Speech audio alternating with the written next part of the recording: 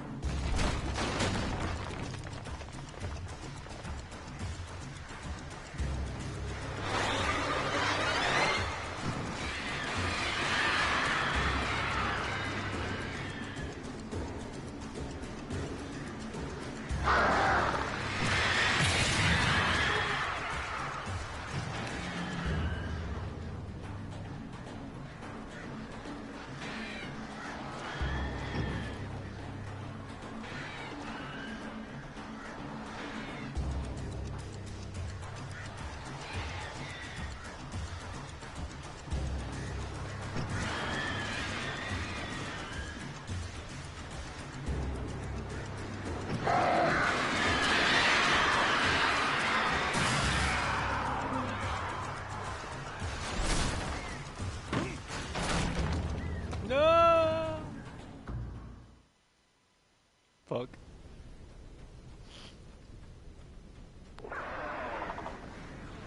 Birds.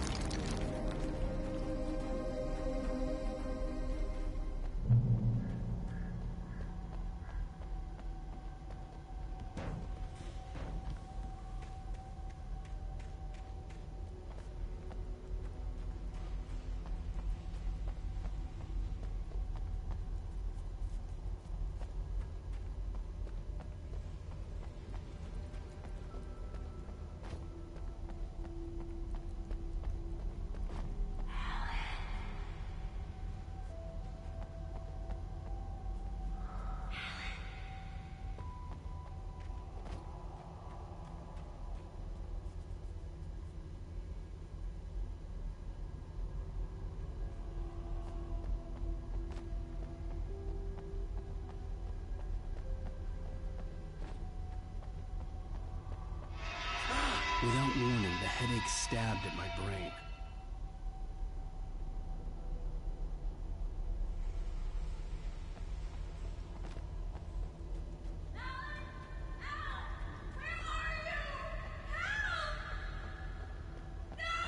Alice?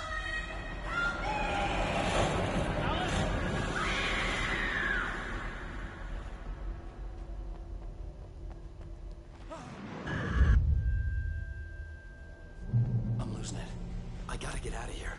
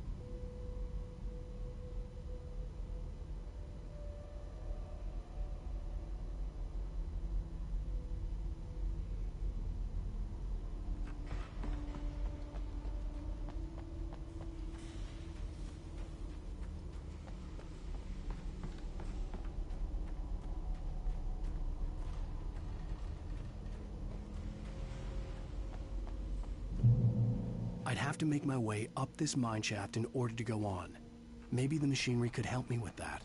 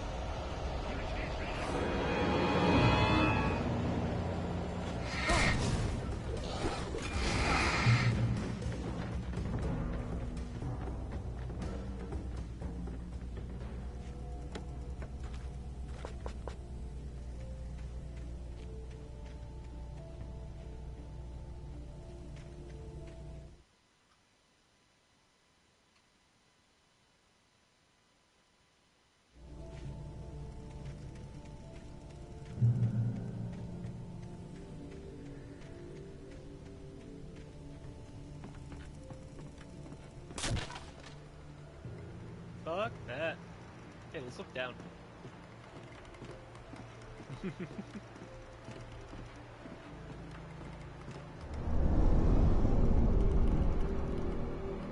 Okay.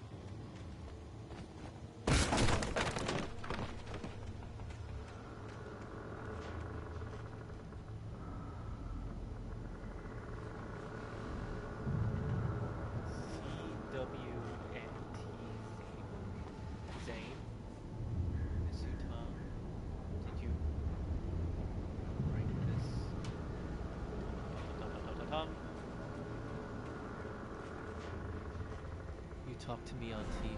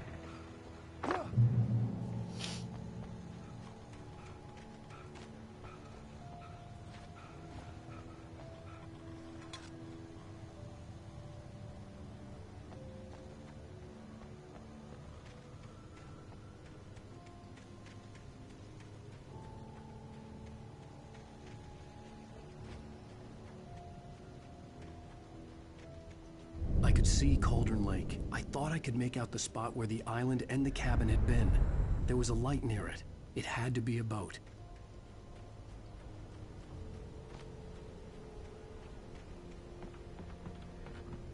I was close now. I had to get there fast. I dreaded what I would find.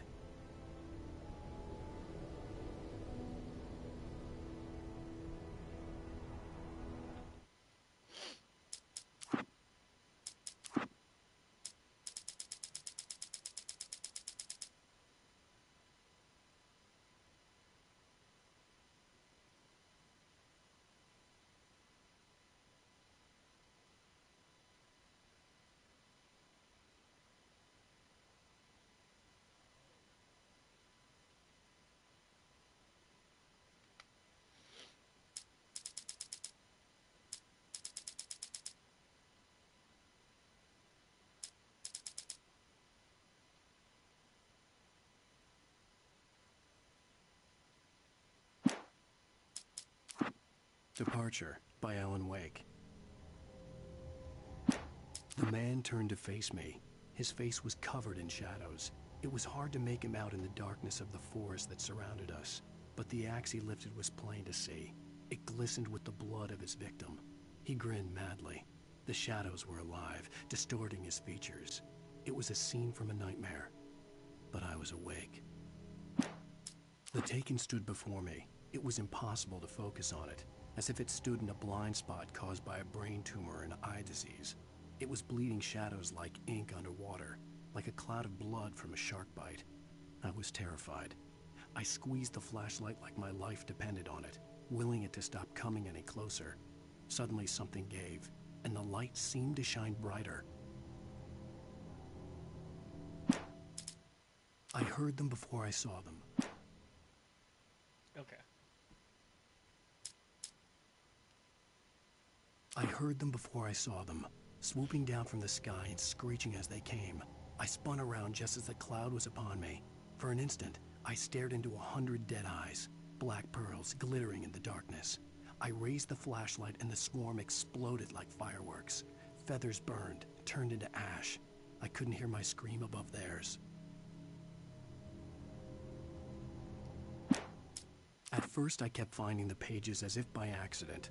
The book I couldn't remember was either a terrible and true prophecy or an act of creation that had rewritten the world. I began to hunt the pages feverishly, for they held the answer to the mystery. With it, I could save myself. With it, I could save Alice. I stepped into the gas station's garage. It was dark and quiet. The place was a mess. It looked like someone trashed the place or that there'd been some kind of fight. Light spilled into the room through an open door at the back, and I made my way toward it. Without any warning, I was blinded by a bright light. An old portable TV on the shelf had come alive by itself. Impossibly, I could see myself on the screen, talking like a madman. "The cabin on Cauldron Lake?" she asked. The sheriff looked at me suspiciously.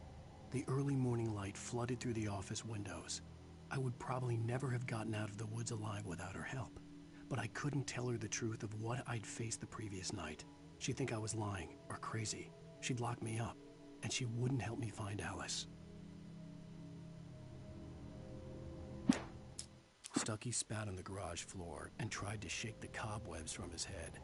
Ever since the couple never showed to pick up the keys, things had been fuzzy. Something, a feeling, caught his attention. Stucky looked up and stared as his brain tried in vain to process the horror before him. He stumbled back, knocking over a can of oil. A black pool spread across the floor while he struggled for a brief moment, then let go as the unrelenting darkness engulfed him. Rose knew she had been gushing, but right now she didn't care. As far as she was concerned, her brief meeting with Alan Wake was literally the high point of her life. She watched as he got in the car with his wife. She was pretty, confident, at ease with Wake. Not like Rose. They were perfect for each other. She'd have given anything to be called their friend. Barry Wheeler was bouncing off the walls. He jumped on a plane after his calls were ignored by both Al and Alice for several days. It could mean that they were both on a second honeymoon, but Barry didn't buy it. Al had been way too unstable for that. not sleeping, messed up. Barry had years of experience dealing with Alan Wake, and he couldn't ignore it. Something was wrong. It's true what they say about the fall and the sudden stop at the end. I'd lain here in the snow while the lurid chain of scenes that had led me here kept playing in my head. A rerun of my own private snuff movie. A memory of my corpse. Alone at my own wake. Thinking in metaphors again. The femme fatale was gone. Only a sour taste remained of the kiss that killed me. This was a late goodbye. 13 years after I'd gotten my revenge. It had finally caught up with me. It had been a long time to bear the pain. My blood painted the snow red. A gruesome slushy dissolved all the scattered painkillers and leisurely dripped down to the sewer, mingling with the bile of the city, becoming one with it. I can see them now. My wife and my baby. Honey, I'm home. In spite of its human mask, to describe the dark presence as intelligent would have implied human qualities on something decidedly inhuman. Nonetheless, it found the one spot in the diner that was dark enough. Some light spilled into the corridor, ravaging it. But it took the pain. Horrible as it was, the writer would soon fix that. He would be coming to the one place where it still had power. The kidnapper fired his gun one last time, and the shadow vanished into the darkness it had come from. See? Nothing to it, Wake. The thought of Alice in his hands was revolting. We stood on the wooden platform of Lover's Peak, the waterfall on the mountain behind us, the lights of the radio mast blinking red in the heights above. I fought with the urge to take a swing, force myself to speak. Let's cut the act now. Where's my wife? Alice looked through the viewfinder, lining up the shot. Cauldron Lake was breathtaking. Something caught her eye. A figure standing in the shadows behind the cabin, like a thin woman in a black dress. She lowered the camera and looked again. No one there. Just a collection of bushes that looked vaguely human-shaped. She shook her head and laughed. Barry had never gotten along with Alice, but he knew Alan loved her with an almost frightening intensity. And now something had happened to Alice. And here was Al armed with a gun and saying things people got put in padded cells for. It was as if his friend had experienced a massive psychotic episode and was now totally disconnected from reality. It scared the shit out of Barry. The air in the visitor center was heavy with an awful smell, as if some rotten drowned thing had crawled up from its grave. Rusty kept coughing blood. My eyes were drawn to the twisted shape of his broken leg. The attack had been vicious. Max whined in his cage. Rusty's eyes were wild with fear and terror. He gasped. Mr. Wake, it happened just the way it was on that page. The visitor center was sturdy, but the impact turned the front of the building into splinters. Rusty was thrown across the lobby like a rag doll and hit the far wall hard. It didn't hurt until he tried to move and saw his leg bend the wrong way. Felt the broken ribs stabbing him on the inside. Rusty howled in pain and fear, suddenly afraid to die alone. What did Arya do? I'll get up.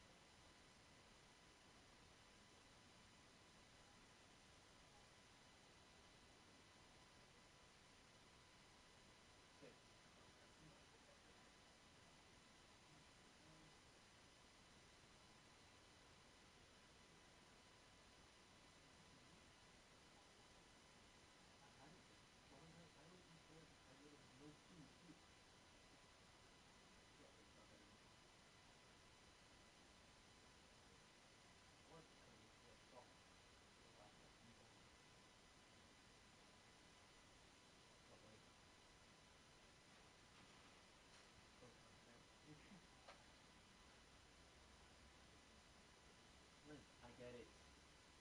Liz.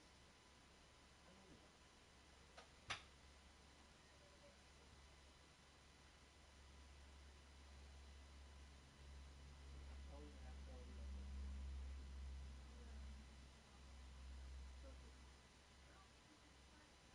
Yeah, but baby's feet are smaller than a melon. You dummy.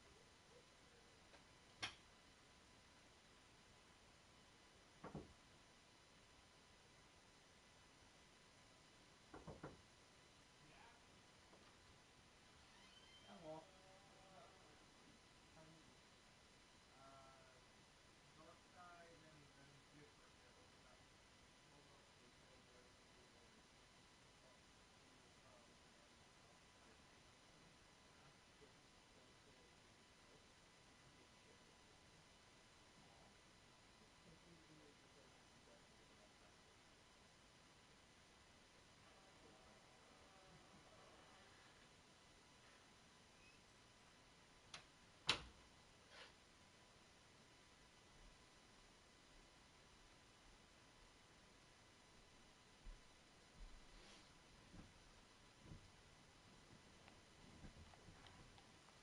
Eh.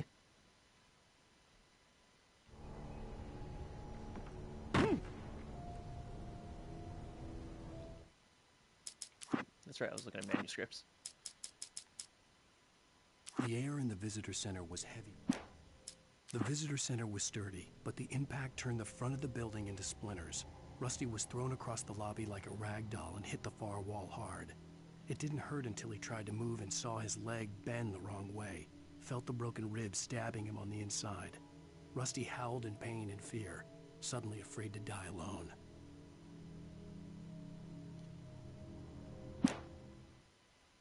At the last instant, I changed direction and threw myself down. The axe splintered the trunk of a tree. I stumbled into the pool of bright light. My lungs burned. I was too exhausted to move. I tensed as I waited for the killing blow, but it never came. I raised my head. Nothing moved in the darkness beyond. For the moment, bathed in the cold light, I was safe. In that last instant of consciousness, Rusty thought about Rose. He was older than she was. Rose was barely out of her teens, but she made him feel young and forget what a train wreck his long-dead marriage had been. He still wore the ring. He'd been waiting for her to tell him to take it off. Now she never would.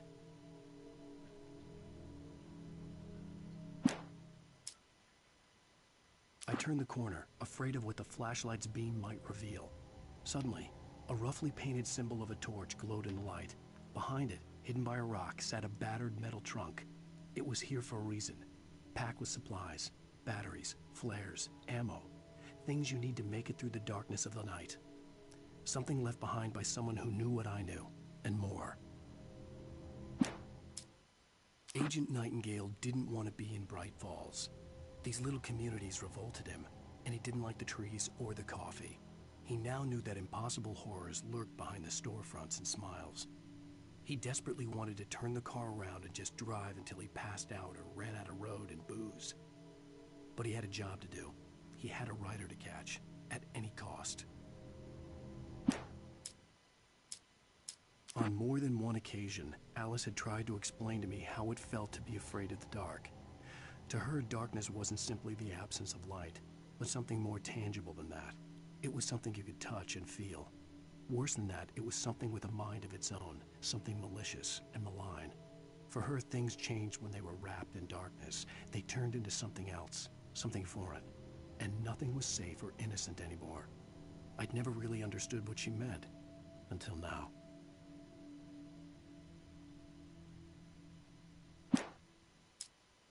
The night had been one desperate situation after another.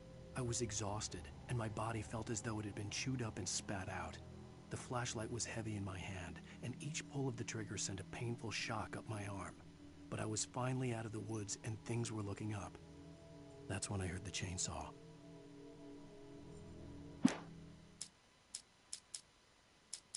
When Barry saw the darkness attack the visitor center, it made him a believer. The men Al said he'd shot, they hadn't been just locals on crank. Somehow the world had changed, like the channel had been switched without warning.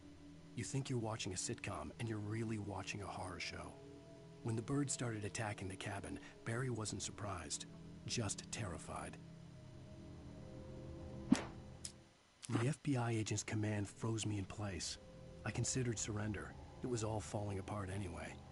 I could give in, let someone else deal with it, but it felt all wrong.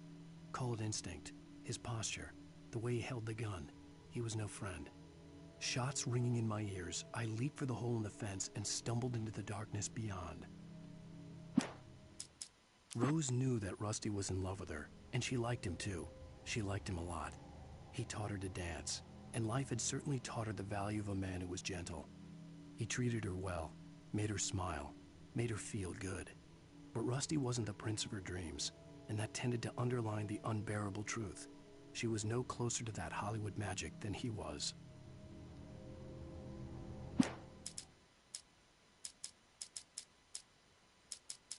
Nobody in Bright Falls seemed to know where Al was, but Rose, the waitress at the diner, had seen him. From what Barry could tell, Al pretty much fell off the face of the earth when he left the diner. Rose was just the kind of fan that Al hated, but she really tried to help. She was smart too, knew a lot about what was going on in the town, knew a lot about Al, even knew who Barry was. Barry liked her. That was no big surprise. When it came to women, Barry and Al rarely saw eye to eye. Sarah didn't care about the legal threats Wake's agent had made. She let Wake go without argument, because there was something about him she couldn't quite put her finger on, something that reminded her of her father. She didn't think Wake would hurt his wife. Then she thought about the way he waded into Hartman, that hair-trigger rage flaring up without warning. The logging site was a mess. The modular office had been pushed off the cliff. Deputy Thornton climbed up from the wreckage excited, breathing hard from the exertion. Nobody there. It's weird. Don't you think that's weird? Bored, Mulligan let out a mighty snort. Hell, it's always weird, Thornton. Just a question of sorting out what kind of weird it is this time around. Shadows stirred and the wind picked up as I ran through the forest. I felt the dark presence turning its gaze toward me.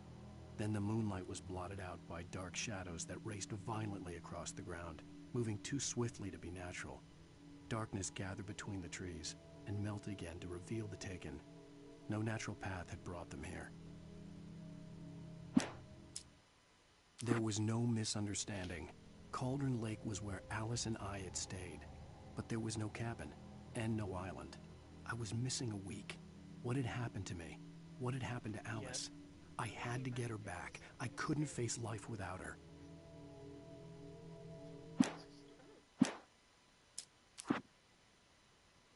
Mr. Randolph liked Rose. Hi. Mom? I'm here. Oh, okay, you're the dad. Okay, cool. Sweet. So, I forgot about your conference call. Okay, cool. Say what you want to say, Mom. Oh, Alex, I need a copy of our picture. Hey, Google, stop. I'm sorry, facility build. I don't even know where that is. Said you would know because we had some post due 10 minutes ago. I don't really mess with the mail either. Is it still in your mail? Is it still in the mailbox, maybe? Maybe. Is it on too stable? Maybe. You hear these maybes, honey?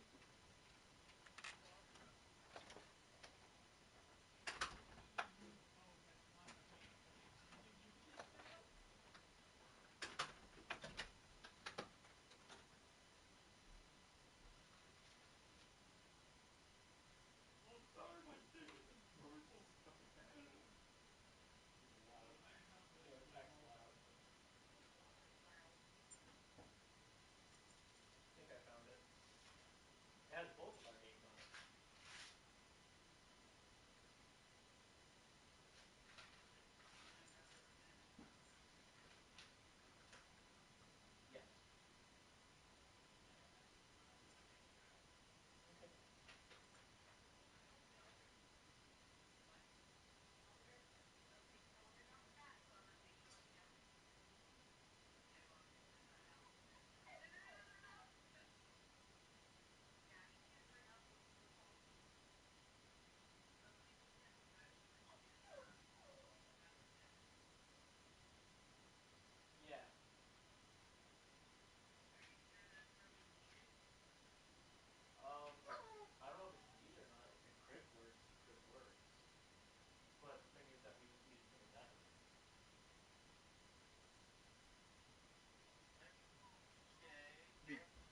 because we have to keep the baby by our bedside for a little while.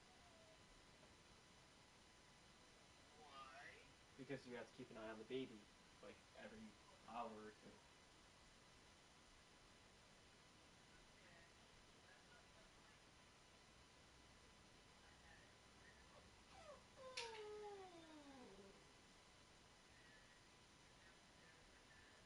And downstairs I had breakfast. So like during the day, like especially on Saturdays and Sundays, after I fed her, anytime for her to nap, I just lay her in the playpen. Okay. Uh, But I'm just trying to save you guys some money. no, I understand. I was just doing the way that my family told me. Okay, well, I mean it's up to you guys. It's your kids and your house, so your money. Okay. Okay. Okay. Okay. Right. Lisa, are you still there? I'm still here. Don't take me. Alright. I'm gonna drop the missed call. Okay. Bye-bye. What? I think my first conference call. Huh? Okay. Okay, Lisa, we all can't stay on the phone forever. Yeah. We've got other things to do. He's just playing games. It's fine. Liz, how about you get some rest to get better? How about that? Yeah, there we go. I'll be better by Monday. I can tell you that now. Yeah, that's Monday. That's not today. I know. I wish I could be better Alright. yet, I but love you. Oh boy. I love you, Puppy.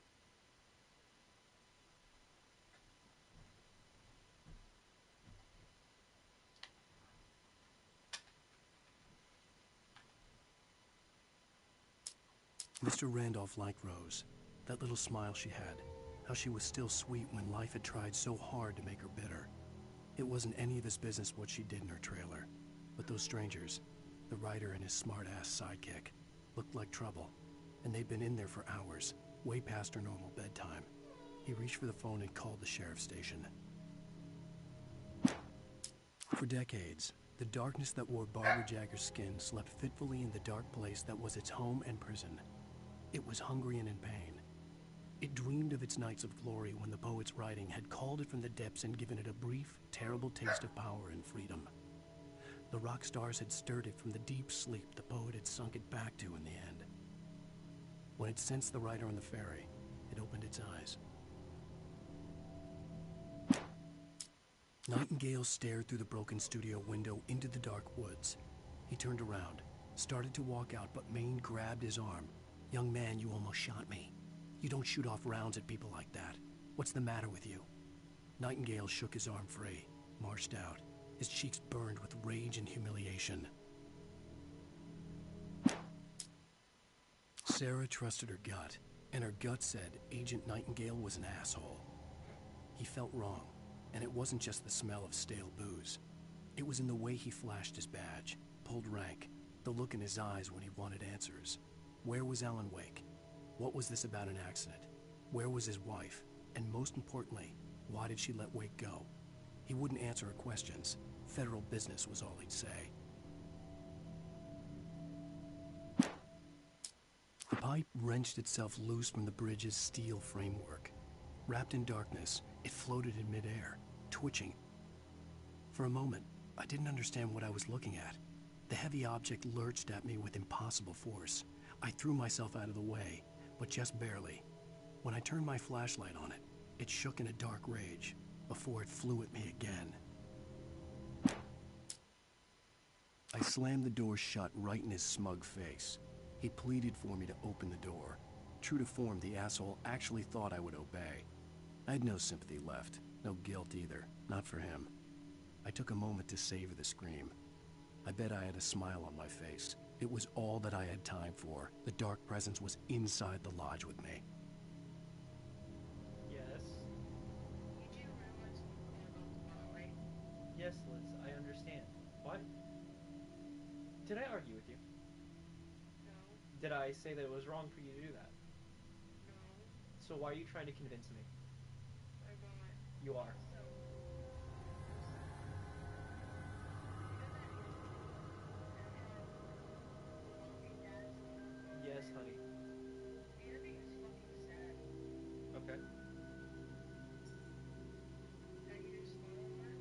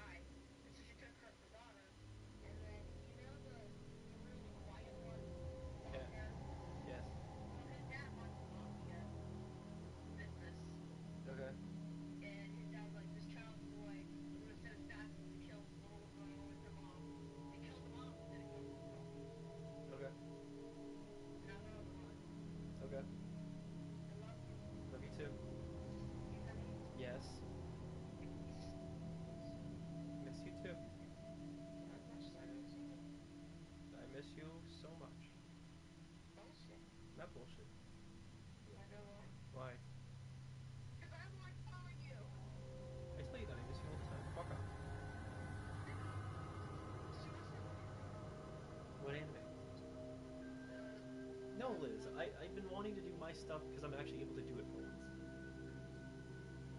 And I'm letting you. Not when you call me continuously. Alexander Vega. Elizabeth Ann Vega. Alexander Vega. Elizabeth Ann Vega. Dominic Vega. It's Dominic. Dominic, how about you get it right? No, it's Dominic Vega. It's actually Dominic. Dominic. Why? Because when I got confirmed, you know, you have to choose like a saint name. Oh, you don't wear a saint name. I don't even know his name. I do. Mine was Dominic. I don't know his name. Also, why did I find this in my photos? Hold on, I Okay, gotta send it. Liz, can I please go back to my stuff? No, because it has to do with you. How does it have to do with me?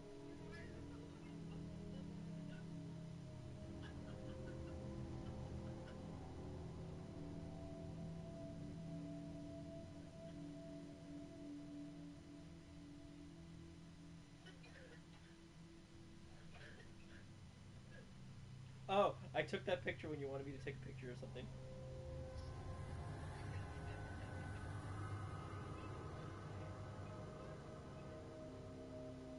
That's the point. I love you too. I took that picture when you wanted me to take a picture of Reese's, I think.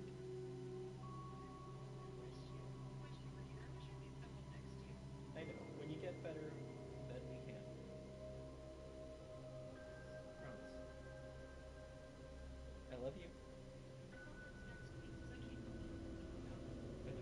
Get some rest. Okay? Love you too. Bye bye. What?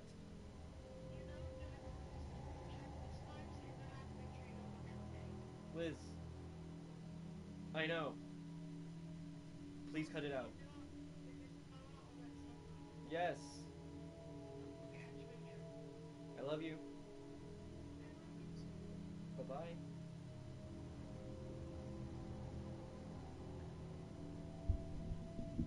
My wife is so needy. I love her, but Jesus. The darkness surged towards me, sucking everything loose from the ground into its depths, tugging at my clothes. I saw the flare the kidnapper had dropped and threw myself towards it just as I felt my feet leave the ground. The darkness embraced me with the force of a tornado. Somehow I managed to light the flare. The darkness roared and cast me away. I fell toward the dark waters of the lake far below. Rose didn't know how the strange old lady got in her trailer, and she looked wrong somehow. The woman showed her teeth in an approximation of a smile and traced a finger down Rose's cheek. "Pretty girl," she said. Rose felt as if she was falling asleep, but her knees didn't buckle. The crone spoke in a whisper, her words ice cold and dark in Rose's ear.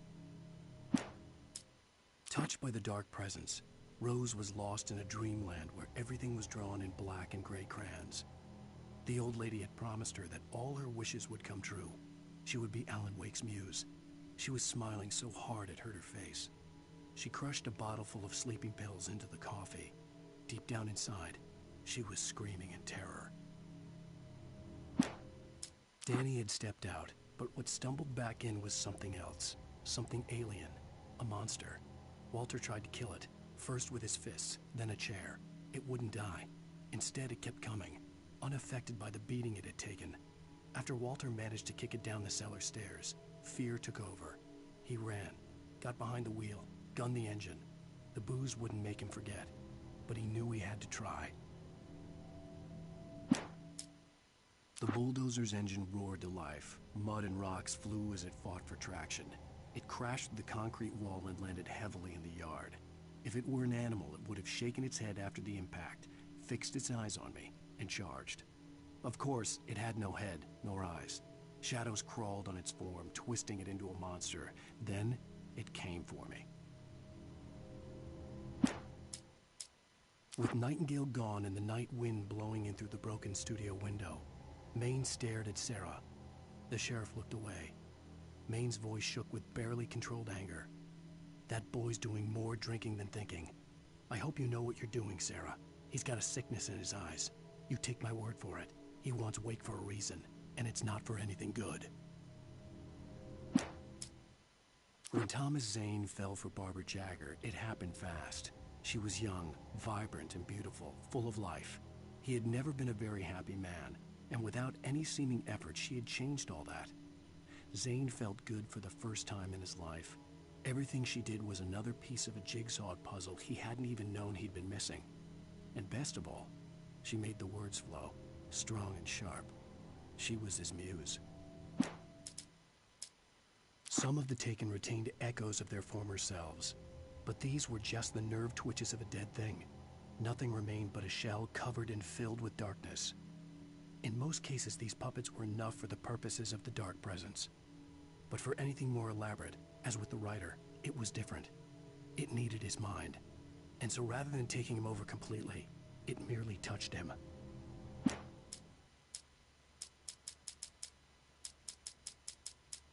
I stared through the bars of the jail cell. Barry stood behind me, swaying on his feet, looking as ill as I felt. Agent Nightingale stood on the other side of the bars with Sheriff Breaker. Nightingale had a stack of manuscript pages in his hand. He seemed unhinged as he gloated. "Well, I've got you now, Raymond Chandler. It's all here. All the evidence, including conspiracy to murder a federal agent." Things were never as simple in real life as in fiction. I had lost count of the times I had wished there'd be a clear reason for my writer's block. Something to fight, something to lash out on. There wasn't. I was filled with doubt. I was nothing like the hero in my books. Alex Casey had gone through his life with single-minded determination, never wavering from his goal. Even now, I was angry at myself, angry at Alice, angry at Barry. I was fumbling and I had no plan. Even behind the closed doors and curtains of his grimy room at the Majestic, the local motel, Nightingale could feel the locals' eyes on him, the unrelenting pressure of their judgment. He forced it out of his mind. For all he knew, they could all be under Wake's spell already. You do what you have to do to get the job done. He took comfort from the bottle in his hand. Please, he thought, just let me get through this. Maud had checked all of Stucky's rental cabins. There had been no sign of the Wakes. It was dark when he'd found their car parked at the end of the road by Cauldron Lake. It made no sense. They must have taken a wrong turn, but there was no sign of them, and the car had been there for hours already. Frustrated, Mott stood on the rotten ruin of the footbridge that had once led to Diver's Isle before it sank beneath the waves years ago. The boss wouldn't be happy. I tried to hold on to Alice, but her form melted away. I was losing control. Dr. Hartman stood in her place. I wanted to hit him, but my arms were jelly. He smiled. It was a reassuring smile, and I hated him for it. "I had to give you a sedative. Don't fight it. You went through another rough period. Right now, it's very important that you stay calm. We don't want you to have another episode. You're a patient at my clinic. Have been for a while now." For Mott, spying on the writer on the ferry had been a disappointment. His boss had made Wake out to be something special, but Mott hadn't been impressed. He'd gotten a good long look at the wife, though, and he liked what he saw. Mott had fantasized about goading Wake into a fight, but it hadn't happened. Still, he'd get his chance to see if the writer had anything in him. He'd been promised as much. For Mott, spying on... The hunters were big, thick-set men, confident and at home in the woods. They were feeling good, running on beer, ghost stories, and camaraderie late into the night. It did them no good, as they were taken by the Dark Presence, sucked deep into a darkness far worse than any ghost story they ever told or heard.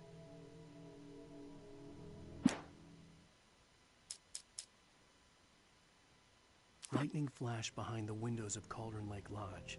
Tor Anderson laughed and held the steel hammer above his head. Nurse Sinclair was trying to calm him down without success. Tor grinned madly and shouted, "My hammer's up. Here's a friendly poke from Molnir, wench." He brought the hammer down with all his might on Sinclair's head. "We're on a comeback tour, baby."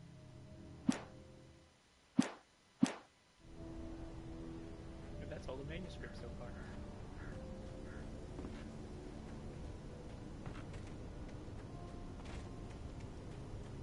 Wait! Are you? Wait! Hey, I'm here! I'm coming!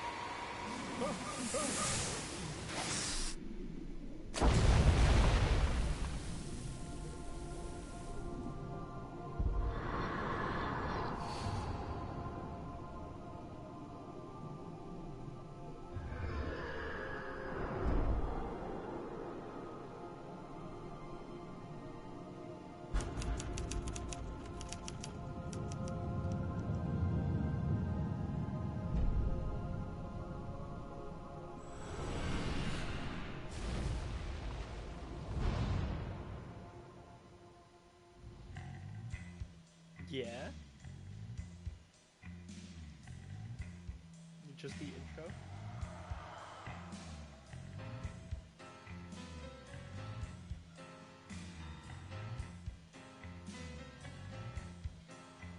Previously on Alan Wake, I'm hunted by the law. Sheriff, Wake's running. I'm giving chase.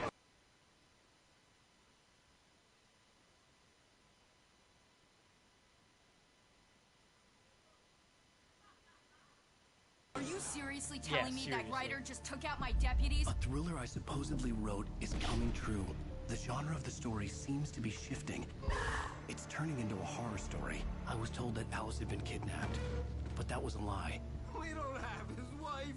We don't know where she is. Her purported kidnapper was eaten up by the dark presence before it attacked me.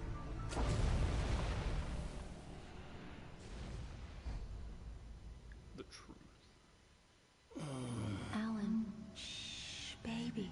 It was just a nightmare. Alice. There you go, Alan.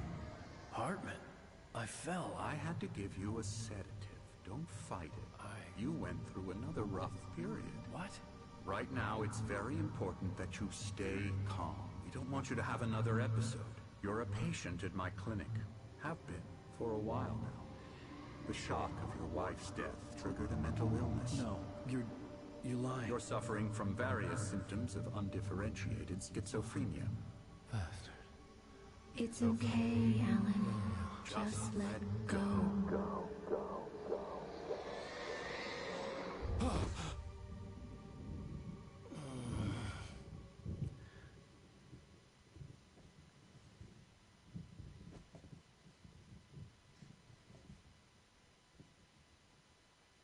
I felt groggy.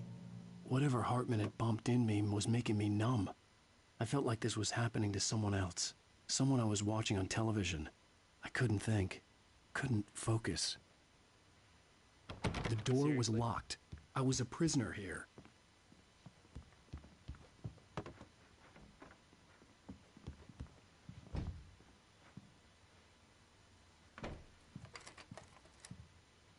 Good evening, Alan. Are we feeling better now? Feeling calm? Yeah. I see you brought your pet gorilla with you. So sure, I'm calm. I get the message. Loud and clear. Quite right. That's the spirit. You're being very brave, Alan. I understand you're confused. I would be more concerned if you weren't suspicious of me. I don't blame you for it. Big of you. Now, why don't you come with me? We'll reacquaint you with my clinic and go over everything you might have forgotten. Little walk and some fresh air? Yes, it will do you good. This corridor is for patients. Most of them aren't here right now. Jack took them out for a fishing trip, except for the ones who are particularly vulnerable, of course. I encourage creativity as a part of the recovery process here at Cauldron Lake Lodge. I specialize in treating artists. I bet you do. Splendid, Alan. I honestly believe we can get this thing under control if we work together. This way, Alan.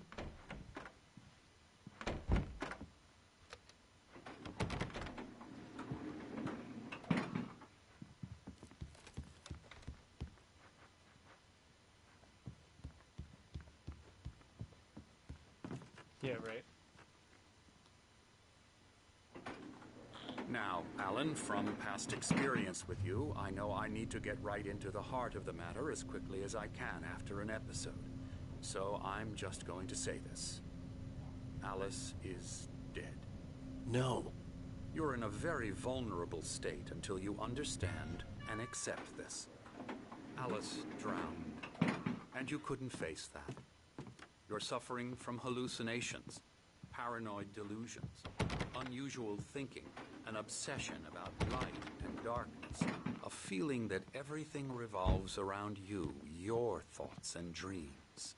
Your mind has constructed an elaborate fantasy scenario in which your writings are affecting reality. She has been kidnapped, and supernatural forces of darkness are trying to stop you. We go this way, Alan. I wasn't ready for another shot, so I went along with it. He had to be lying. But under the influence of the drug he had given me, I had to fight not to believe his words. It's all in your head. You've been making it up. Apart from the tragic accident with your wife, no one has been killed. Your delusions are just a manifestation of your subconscious mind trying to protect you from the too painful truth. Unless we fight the fantasy, it will return. I know the instinct is to resist me, but think about it. Doesn't this make far more sense than the insane supernatural conspiracy you have concocted in your mind? You're a skeptic by nature, Alan. We both know this. Everything can be explained logically.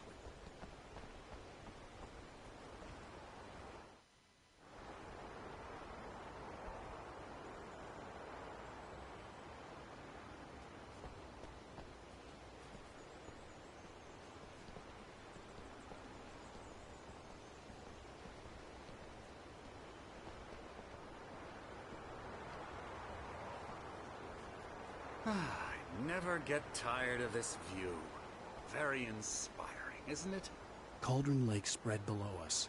I could see Mirror Peak on the other side of the lake. I thought I could make out the spot where Diver's Isle had been when I arrived with Alice. Now there was nothing but waves. It seems there's a storm coming. Funny, I don't recall there being a mention of that in the weather forecast. Well, no matter. This way. Follow me.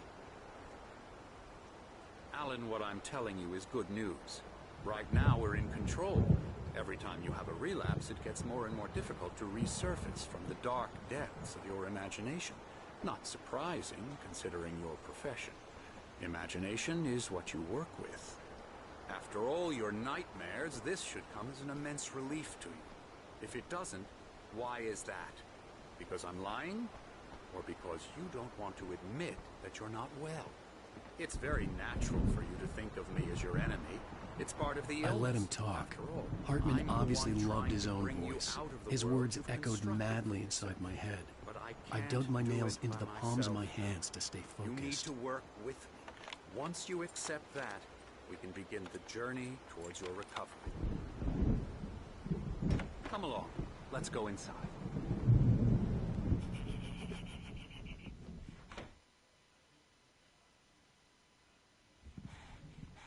Here's the entrance to the office wing. That's for staff only. You were impressed by my trophies when you first arrived here. I do love to hunt. The great outdoors, man versus nature. It's wonderful stuff.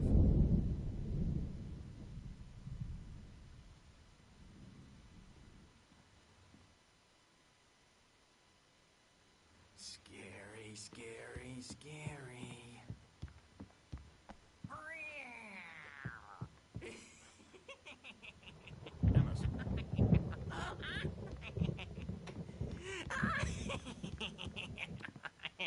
I'm a real bad dream, mister. You should be afraid of me. Don't want to run into me in the night, that's for sure. Please, Emerson. Mr. Wake is confused enough as it is. Yeah, you'd like me to go away so you won't be scared. But you can't just decide what kind of dream you have or when you have it. Emerson. Okay. Sorry. Boo. La la la la la la la la la la la la la. Elbow strike. La, la, Ooh, yeah. Ha! la, Yeah. Yeah. I'll get him to the head.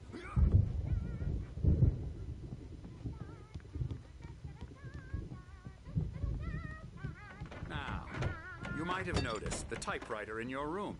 You've been writing as a part of the therapy. As soon as you feel up to it, you should continue.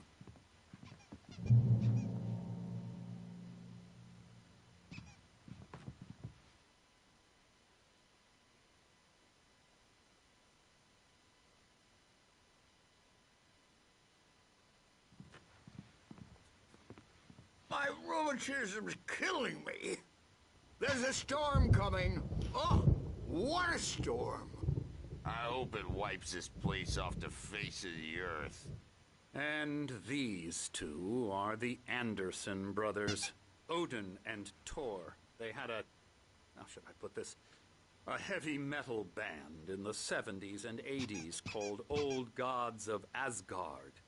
They even adopted new first names to complete the image of Viking gods. After the band broke up, they lived on a farm nearby. They are, well, in advanced stages of dementia. They're well cared for, TLC and all that. There's nothing more that can be done. I'm afraid that the rock and roll lifestyle has left its mark. Oh, that won't do. I'm so sorry to cut this short for now, Alan. The power has been acting up. I'd better go check on it. We'll continue this soon. Meanwhile, when you feel up to it, return to your room and try to write. It really is for the best.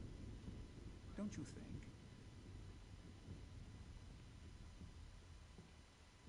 I'd like to bash his head in with a hammer. Oh, he'd love to fish out our secrets, but he has no clue. He's not crazy enough. Not crazy like us, Sonny. Yeah! Being crazy's a requirement, Sonny. Who else could understand the world when it's like this? It takes crazy to know crazy. That's the sanest thing I've heard in a while. Say, you're all right, Tom. Hey, we like him, don't we, bro? He's got to go to the farm. The Anderson Farm. Valhalla! We wrote it all down, lest we'd forget. A crash course. All you need to know to get your head right. You need to find the message. Here, Sonny, here's something for you. Gave me a rash, but I kept it safe from these bastards. My head was clearing up, or according to Hartman, I was sinking back into the fantasy. I was convinced he was lying to me about everything. Crazy or not, the Andersons made more sense. Tom. Zane could feel the poems, taking form, shaping things. As he experimented, he imagined he could almost feel the power surging through the keys of the typewriter. It exhilarated him. But there was fear, too. If not for his young assistant, Emil, he would have given it up. But Emil convinced him otherwise. He, too, had a way with words.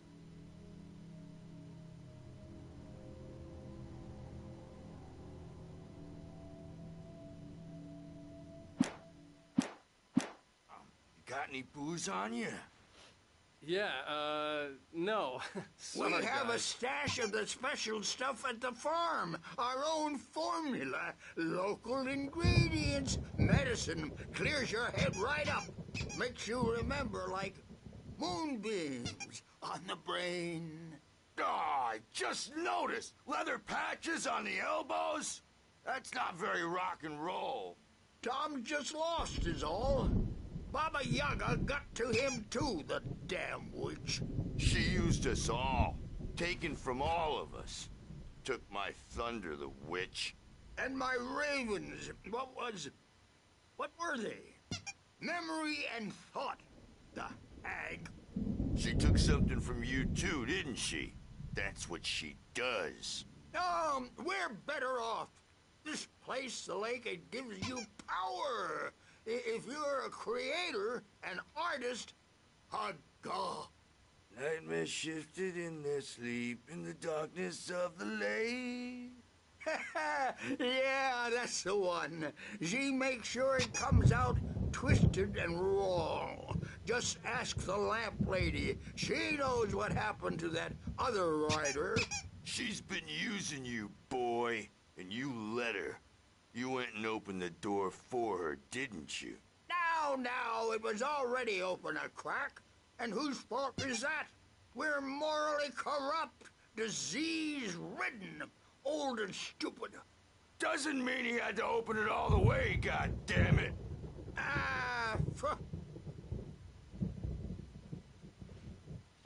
So tired.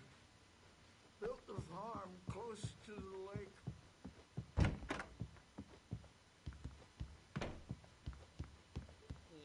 Good thing he's not overreacting or anything. Well, he's the boss. I may need a hand here later on, Birch. The storm's bound to make you-know-who jumpy. You know how they get. Gotcha. The doc's got me looking after Wake here, but holler if they get too rowdy. I'll do that, Birch. Dreams are only imagination. they're only in your head, and they're not there when you wake up. So you can't wake up because I'm in charge now, and I don't want to disappear. Hey, Wake, why don't you humor Dr. Hartman and give the writing a shot, huh? Typewriter's in your room. You can get to your room by those stairs, Wake. Something's wrong. I'm not myself. It's hard to think that there's a shadow inside my head. I can only focus on writing. Everything else is a blur. I'm trapped in this cabin. Have been for days, but it's always dark outside. My editor is real. I saw her again. She's not human. It's not human. A dark presence is wearing the old woman's face. She was covered in clinging shadows. There's a hole in her chest where her heart should be. I think I've made a horrible mistake. I don't think I'm any closer to saving Alice. It's been lying to me, using me to get the story it wants, and the story will come true.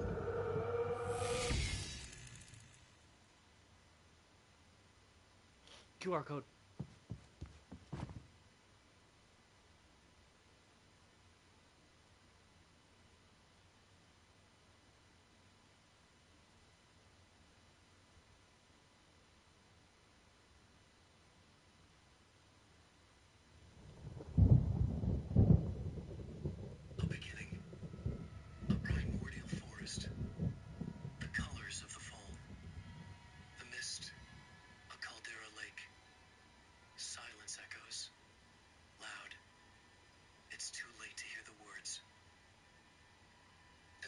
Hartman naked, crawls to the shore, like a birth. To say that would be a lie. Nothing like a birth. The opposite. He staggers to his feet. A carcass of a deer lies on the shore, rotting amidst driftwood. The man is afraid, beside himself. Who is he? He doesn't himself know. Dark waves have washed it away. A blank page where this horror story will be written. He remembers darkness, feels the shadow pressing down on him, coming after him. He must get away. He runs to the forest, to a fate worse than death.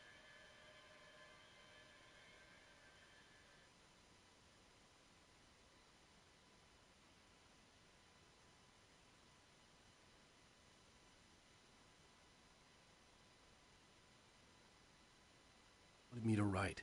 I knew I couldn't, but I figured I should just play along for now. It was the only thing I could do with Nurse Birch watching me like a hawk.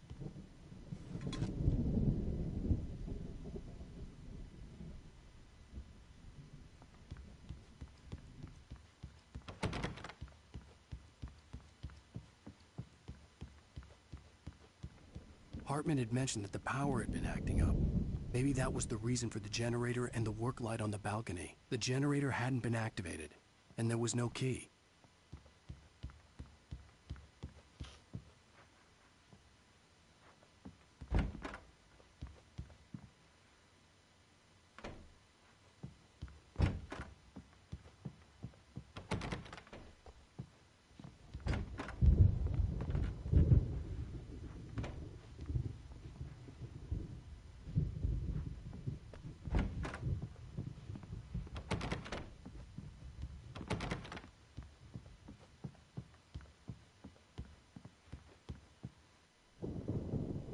The white glare of the blank page in front of me hurt my eyes. My hands began to shake uncontrollably.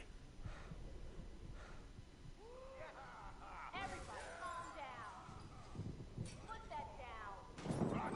Bert, I need help. Hey, Wake, you stay here. I'm gonna go see what's up. You just keep doing what you're doing. Be cool, okay?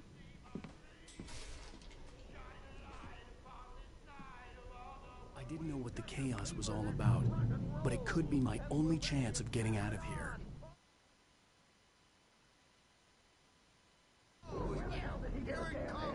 I don't My hammer's up. Here's a friendly poke from Mjolnir, wench. Oh, afraid of the crazy brothers, are ya? Not so weak now, are we?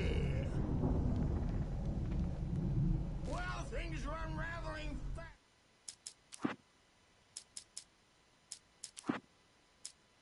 Hartman kept talking, giving Barry the grand tour, clearly proud of the place.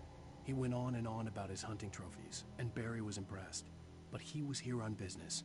He raised his voice, cut through the monologue. "Hey, Hartman, where's Al?" Hartman stopped in mid-sentence, annoyed at the interruption. He nodded at the hulking orderly standing nearby. The man smiled and clapped a practiced hand on Barry's shoulder. Start the...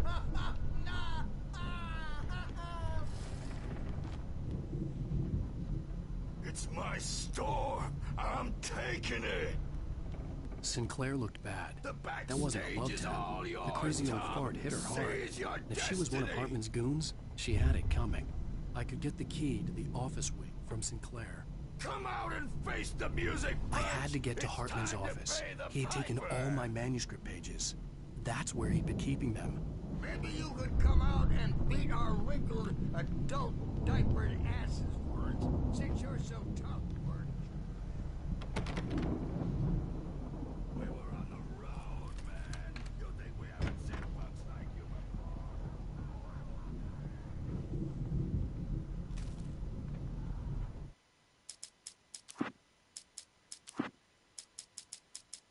Hartman wasn't happy. Mott could see it in his eyes. He quickly lowered his own. He had made a mess of it, and he knew it. The shame of failure was hard to bear. He hadn't expected Wake to say he needed more time, and he blurted out 2 days, less than Wake had asked for to show him who was in charge. But that wasn't part of Hartman's plan.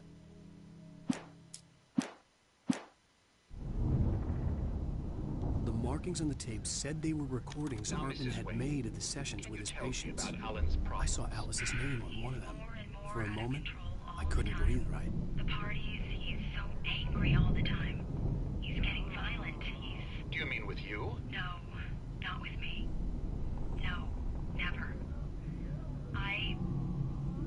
Sometimes I almost wish Alan would take a swing at me, because at least that'd lead to a conversation he couldn't just march out of.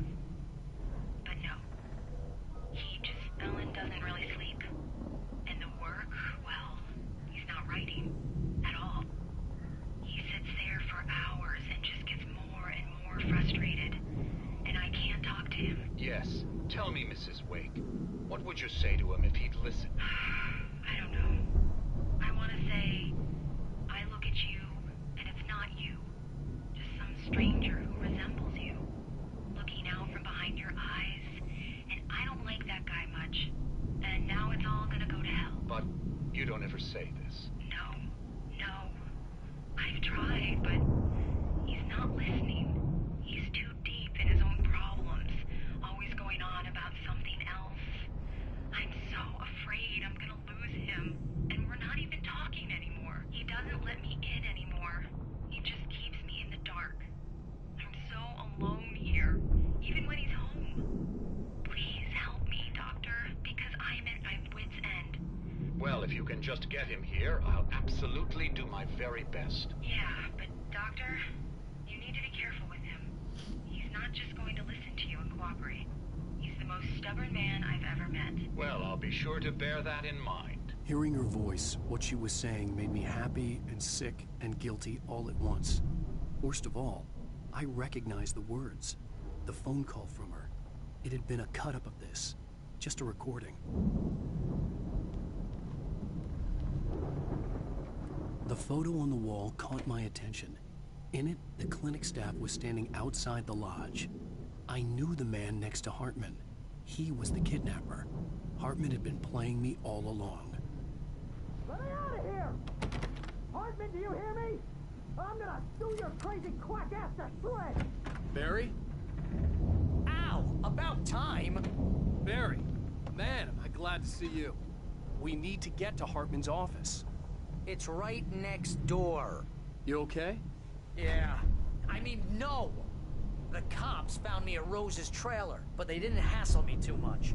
I'm obviously a victim in this, and I demanded to be treated as such. Or else I'd sue their asses. Speaking of asses, that Fed gave me a real hard time, but I had no clue where you were. That guy's crazy, Al.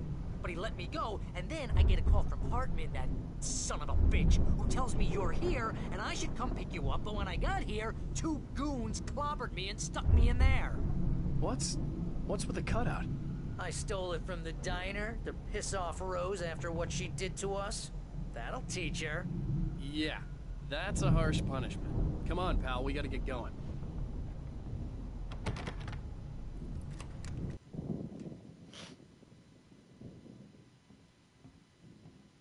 These were all the pages I had on me. And more.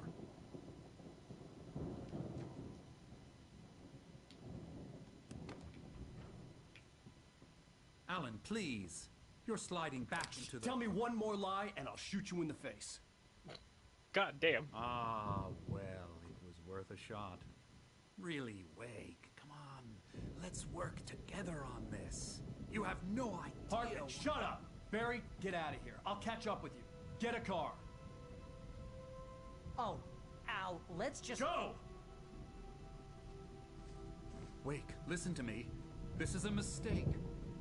Don't you see? Together we can create something absolutely wonderful. With your ability and mine.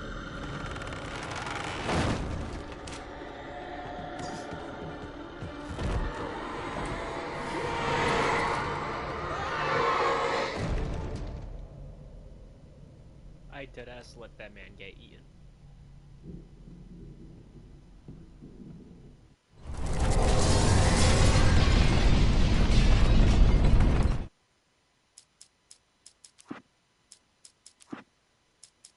Hartman followed the fall of Alan Wake with his binoculars.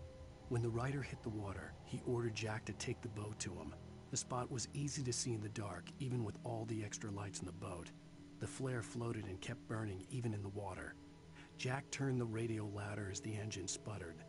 The music was rough and clanking, something the Anderson brothers would no doubt have enjoyed. But Hartman chose to ignore it. Wake was finally within his reach.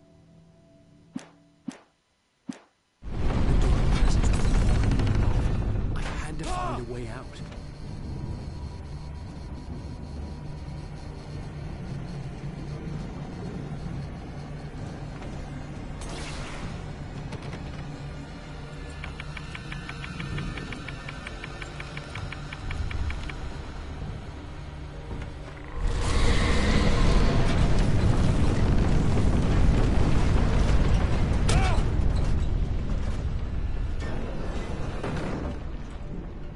I needed light.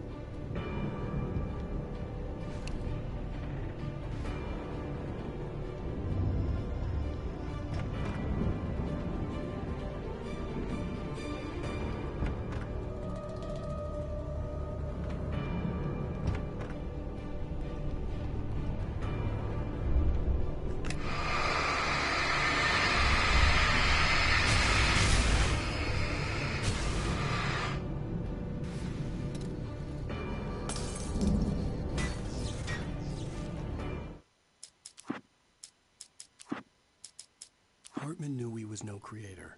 He had no ambitions on that front. And he certainly didn't want to end up like every artist he had worked with here, damaged in ways that were hard to describe, or worse. It was enough for Hartman to maintain creative control and provide direction, to be a producer. That was what most of these people were in need of anyway. Of course, suitable subjects were few and far in between.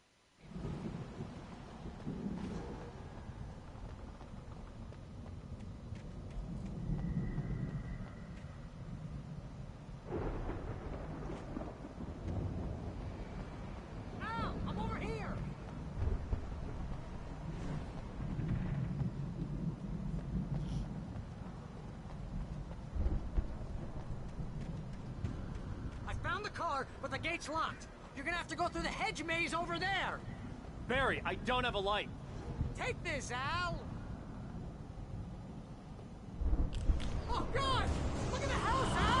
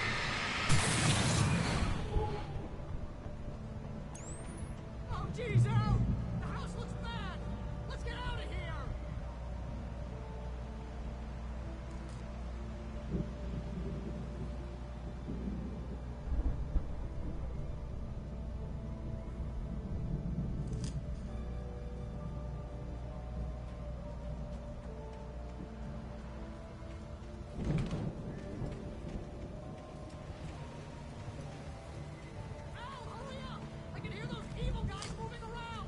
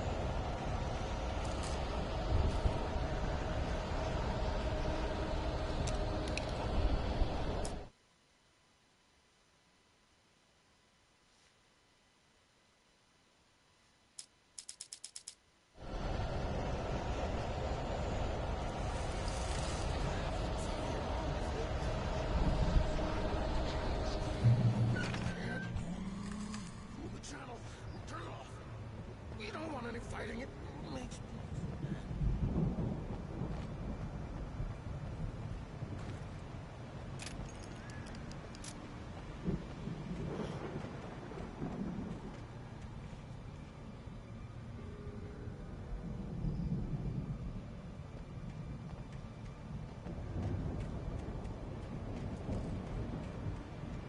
You get 2 pills in the morning, and then you'll be nice and cold all day long.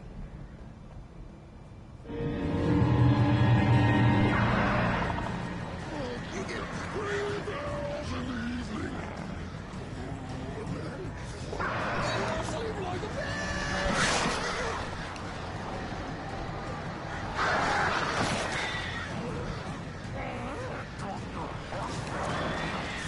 Light seems to be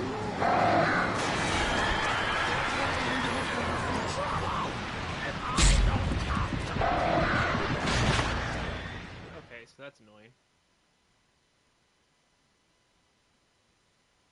If you can't, move the channel. Turn it off. We don't want any fighting. It makes me... Oh, it gave me more ammo. I'll take that. You get 2 pills in the morning, and then you'll be nice and cold. You get 3 pills in the evening. You'll sleep like a baby.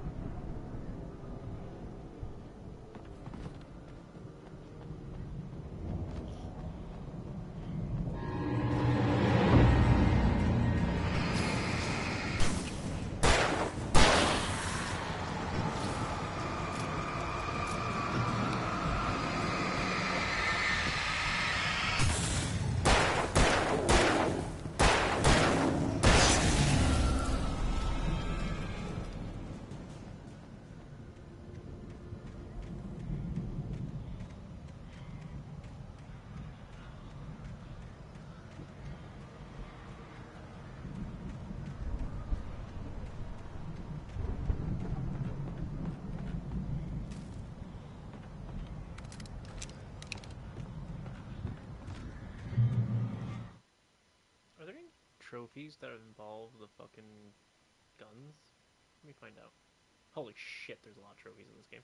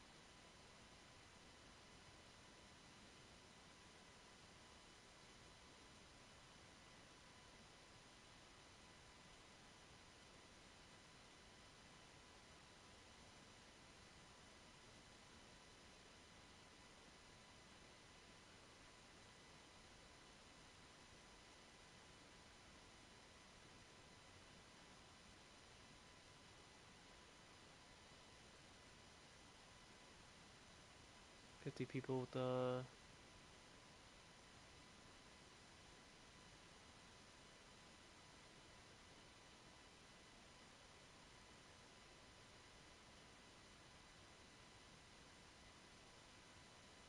I don't know what that means.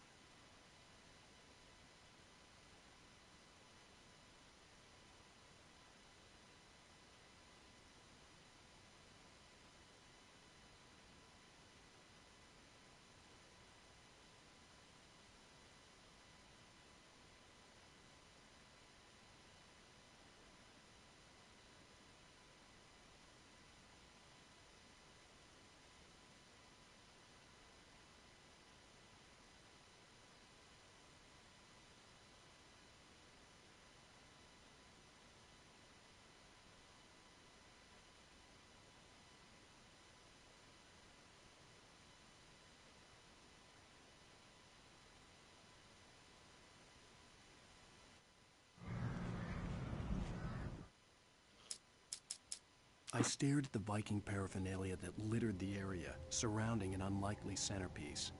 A full-size stage complete with an impressive sound system with all the trimmings, including a dragon. It took a special kind of crazy to build something like this in a remote field. When the sky split open with a deafening boom and the music started blasting, it felt strangely appropriate.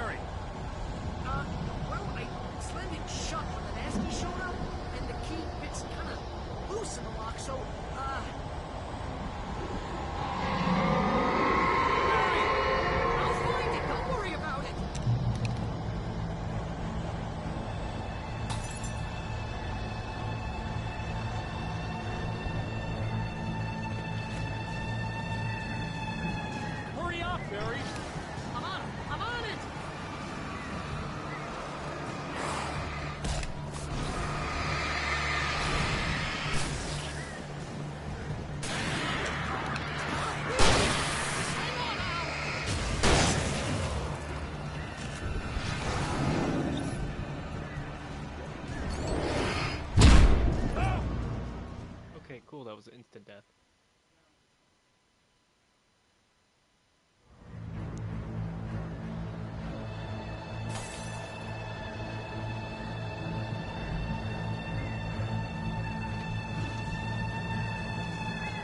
Hurry up, Barry! I'm on it! I'm on it!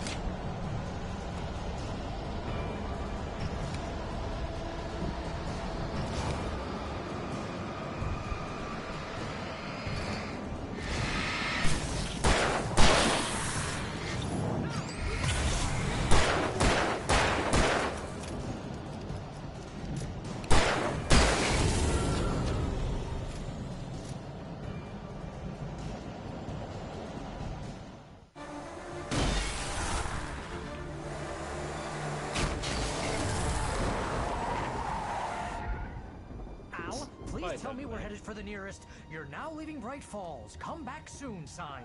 We're going to the Anderson farm. I knew you were gonna say something like that. You know what? You owe me big time for this. When this is through, if we make it, I don't care what anybody says, I'm done with darkness. You're gonna buy me a tanning bed as a gift, and I'm gonna live in it.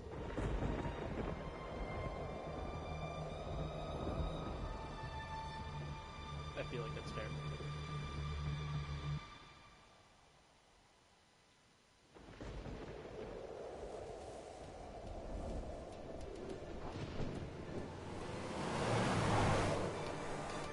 I'm crazy, but that's fine, Barry. Oh, you got that right, Al. You're barking mad. You are by far the craziest... But maybe that's inevitable when you deal with crazy stuff like this. It helps. This is happening, Barry. Alice, they never had Alice. She's trapped in the darkness at the bottom of the lake, but she's not dead. Al, how can you know that? I know, Barry. I can... Al, No, listen. I can bring her back. I can find her. There's something special about this place. The lake, it does something to the works of art created here. It makes them come true. But there's a catch. The dark presence, whatever that thing is, twists it to its own ends. That's why all of this is happening. It's using my manuscript to take over everything. Al, I believe you. It happened to Thomas Zane before, it happened to the Andersons. I believe you. Crazy or not, you're not delusional. Weird shit's going down. That's a fact. I'm on board, man. I'm with you. The Andersons knew about it, but they were too far gone to tell me with all the drugs they were on. But they wrote it down. There's a message somewhere at their farm, Barry. We just need to find it. Look out! There he dies.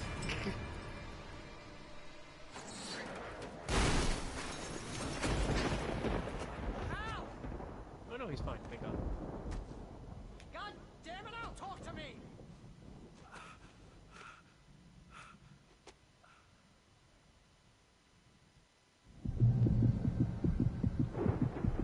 I had lost my gun in the crash. Barry was nowhere to be seen. Barry!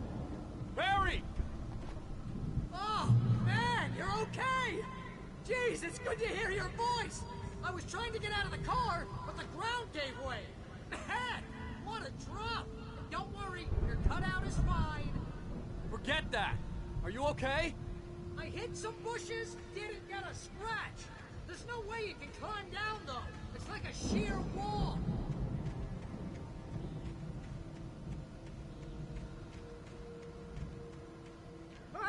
Al! There's something moving down here! Barry, it's a Taken! Use a flare, Barry! Yeah! Barry, are you alright? I'm good, Al! I'm great! Guess you never messed with anyone from New York City before, huh? Stupid ass. You're gonna have to find your way around to the farm, Al. I'll be waiting. Barry, just wait for me, okay? Al, I'm not staying here. It's suicide. I'm going to the farm. I'm gonna go ahead and secure the area. You can catch up. Don't worry about it. I'm on the case. Now he's Rambo. This would turn into a disaster if I didn't catch up with Barry.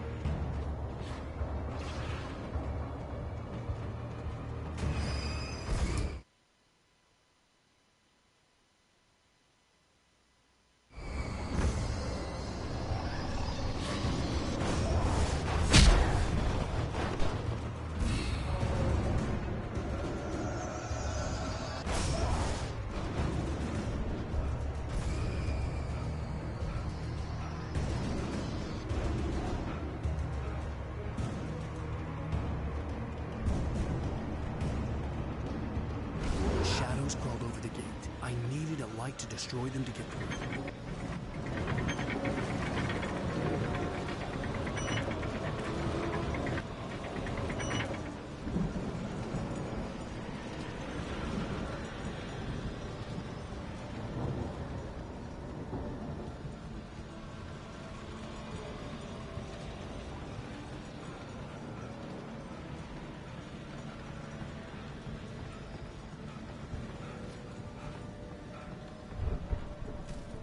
I hoped there'd still be a working generator somewhere around here to power up the old lights by the gate.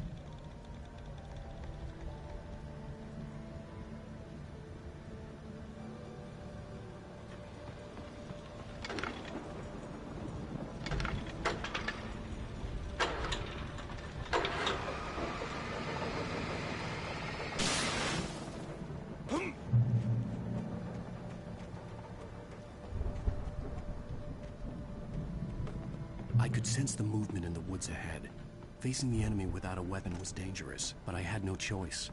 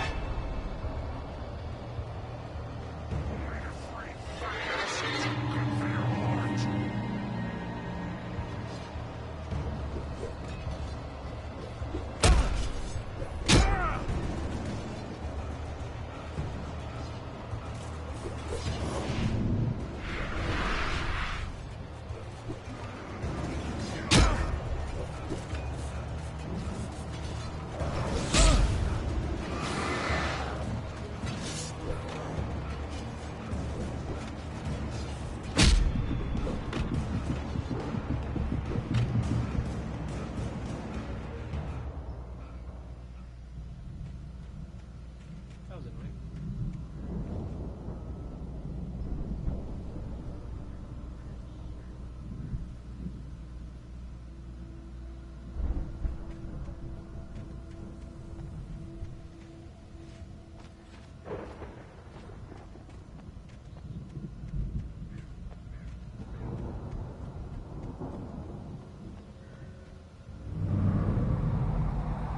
A car was driving away from the farm, headed in the same general direction as I was.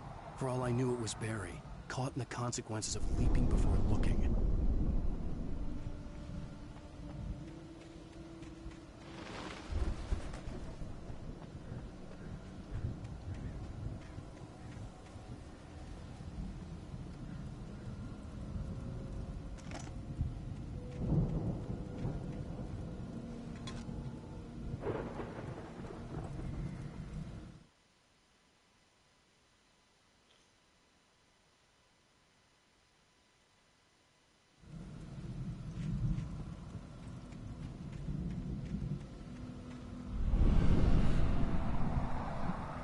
The car was heading for the cabin up ahead. It wasn't far. If it was Barry, I would see the damage soon.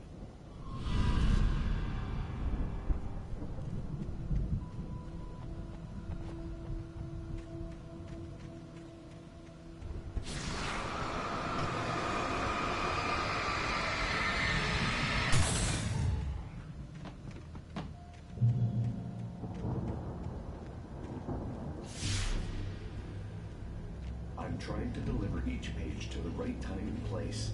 I'm trying to show you how the story goes. I had seen glimpses of the light before. I had seen it in my dream. It was a strange spaceman or a diver in a bulky suit. He was the one who'd been placing the pages on my path.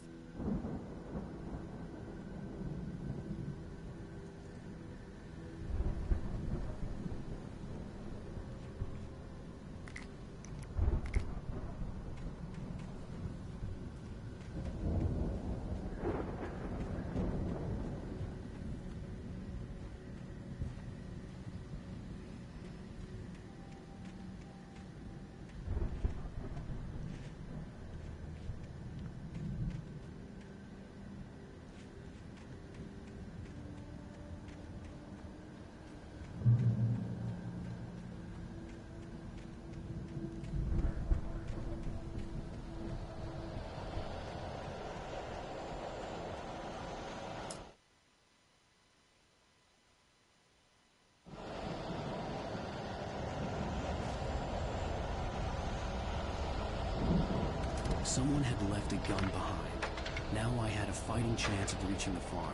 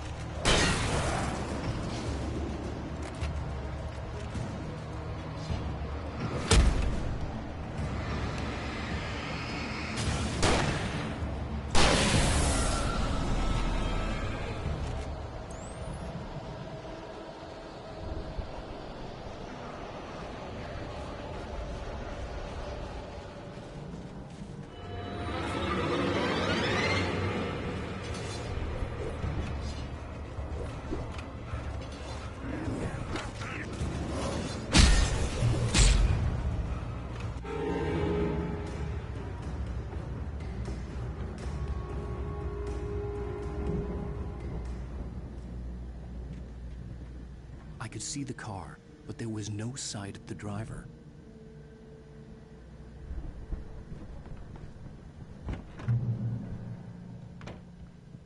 Hello? Anybody here? Barry! No! Danny, you're not! Ah! Please! Ah! What are you? Ah! No! Don't! I'm sorry! Ah!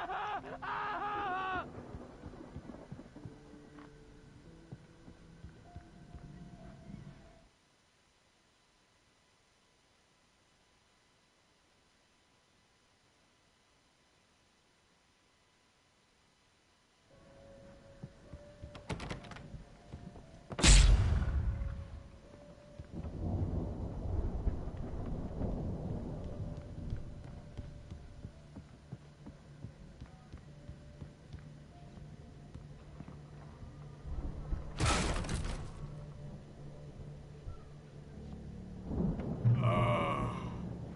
I know you. You were in jail the other day. I went to the farm again for the moonshine, you know? It makes you see. They're not gonna miss it. They're in the loony bin. My buddy, Danny, I lost him. Something's gone wrong with him. It's not him.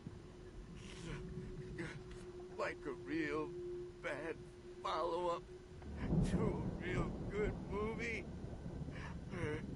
The best friend's suddenly the bad guy. Who wrote this crap anyway?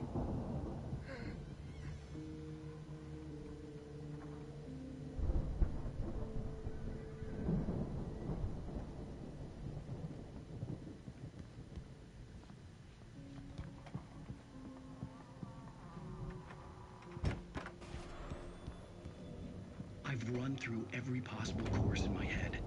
If I continue like the Dark Presence wants me to, the story I'm writing won't save Alice. It's a horror story, and it's going to kill her, and me, and everybody in this town. No one will survive. Darkness will consume everything. This is what it's wanted all along. It will be free, unstoppable. It used Alice to get to me, dangled her in front of me to keep me going. It was never going to release her. I'm going to change this.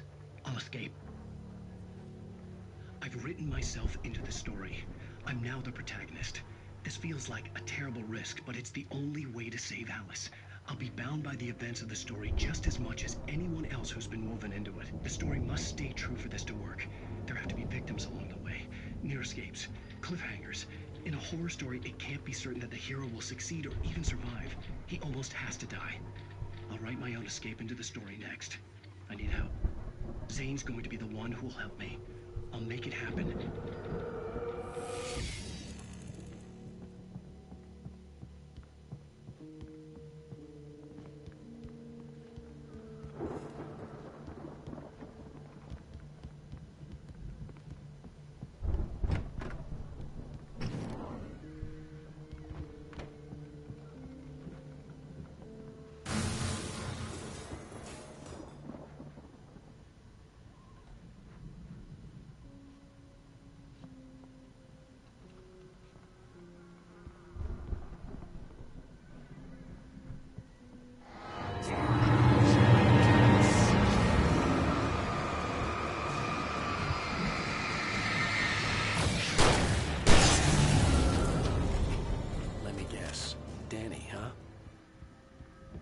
The front door was locked.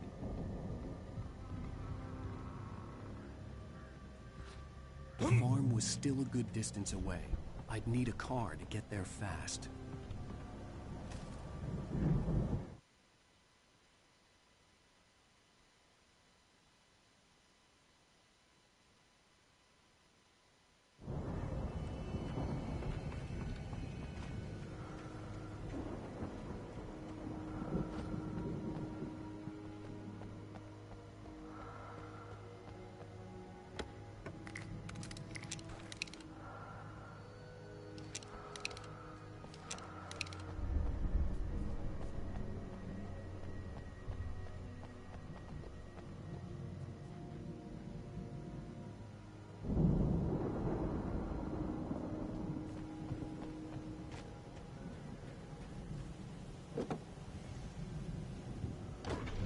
Barry wasn't up here, he was probably in trouble down at the farm.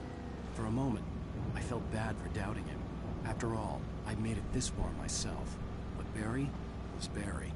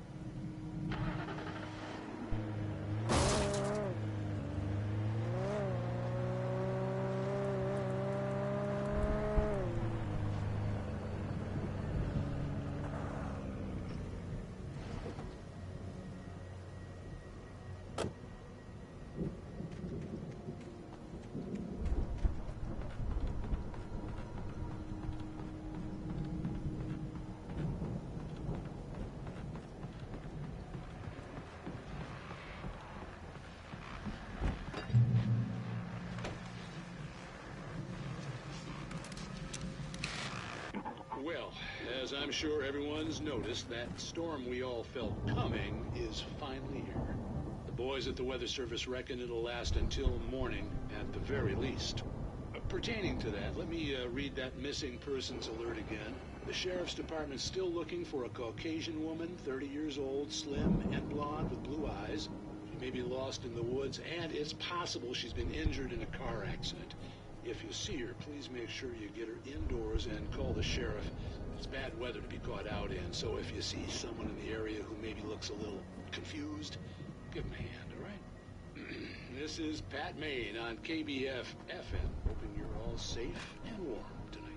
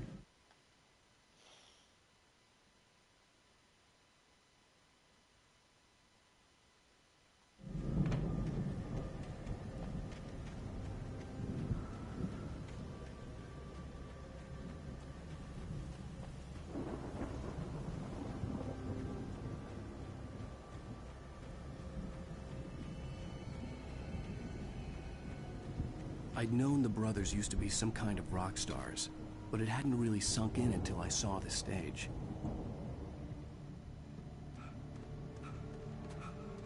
Ow! Run! Incoming! There's too many of them!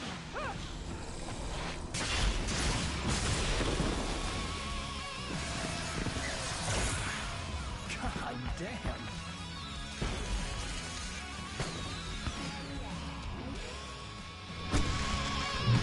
I'm so glad you decided to go it alone, Mr. Bronson. Shut up and shoot! Ow! We have to fight them off! I can set off more of the fireworks from here and help you out! Hey, ow! This place is... Hold on! I'll try to get... That was not fair. I literally got fucking cornered. That was wild. I'm so glad you decided to go it alone, Mr. Bronson. Shut up and shoot! Ow! We have to fight them off! I can set off more of the fireworks from here and help you out! Hey, ow! You notice there's some ammo and stuff around? This place is...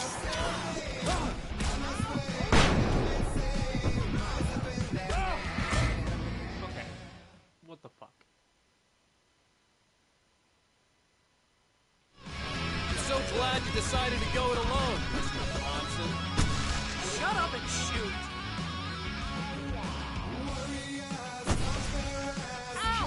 We have to fight them off! I can set off more of the fireworks from here and help you out!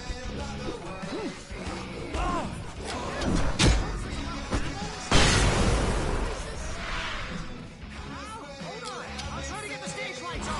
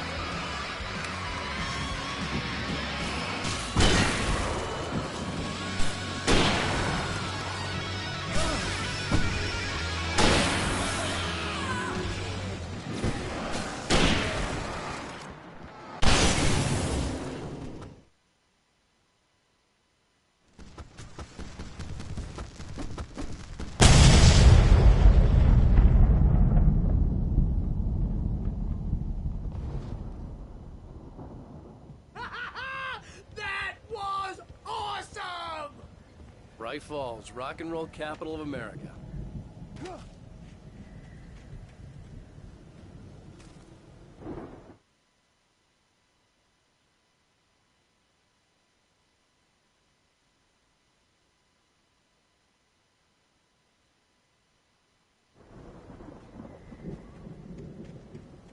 Hey, Al! This way to the farm!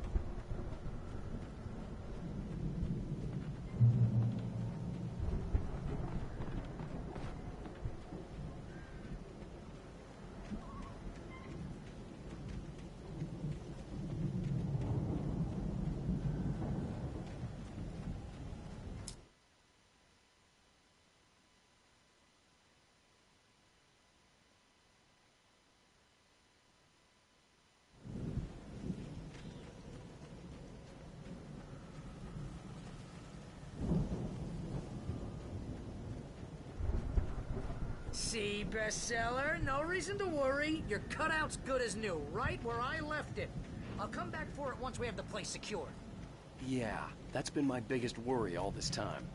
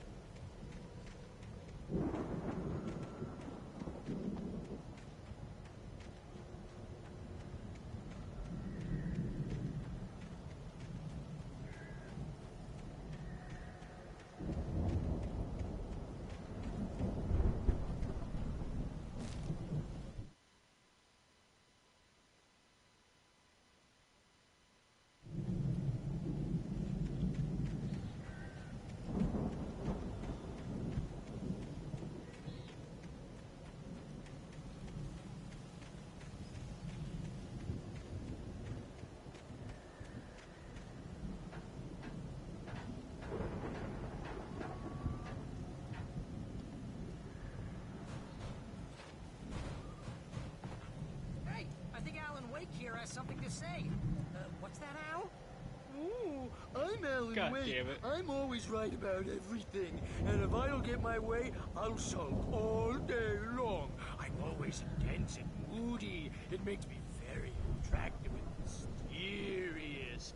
Right now, I'm just standing here because I need my best friend Barry to carry me. But that's okay. I can just take him for granted. I think I see what you did there. Yeah, it was pretty good. You want me to do my imitation of Barry Wheeler? No? Thought so.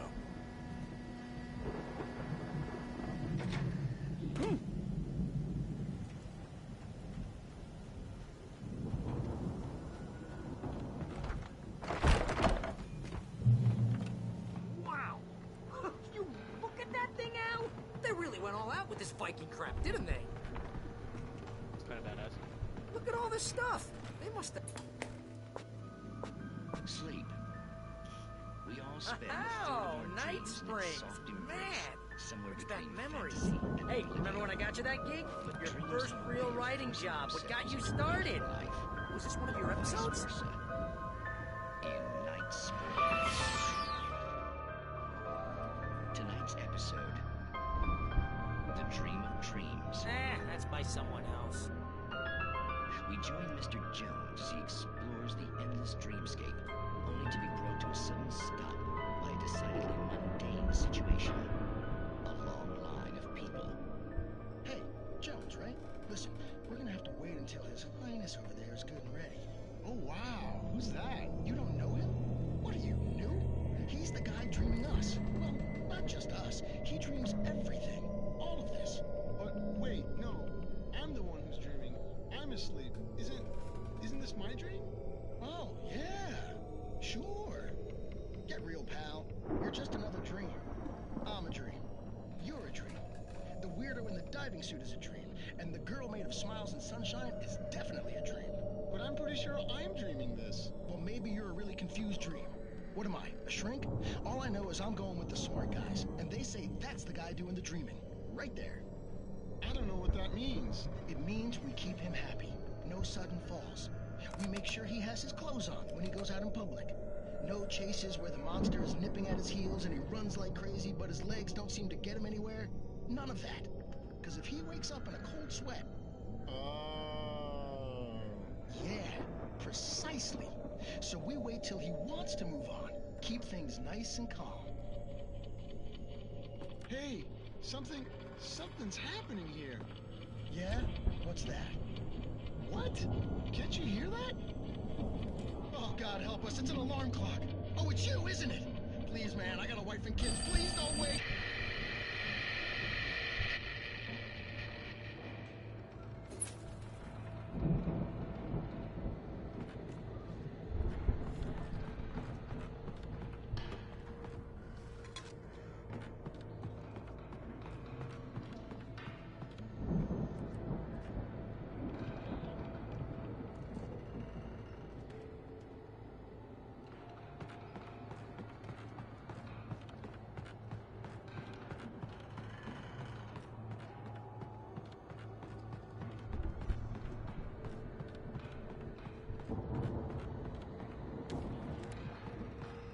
The Viking boat looked imposing, almost like a battering ram.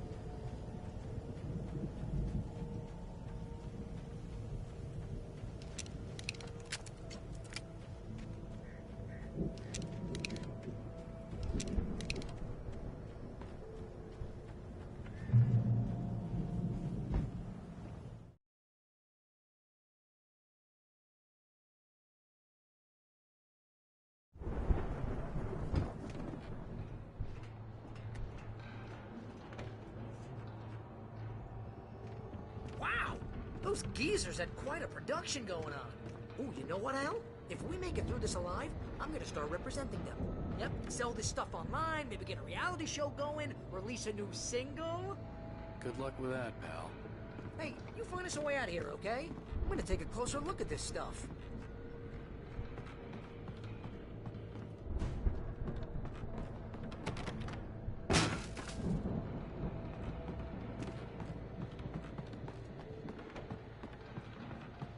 Be careful, Al!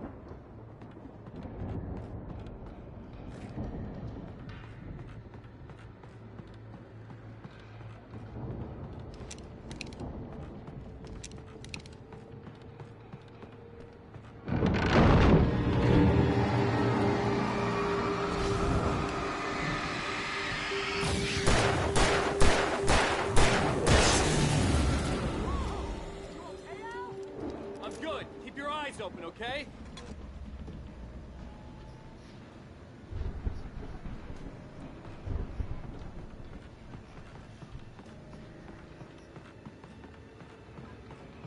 Yeah.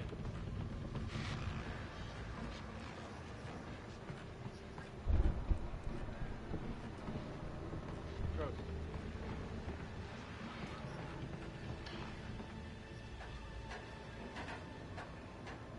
That's what I meant when I said gross.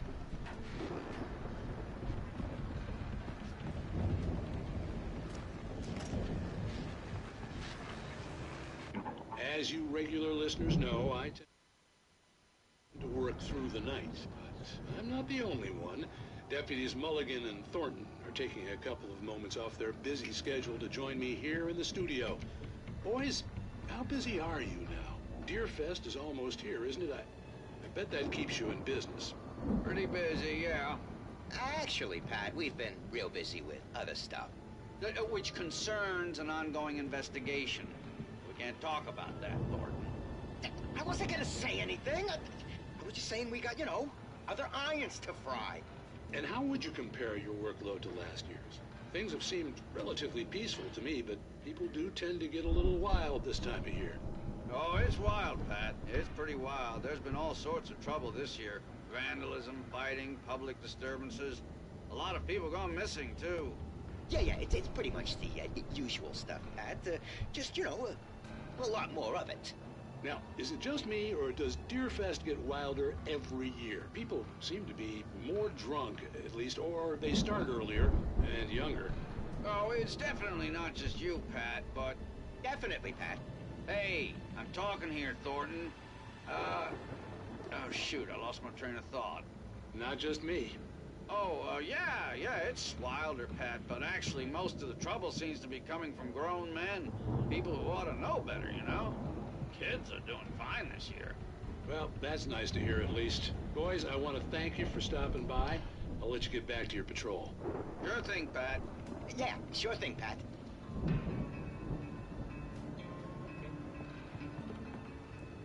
it doesn't do nothing in the game. I'm streaming, so. No, it's relatively calm. Nobody's talking, so I can talk to you.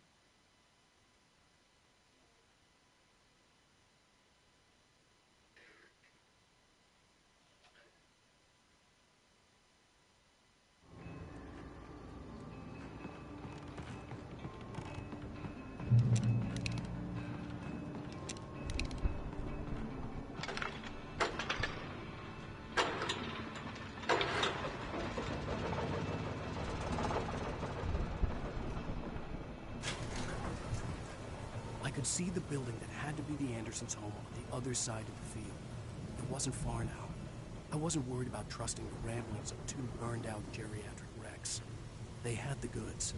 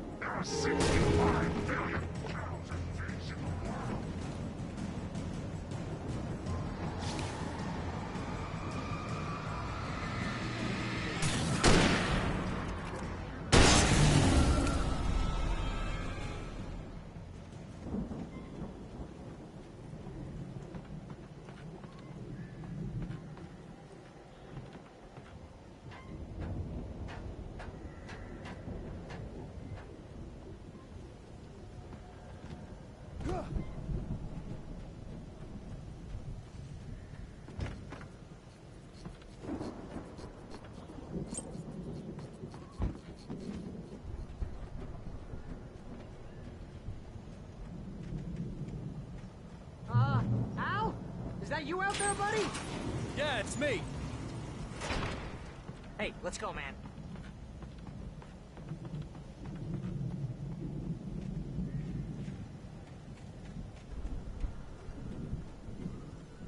I think we're gonna have to work together to open this gate, Al. Looks pretty heavy. Ah! Hey, I think that's the farm on the other side of the field. We're almost there. This farm is a crazy place for crazy people. We should feel right at home then.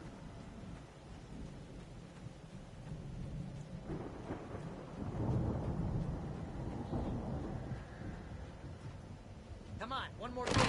Let's do this thing.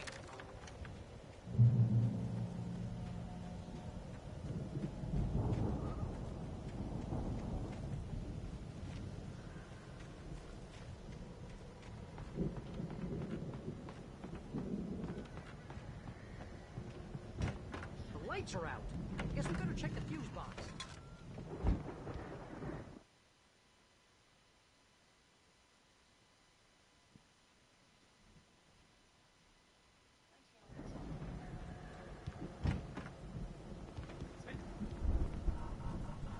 The power downstairs was out, but I was sure I could fix that at the fuse box.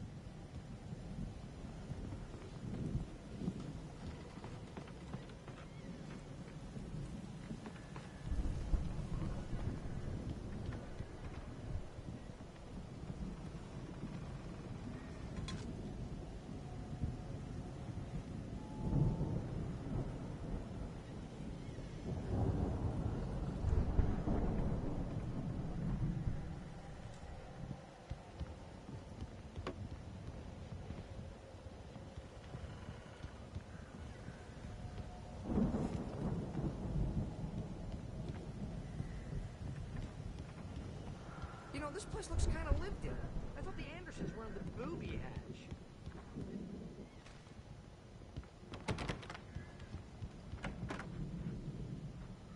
Come on, Al, let's get the lights on, huh?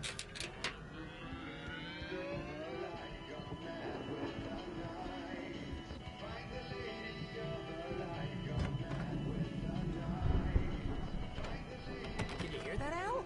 Music? Of course. We need to find where it's coming from. That's the message the Andersons talked about. That's the whole reason we're here.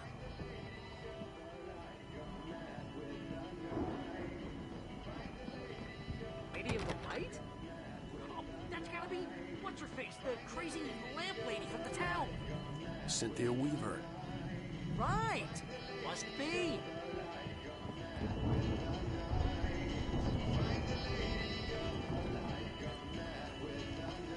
You good?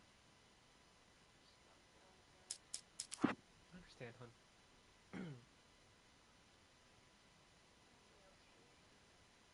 You'll be okay soon. Don't worry. You'll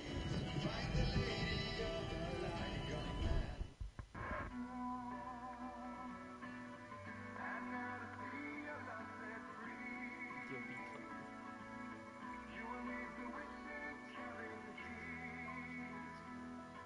fine. You'll be okay.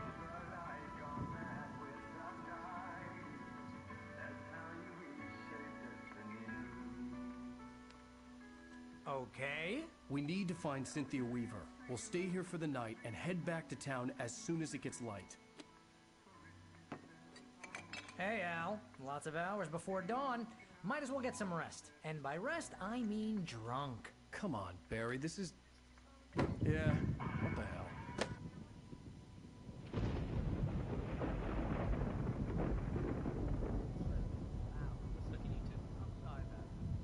No, seriously, because I know we don't get along, but we're gonna find her, right?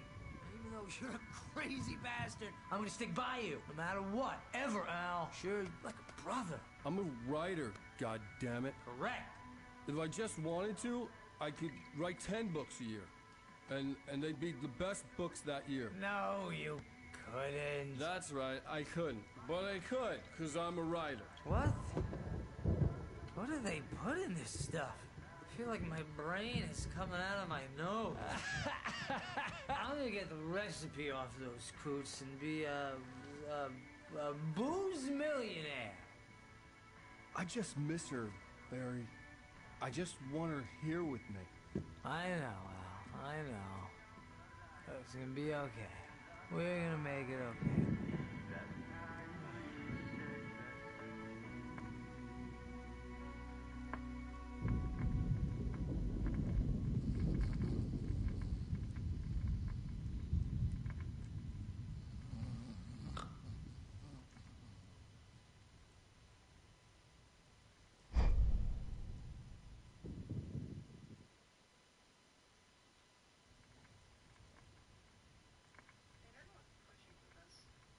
What?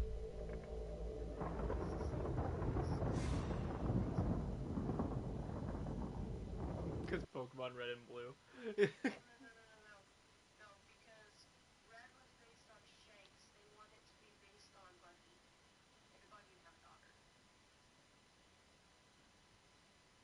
That'd be weird.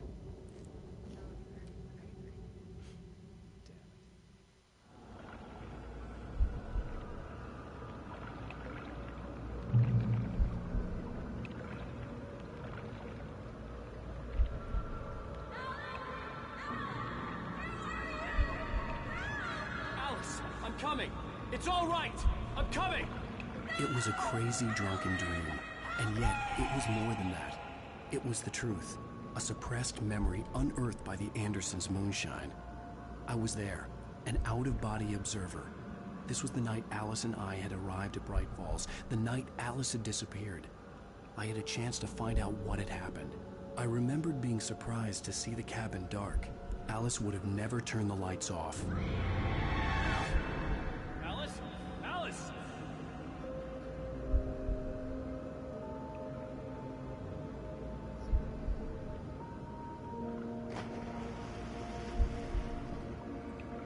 I remembered thinking I caught a glimpse of her form underwater, sinking into the darkness. Diving after her was the last vague memory I had of that night. After that, the next thing I could remember was waking up behind the wheel of the crashed car and finding the first pages of the manuscript.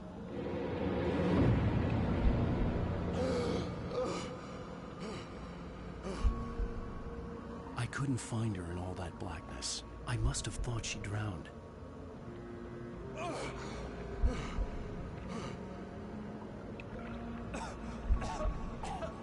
Alice! Jagger had Alice, and so she had me. Alice!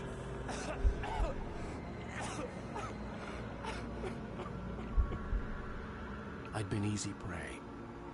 Look at the cabin. Is there someone in the window? Alice? Maybe she didn't drown after all. Maybe she's inside. Alice! Yes.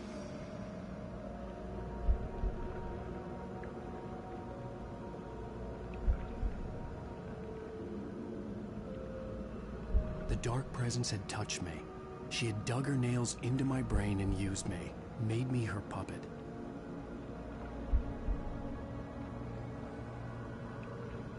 She must be here somewhere. Maybe upstairs in the study. Alice! Yes, that's where she is. You can apologize. Alice! You laugh at the whole thing together and put it behind you.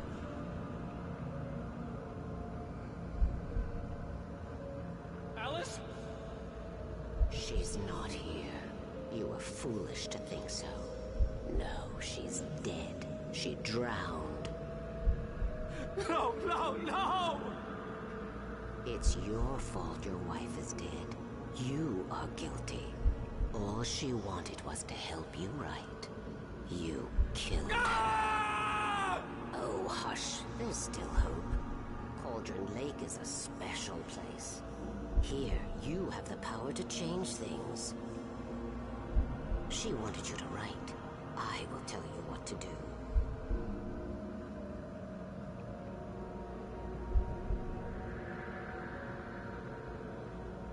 You can write her back. The story will come true, and all will be well again. She had Alice, and the manuscript was the ransom for her.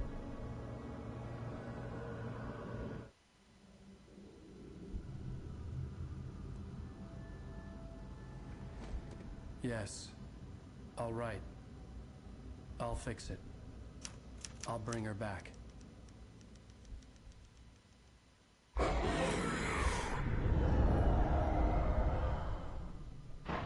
No. I wrote it. I remembered it all now. In the dark, I'd written for days, a week, almost a complete manuscript of a novel entitled Departure.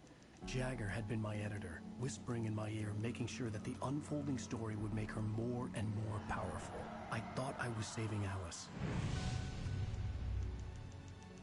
Even with the cobwebs she put in my head, some part of me had been aware enough to write my escape into the story, to bring a light into the cabin to release me before I could finish, to interrupt the horror story before the ending, where darkness consumed everything and everyone. Zane was weak and far away, but I had written him into the story, and his light had been enough to set me free. It isn't here now. I'm here because it was written. I brought the light to set you free. You must hurry. It will know I'm here. It will be back soon. It stole the skin of my Barbara a long time ago. She looks so old.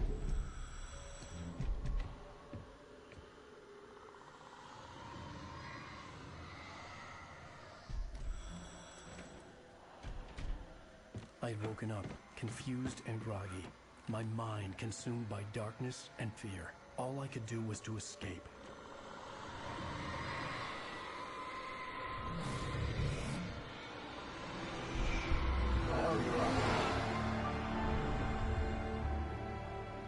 The week spent in the cabin had taken its toll. I was barely conscious and fading fast. It had to have cost Zane terribly, thrown him even deeper into whatever dark place he now haunted. But he had managed to weaken the dark presence, kept me safe that night.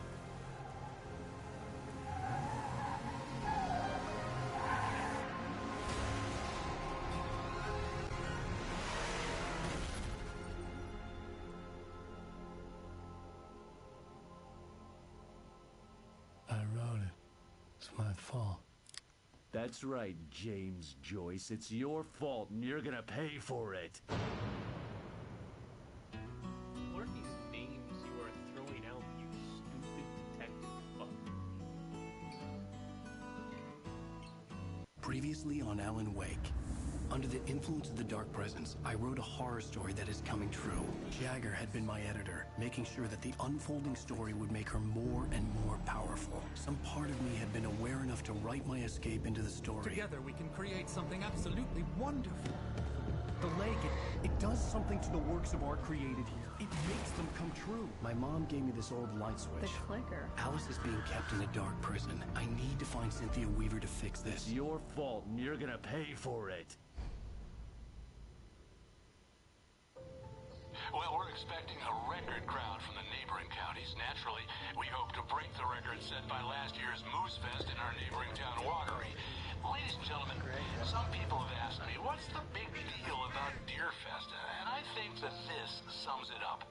It's about friendship and community. We've got a great party coming up, but let's try to hold it in until tomorrow and get through the night in one piece, all right? I have it. Someone will come for it when the time is right. Thomas said so. He wrote it. The key is insurance. It's my job to keep it safe. Safe in the light. Always in the light. Hello.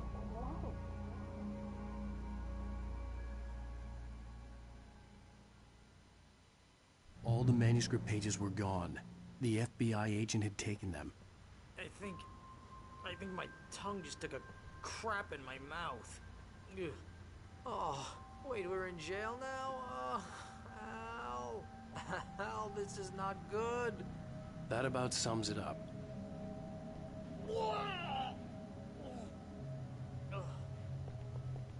Oh, I am never drinking again. I need to talk to Weaver. She's the one in the song. The Lady of the Light. What, the crazy lady? Ugh, whatever you say, Al, but we're stuck here. They're not gonna... I had some reading to do first, Sheriff, and let me tell you, it was an interesting read. Well, I've got you now, Raymond Chandler. It's all here. All the evidence, including conspiracy to murder a federal agent. There's no way you're walking out of here. You hear me in there, Bret Easton Ellis? Huh? Agent Nightingale, I want to talk to your superior. Well, we all want things, Sheriff. I wanted my... Look, that's not possible right now. Agent Nightingale, I insist.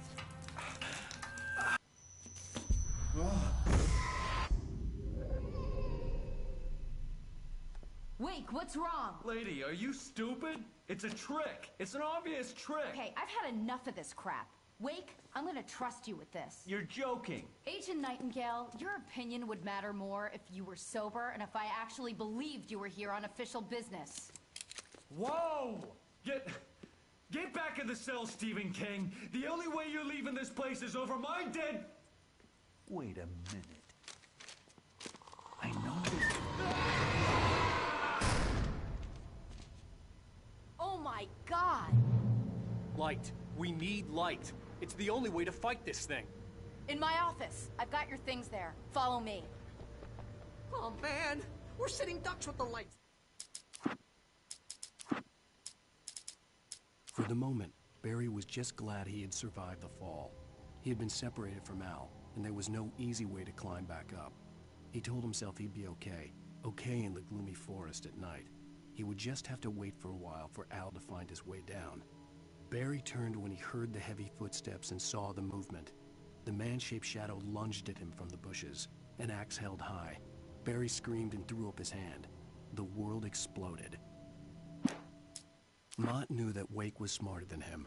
Wake had more money, a beautiful wife, everything. And Hartman said Wake was important. That made him better than Mott.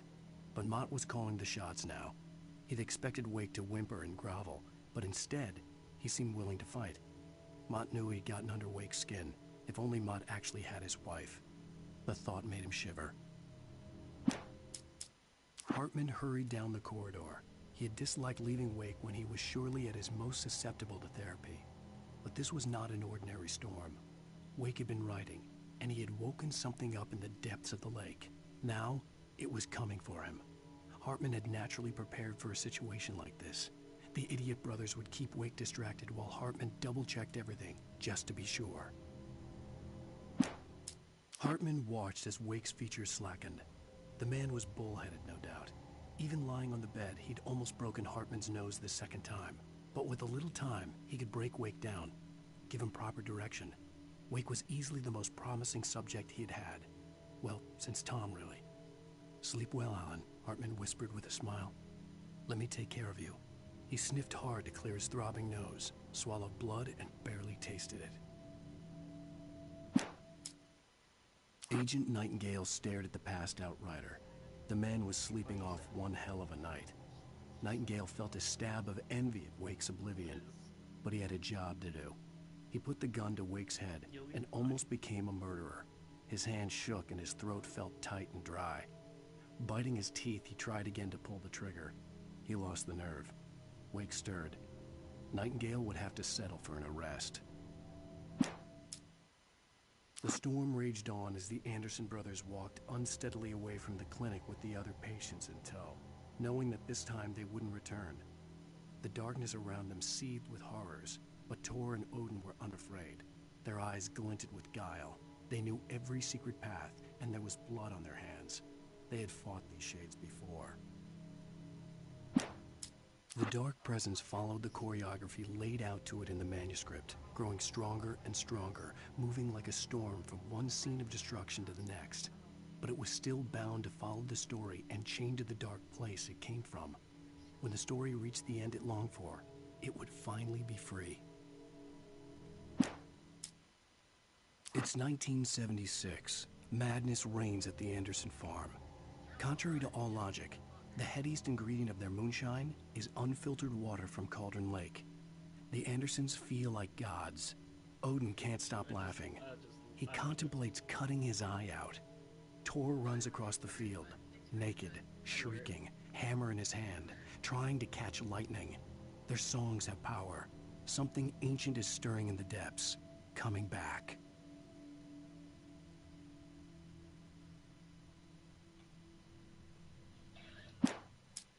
Again, Alice's screams rang in the stillness of the night. I saw myself run toward the cabin, flashlight in my hand. I followed my past self. I was an out-of-body observer, a time traveler in a crazy drunken dream. This was the beginning.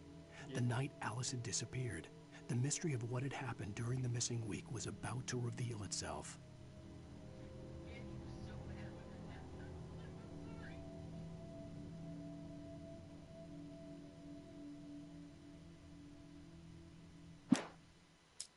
When he stopped the car at the Anderson farm, Walter felt relieved. Oblivion was close at hand. The brothers wouldn't miss a jar of moonshine or two in the booby hatch. But then he saw the man on the porch, and he knew who it was. Driving for his life and knowing it was useless, he didn't realize he was crying until he couldn't see the road for the tears.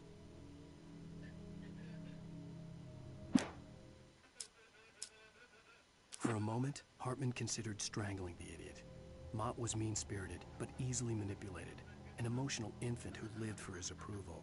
Wake, by contrast, was a far more difficult subject. Mott had given him too much leash. In 2 days, who knew what could happen? Hartman would have to find a way to rein him in, and quickly. Deputy Mulligan tuned Thornton's chatter out. He didn't think writers were particularly useful people, and a huge manhunt for one struck him as idiotic. Certainly not worth the missed opportunity for coffee and pie. It wasn't even clear what the man had done, except run from them at the trailer park. Mulligan knew he wasn't alone. The sheriff's patience with the Fed was running out.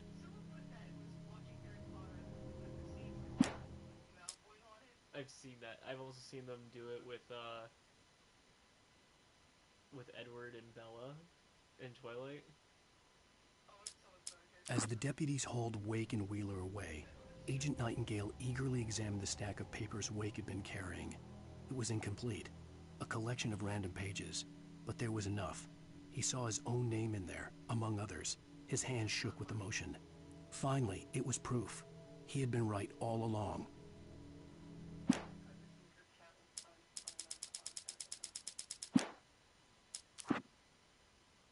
Nightingale tried to make sense of the manuscript. It was disjointed and strange. He didn't understand half of it, but it all rang true. Impossibly true. He took out his hip flask when he reached the page that described how he reached the page that made him take out his hip flask. It wasn't the booze that made his mind reel. Nightingale felt the situation veering out of his control, but the gun at least felt steady in his hands. He was ready to fire, resolved that he would let this happen over his dead body. And yet he hesitated. He had seen this moment before, read it in the page. He was transfixed by the déjà vu and the horror that he was a character in a story someone had written. Then the monstrous presence burst in behind him and dragged him into the night.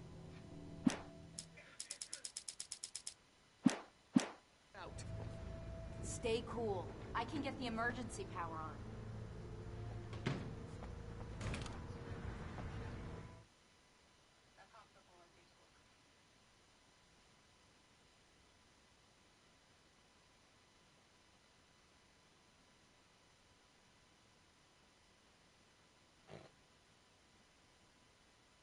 That's pretty fucking funny.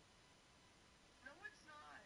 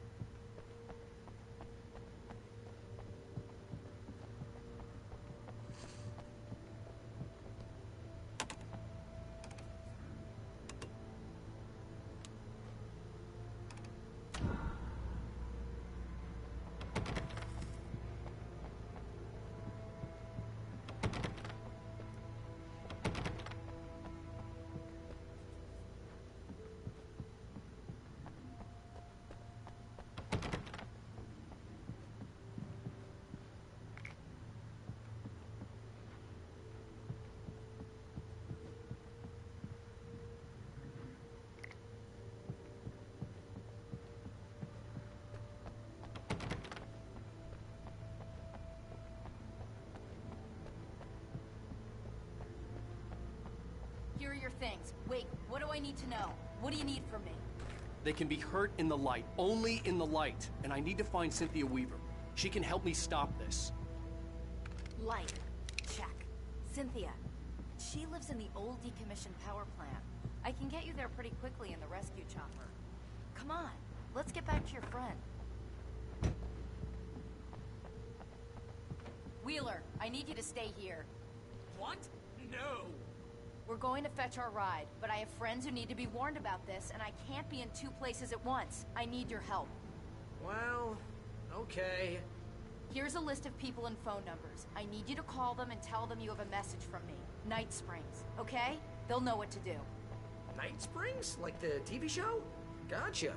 Oh, hey, that radio guy is on the list. Maine. Who's Frank Breaker? He related to you? My dad. Hey, is this like a secret society? Can you do this? You'll be safe here. The backup power's on.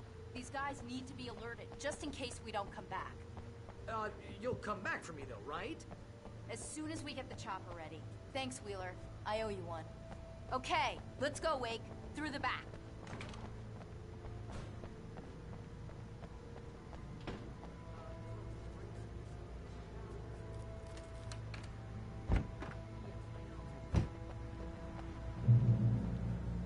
Oh, hell. Whatever took Nightingale must have broken the gate controls.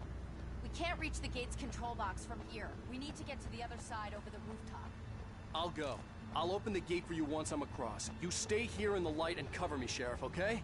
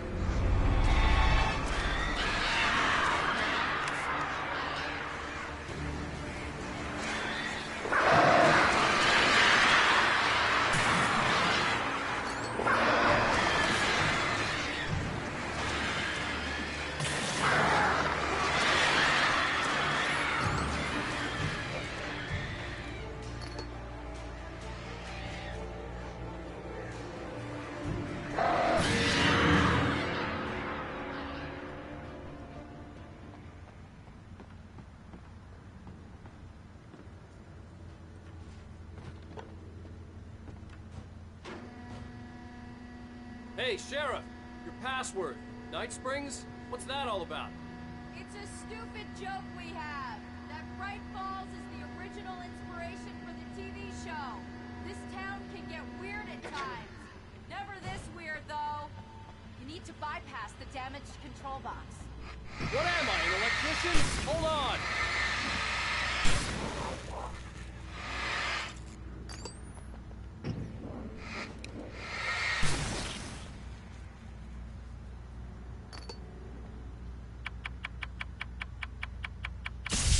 Ow, damn!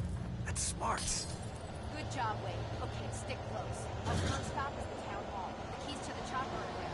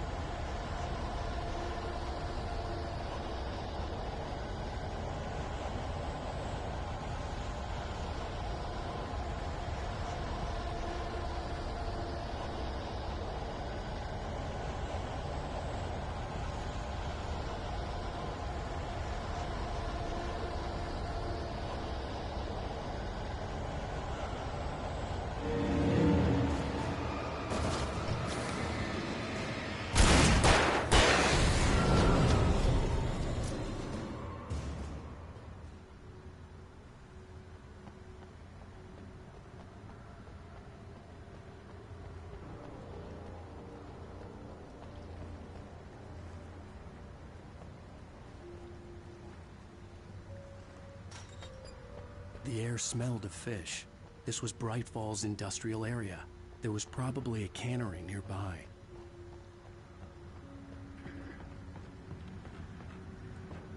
Fishing can be a hobby.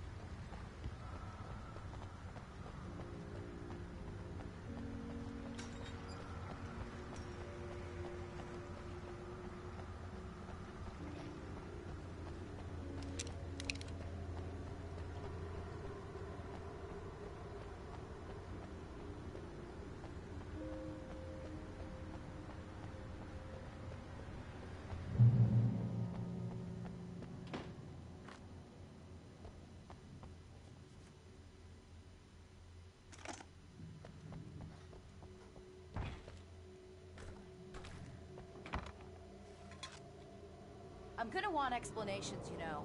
For example, what the hell happened to Rose? She's seriously messed up now. The same thing I think happened to me after I arrived. During this week, you can't remember? Oh, I remember now.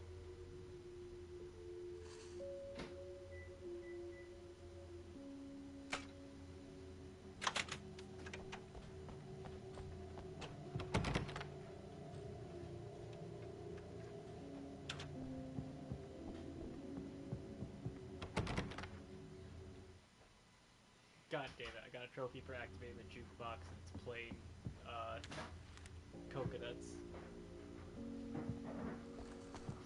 You put the lime in the coconut. I'm being deadass. Honey. You need to go to bed. I love you. Have a good night, beautiful, okay? Hey. Yeah? These next couple weeks, can we not spend our money to save for the guilty place? We will save. What? We will save. We will save? We will save. Okay, thank you. You're welcome. No. I love you. I love you. I love you too. Oh boy. Yeah? Do I still sound bad? No, you sound fine. You're just coughing. That's it. I love you. Hey, good boy. Boy.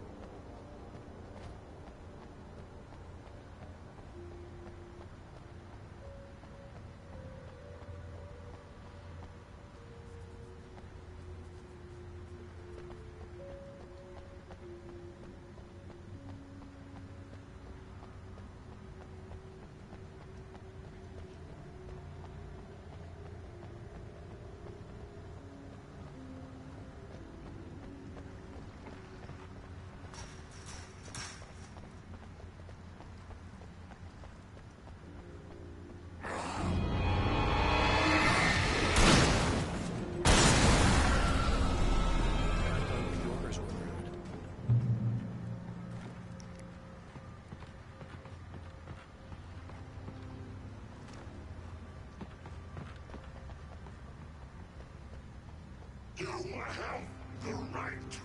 These rights.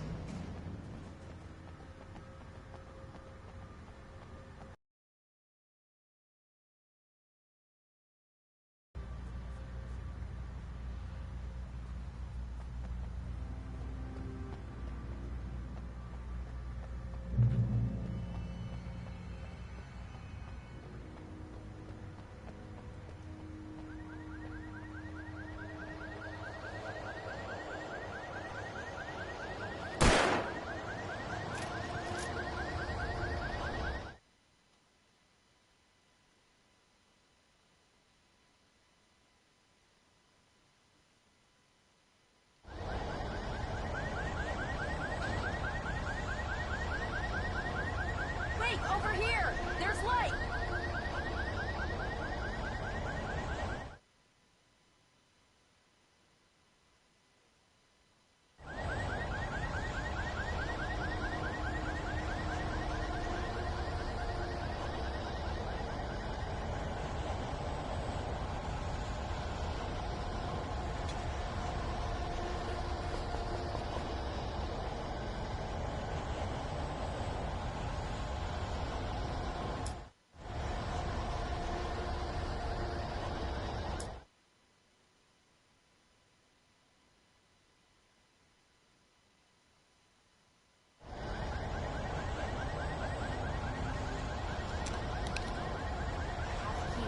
Watch my back, Wade.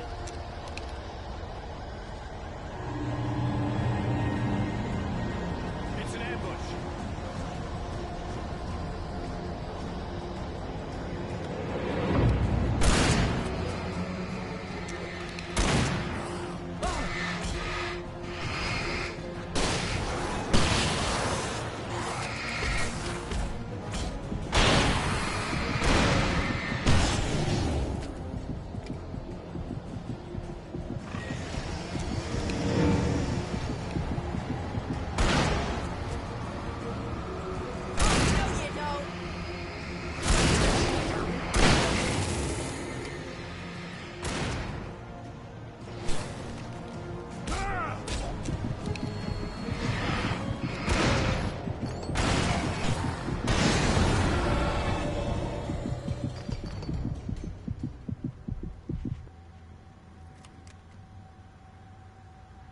Let's go, Wake.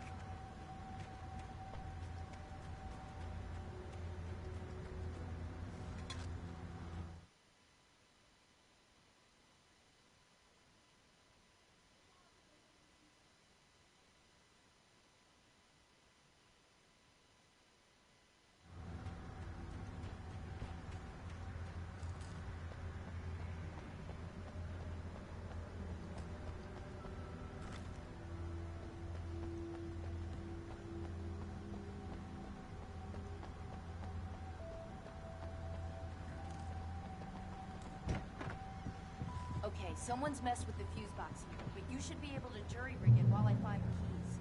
I already got electrocuted once today. How about I look for the keys and you get burned?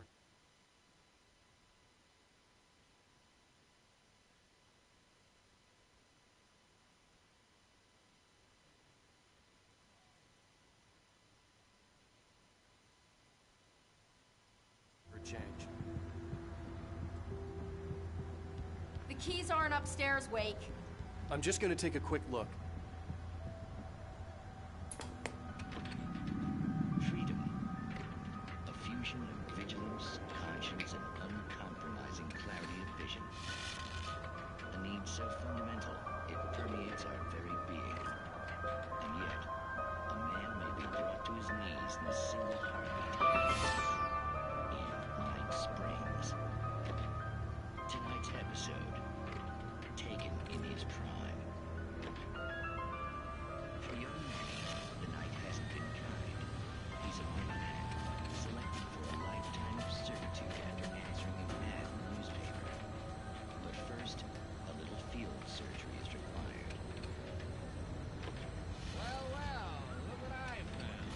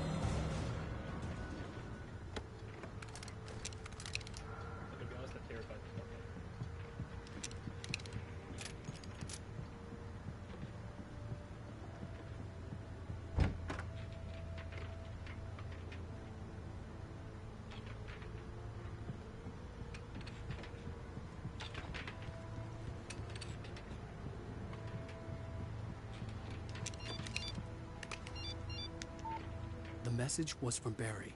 He was getting worried at the station. He wanted us to hurry.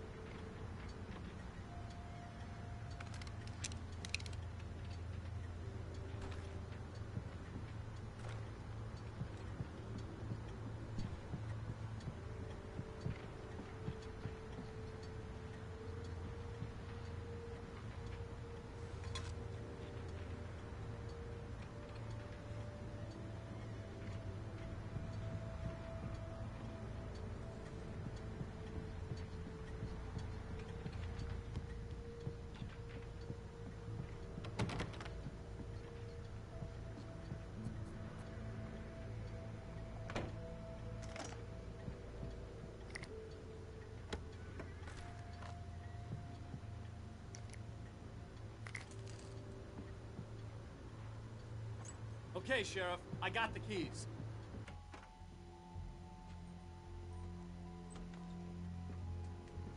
Barry? Why isn't he inside? Oh, God. Oh, God.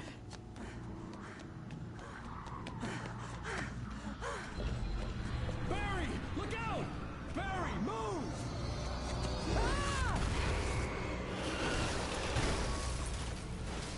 Barry! He made it inside, Wake. He's okay.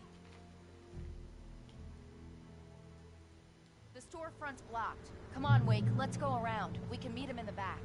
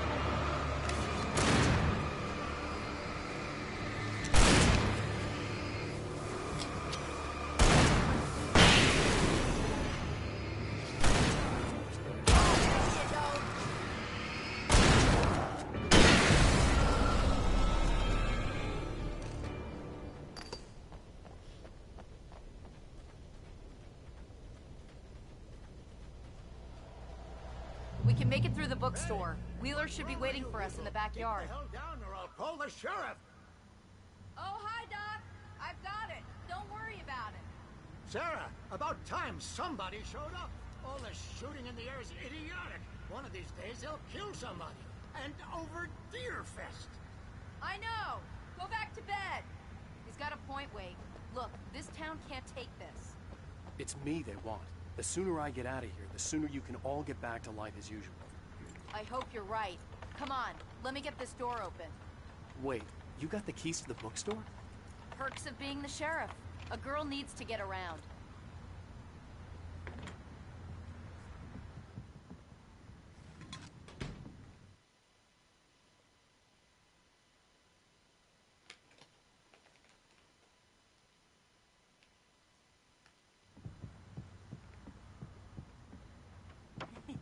They're really taking advantage of your presence here, Wake.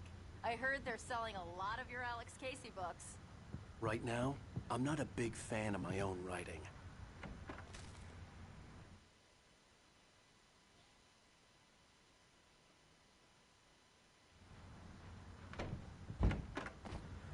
I don't see Barry.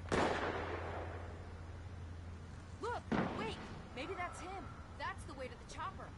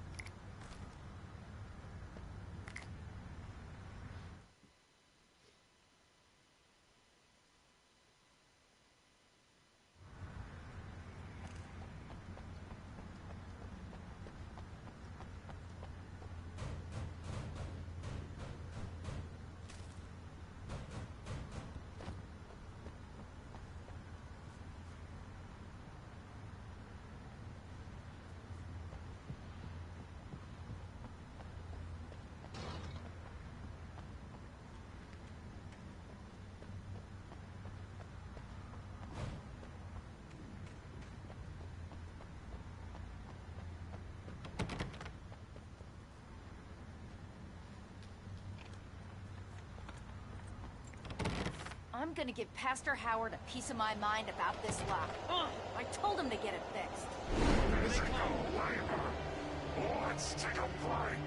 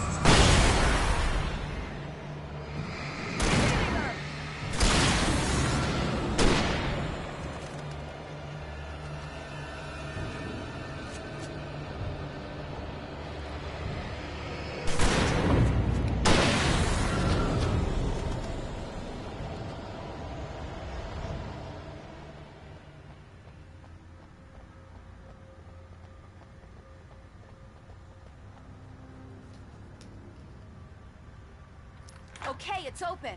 Let's go, Wake.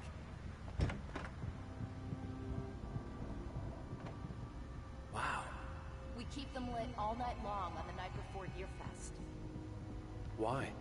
Well, it's tradition.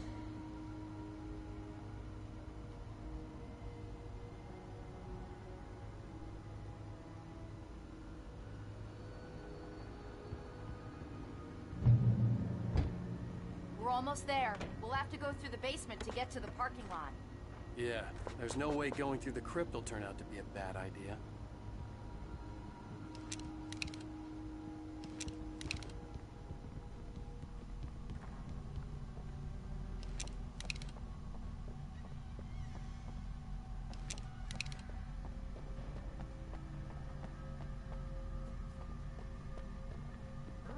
You have the right to remain silent.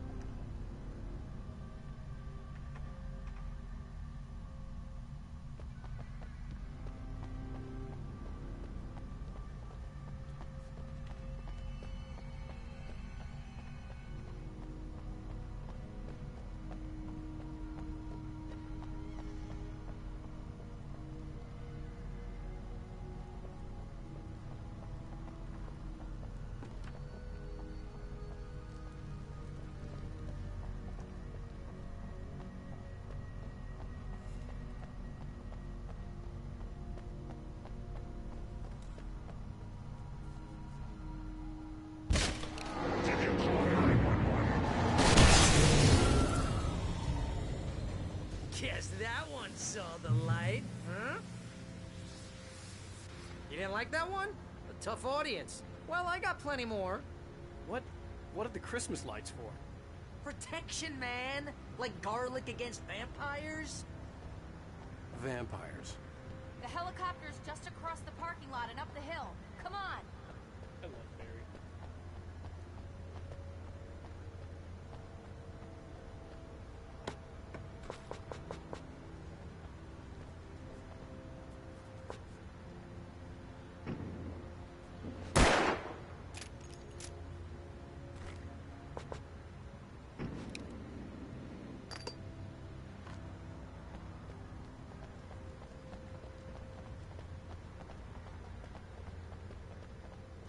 Bright Falls General Store is now my favorite place in the entire world.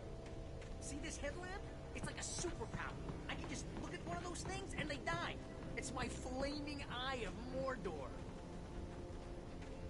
I wish I didn't say that. Yeah. Hey, I want a headlamp. Last one. Bastard. Asshole.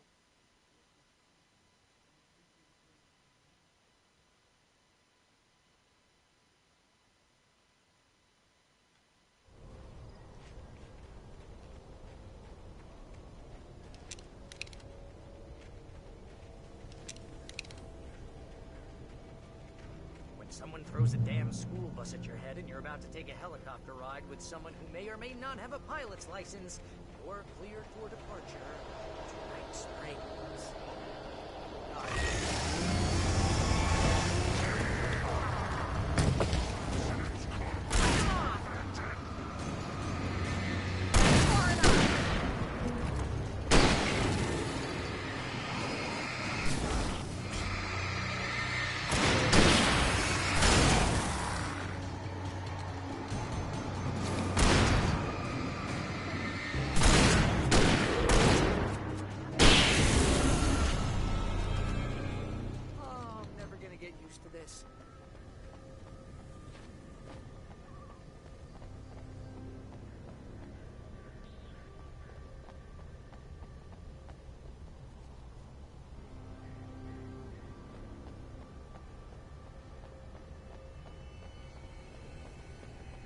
The helicopter's just up ahead. I'll need a while to prep for takeoff. Don't take too long. I want to get out of here.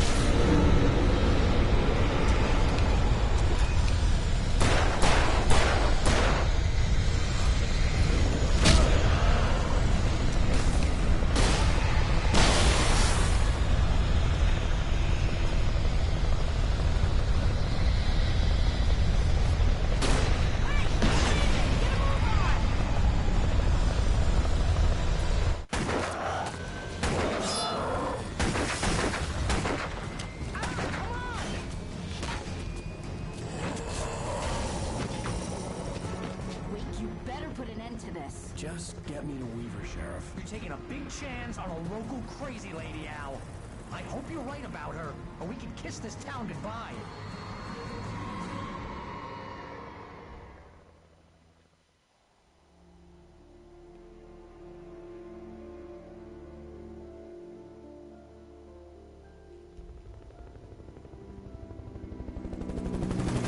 I hope you know how to deal with this, Wake. I guess you New Yorkers are used to rough situations like this. Right. The city's a war zone. King Kong, mutant alligators, and Alex Casey shoots the place up every weekend. Look, I never even carried a gun until a couple of days ago. Well, my dad used to be a cop there. Tells some pretty wild stories. Stuff like this? No, just normal bad stuff. Kinda like your books, Wake. I used to tease Dad that he was just like Alex Casey. You've read me. Oh, sure. You're a pretty good writer. A little heavy on the metaphors, maybe. Nobody's ever said that before. We're coming up on the power plant. See the lit building over there? And that's the dam further up the river. I can't land here. I'll take her down the road across the river. Just get me there, Sheriff.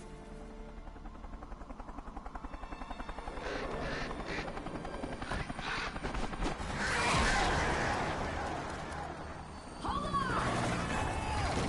Ow! Son of a bitch!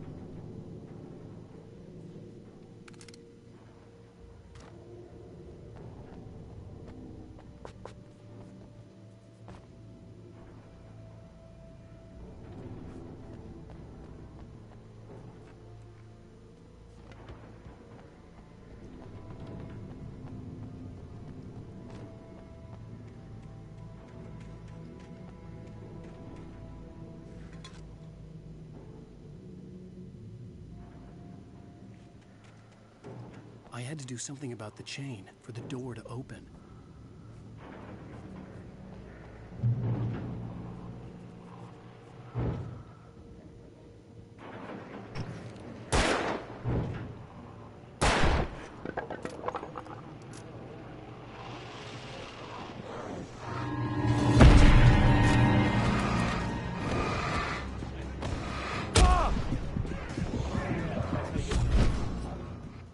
What the fuck was that?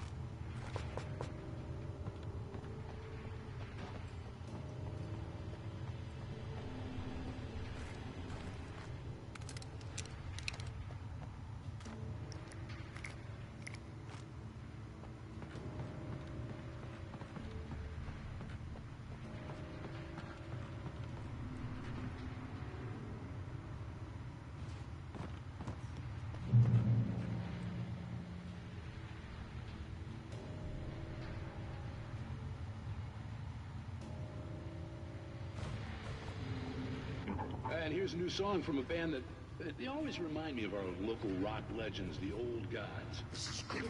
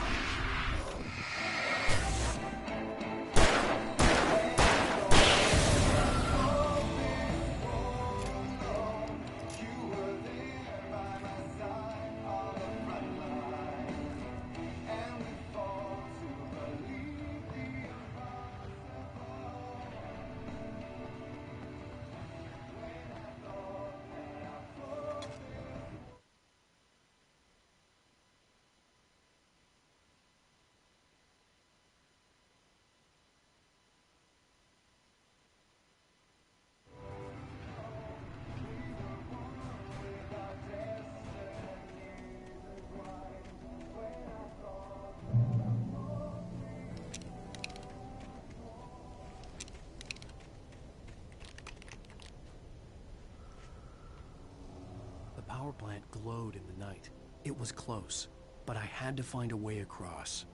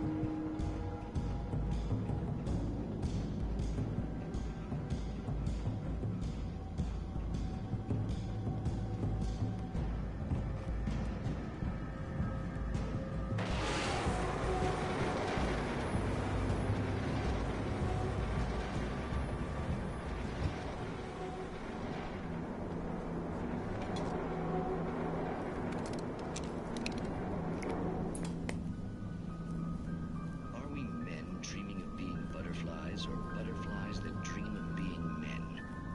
Such philosophical concerns are by necessity abstract. And yet, some of us can find concrete proof of the nature of our existence in Night Springs. Tonight's episode, an absence of creativity.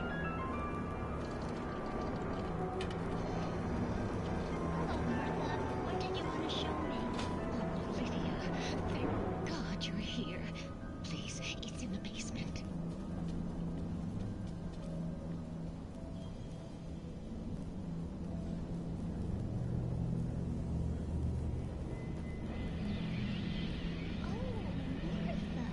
Oh, that's amazing.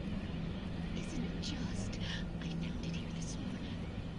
It's like it isn't there, but I can't look straight at it. Yes, I'm sorry. How did you get here?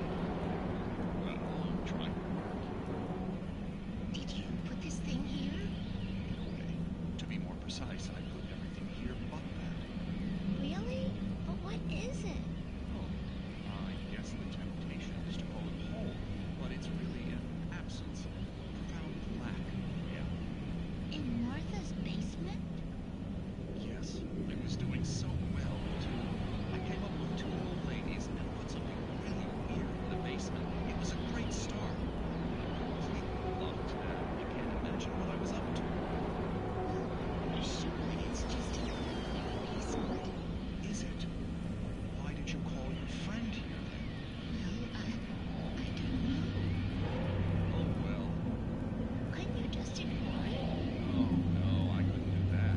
It would probably turn into a plot hole. Might be one already. Could sink the whole enterprise. Oh, my. Listen, ladies, not to blame, but I'm really not at all sure where I'm going with this, and you're just not helping.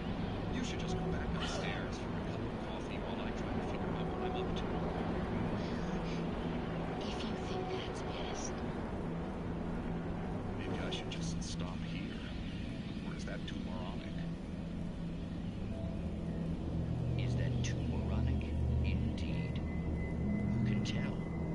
It's a fine line between the stupid and the sublime. Night Springs.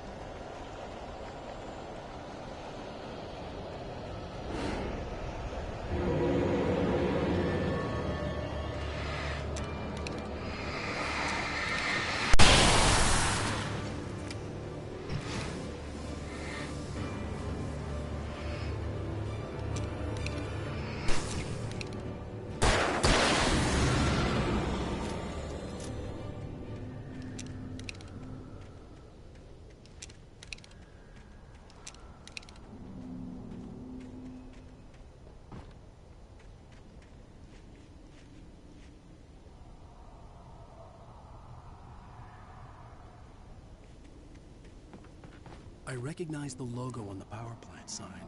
I'd seen a version of it painted all over the area, signifying hidden caches of supplies.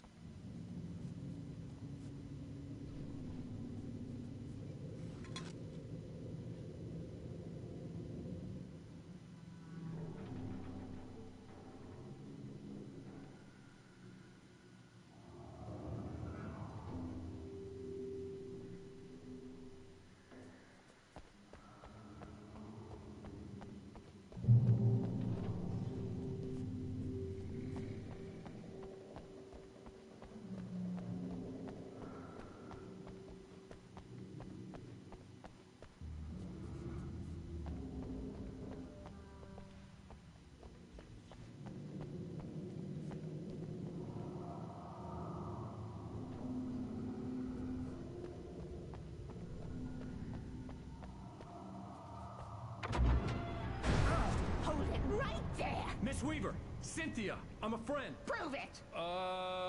You knew Zane, Thomas Zane. You're the Lady of the Light in the song. You can help me. About time. Young man, I've been waiting a very long time for you. It's in the well.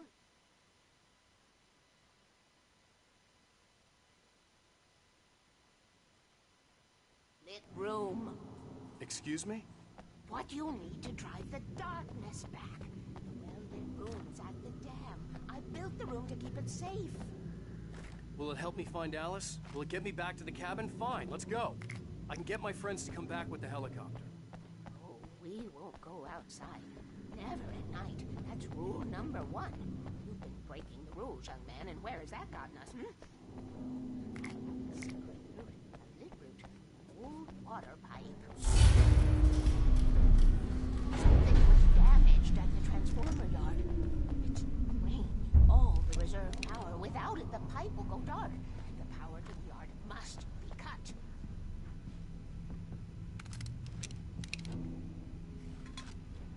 Let me guess. You want me to do it? Young man, you're the one who likes to break the rules.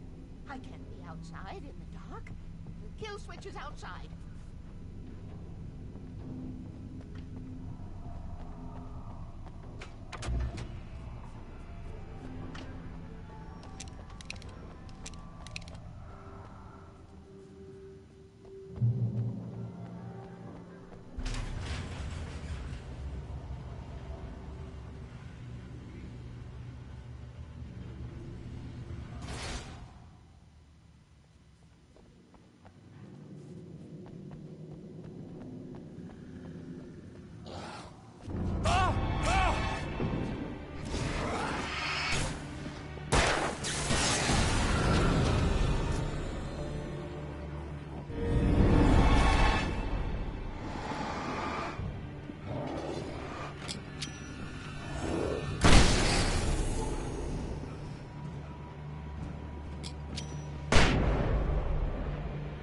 Weaver had sent me to cut the power to the transformer yard. I was willing to do grunt work for her to get her to help me. I hoped Weaver was dependable. I'd stumbled into this crazy world a little over a week ago. She had been living this insanity for decades.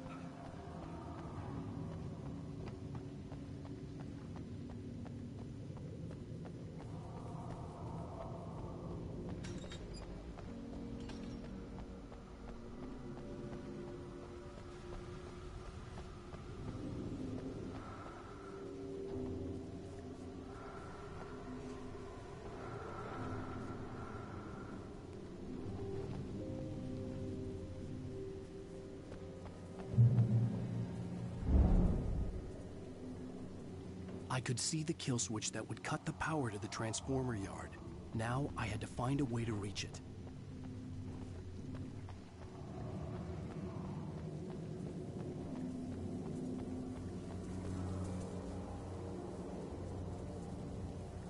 If I could figure out the gates, I could use them to get to the kill switch.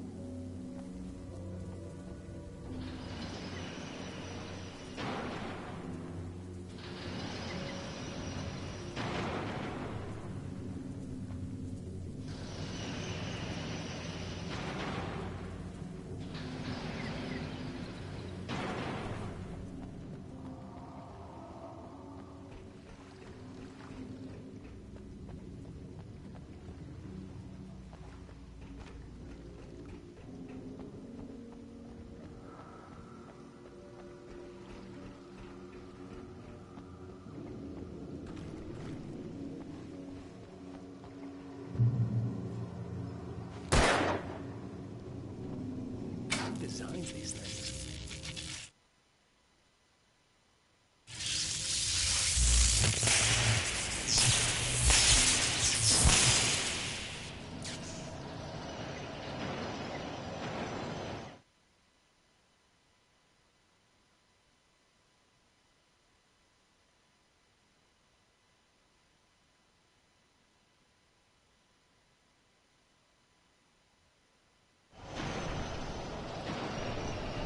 The transformer yard went dark and dead. Weaver's water pipe passage should now be good to go.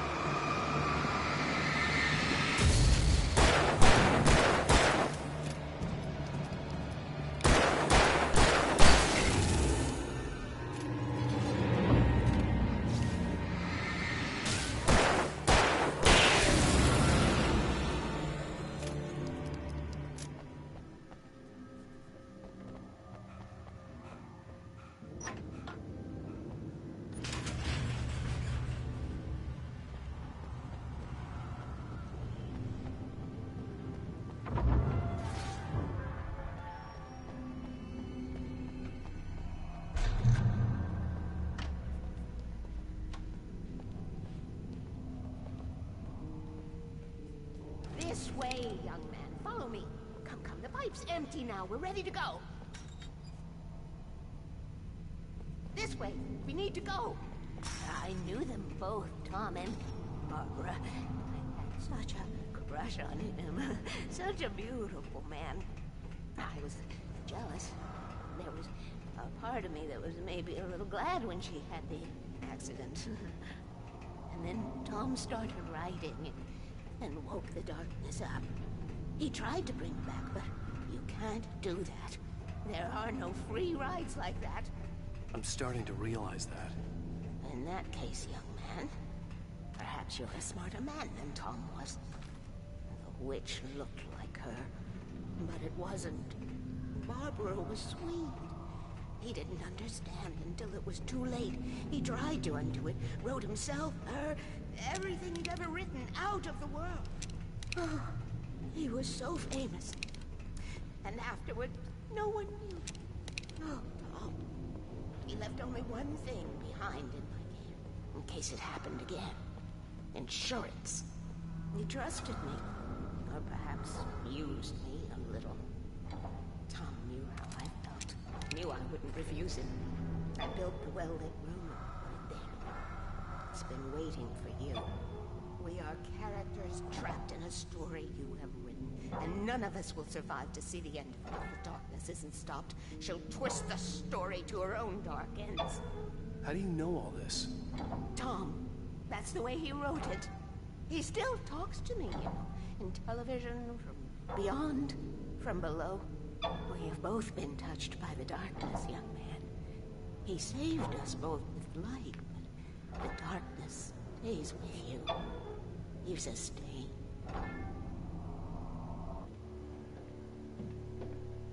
This pipe will take us directly to the well-lit room. Okay, I need to call my friends, tell them where we're going. Hello? Al! Barry, we're headed to the dam in one of the pipes. Meet us there. Okay, I'll tell Sarah. It's Sarah now? Whoa! No! For the sweet love of... Barry!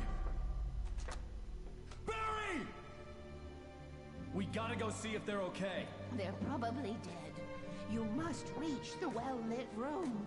This is no time to be a selfish idiot. That's my best friend.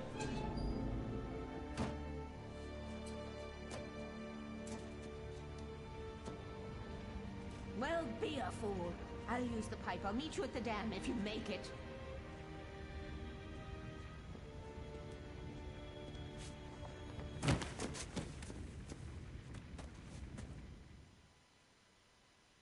At least I didn't have to worry about her. She knew how to stay safe.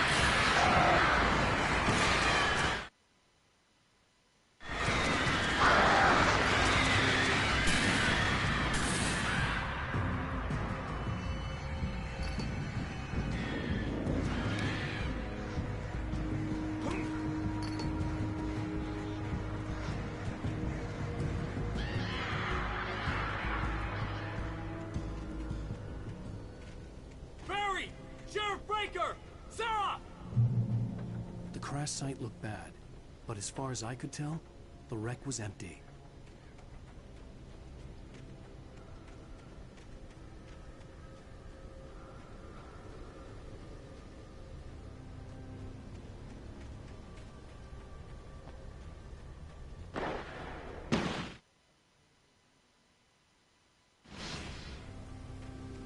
Barry! Barry!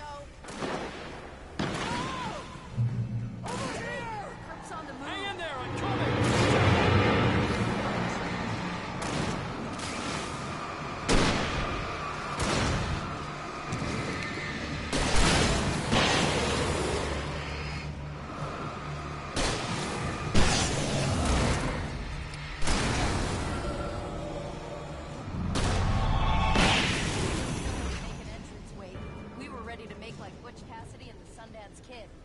I have a different ending in mind. Yeah, I'm fine. Thanks for asking. I knew you'd be all right. How's that? The Flaming Eye of Mordor? Laugh it up, funny man. Didn't we have somewhere to go? Weaver will meet us at the dam.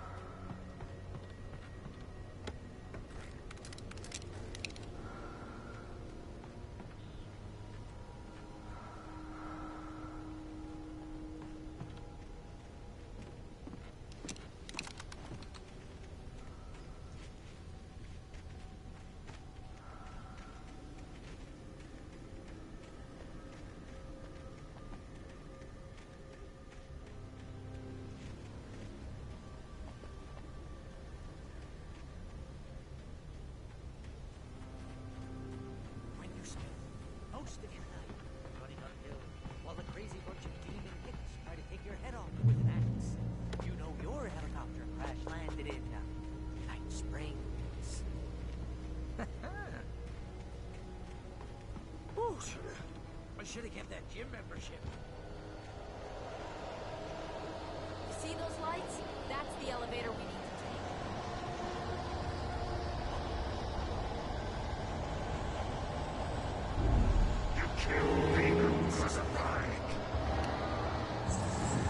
What the hell is that thing? It's everywhere! Crap, there's more than one of them! Nothing moves like that. It's impossible. Ah! Al! Do something! I can't get a shot.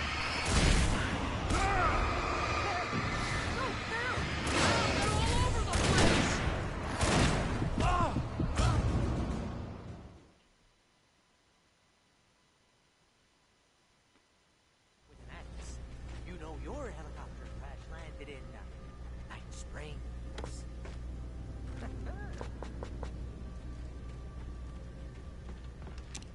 Ooh, I should have kept that gym You membership. see those lights? That's the elevator we need to take.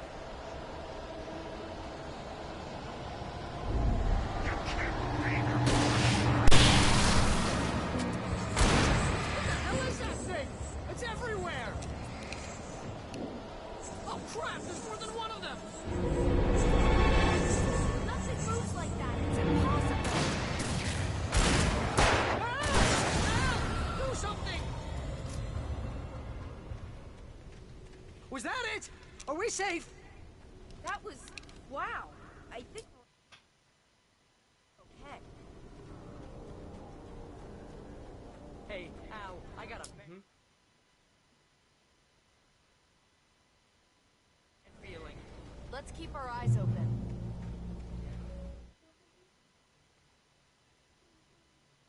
Oh my god, your hair is fucking disaster. Have a seat, too. You'll be fine. You got a couple more days left. Ooh, I should have kept that gym membership. Lead the way, Al. Try not to get us killed. Wait, call the elevator. I'm keeping watch. I think I hear something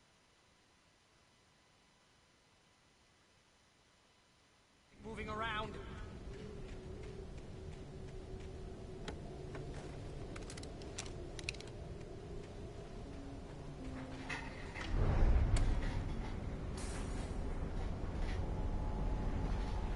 Heads up! Here they come!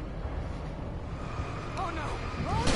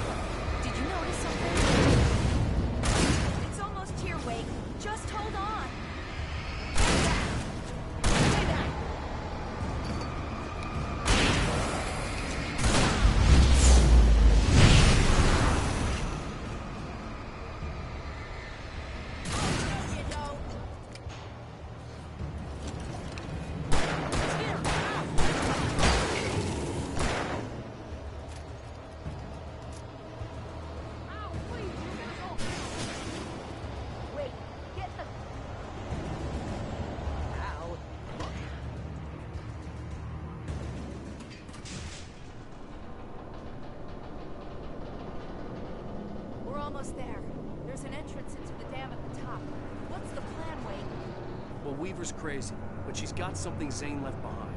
Something to fix this. Gee, could you be a little more vague? Thomas Zane? Seriously?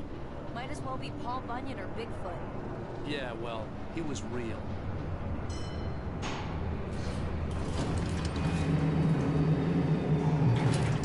Careful, okay?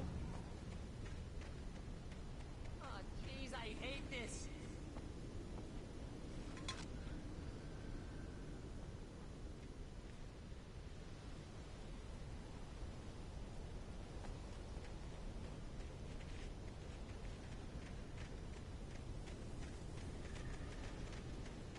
Okay, Wake. There's a button over there that opens the door.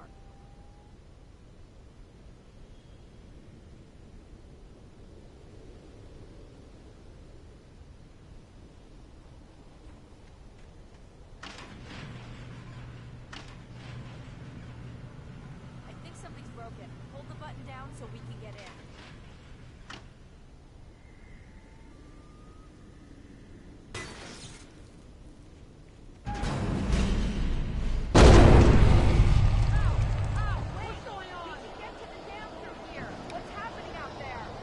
You guys go ahead and find Weaver. She should be in the dam now. I'll have to make it alone through the top.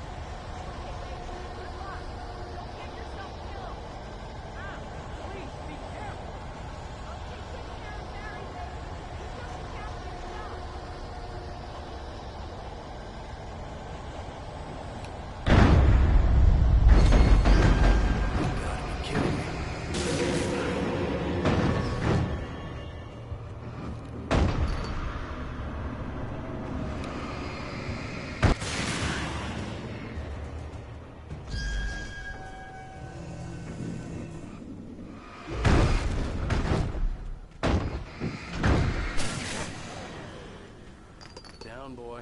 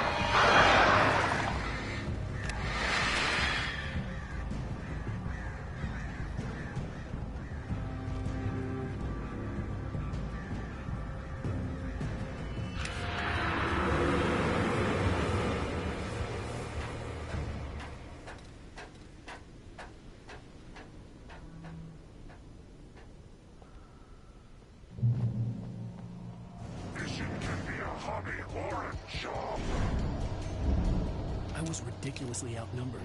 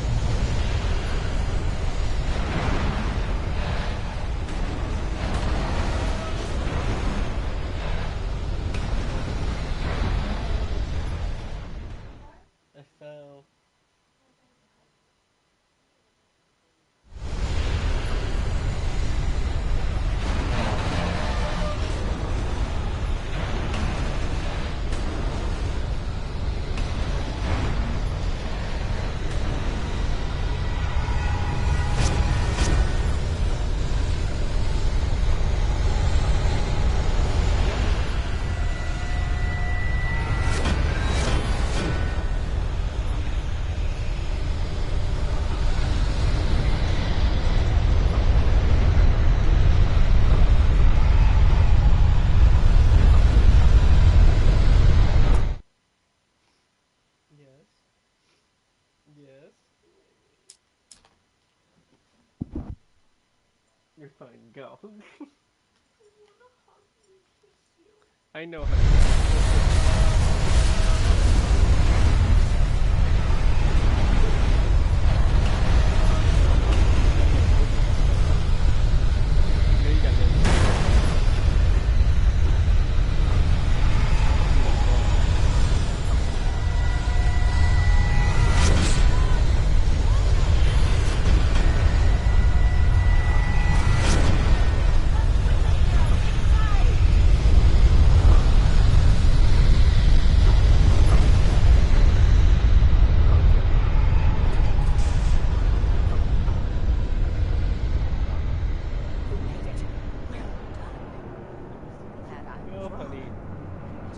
chance to take.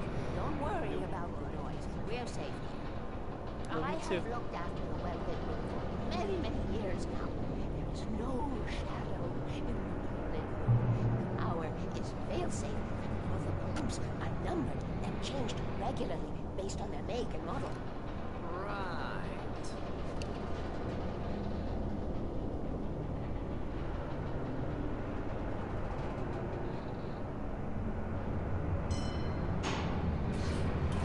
There's an old army base in Raincoat. It was active during the Second World War. They operated here back then. They must have built this. Yes, they did. It's my place now.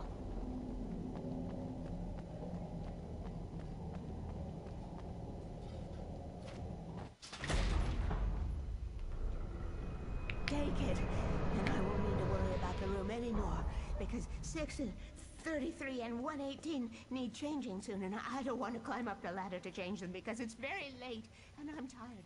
And if you take it, I won't have to do that anymore. The page was autobiographical, a memory from my childhood.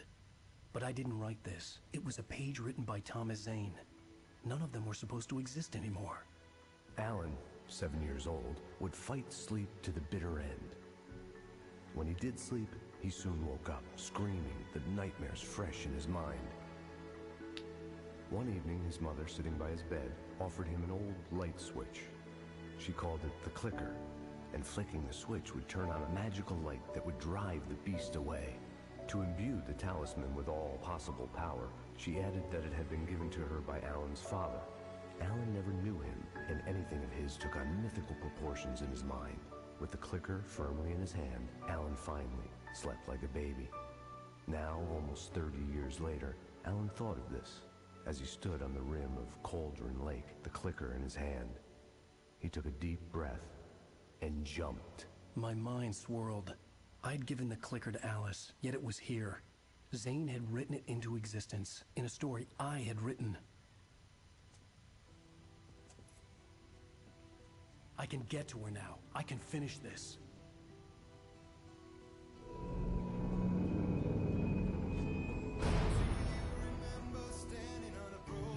Previously on Alan Wake, I wrote a horror story that has come true. Thomas Zane did the same in the 70s. You will go no further. If I continue like the Dark Presence wants me to, the story I'm writing won't save Alice.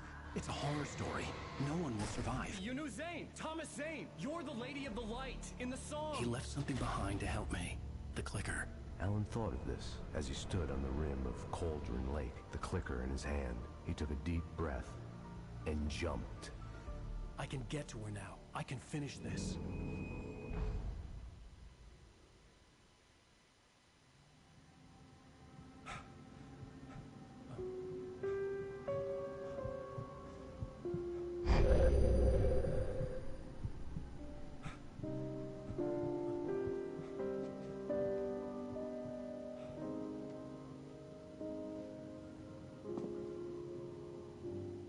I had a hangover. My head was about to explode and the light hurt my eyes. I needed my sunglasses and painkillers to dull the pain. In one of my finer moments of self-deception, I swore to quit drinking.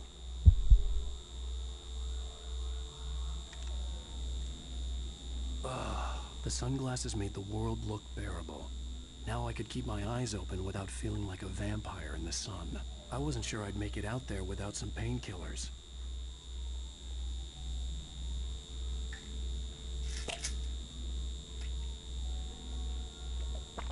pills worked fast.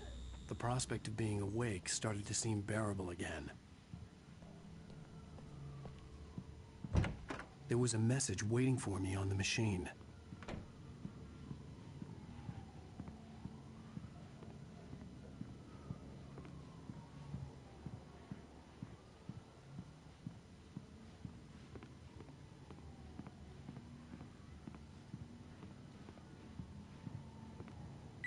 You have one new message. Al! Are you still asleep? Wakey, wakey! Sup, you chuckle fuck. Sup? Sup? I just watched the FNAF movie. It's so good. It's so good. Also, that cupcake is vicious. That cupcake is feral. So how'd you feel about the bite, though? Oh my god. Me and Tack were like, oh god. That was perfect. I'm also gonna start streaming. Hey. No, not share video I clip. just got the trophy couch potato for turning on every single TV. Perfect.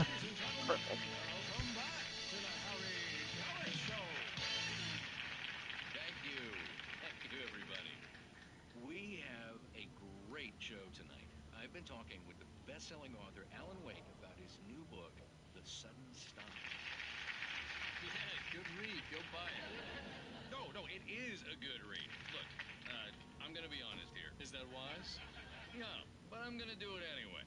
I got people who give me the lowdown on books. I'm a busy guy. But this one, I actually read from cover to cover. I mean, I'm a big fan. Wow, thanks. Now, this might be a spoiler for those who haven't read the book yet. Based on the sales figures, the 2 people out there who haven't read the book yet. But this last book is all about the death of the main character, the hard-boiled New York detective, Alex Casey. Now, there's been a lot of outrage about So my grandma is staying. why the hell did you kill Casey? What the hell were you... What? It's great. Did you hear me? I heard it very quietly. What happened? My grandma's staying tonight. Okay.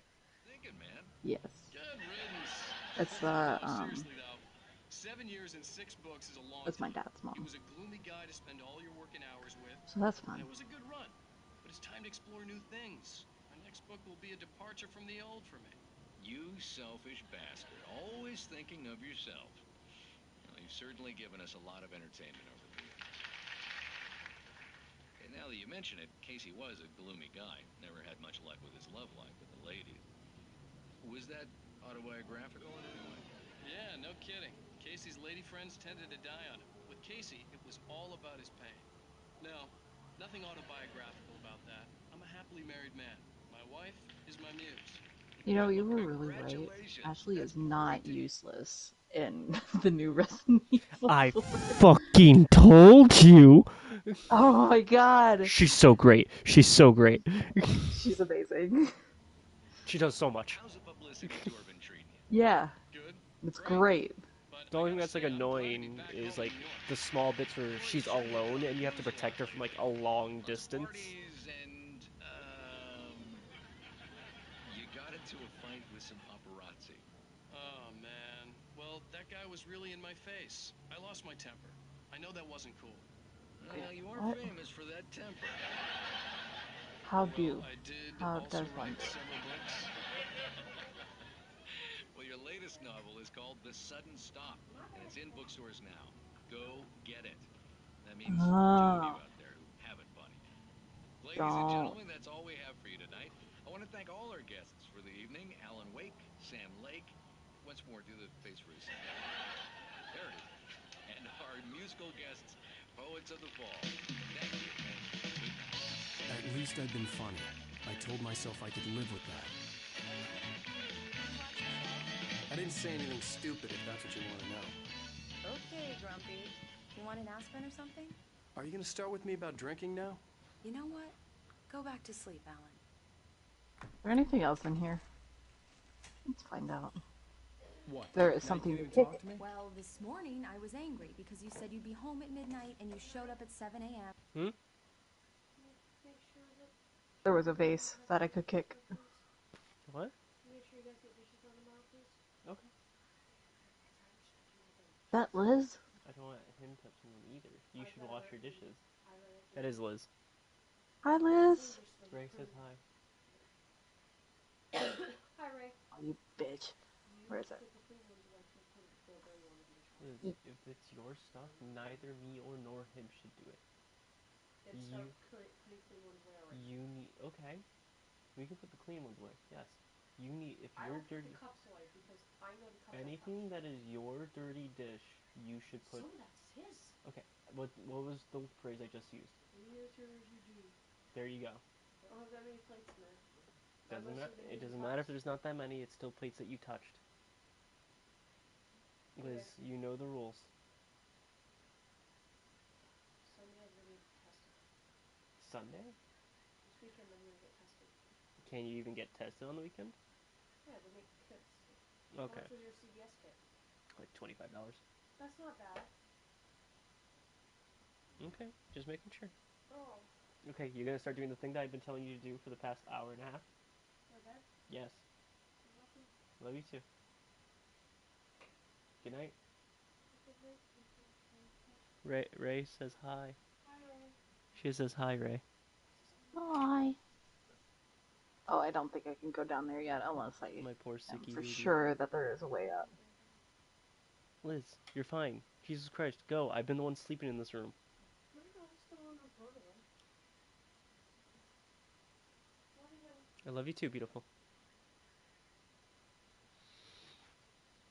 And passed out in mid-sentence. Now I'm over it. Are you angry? This goddamn tour. It's gotten out of hand. Oh, honey. It's almost over, right? We can get back to normal, and you can start writing again. I'm sorry, honey. Alan, you're not thinking straight.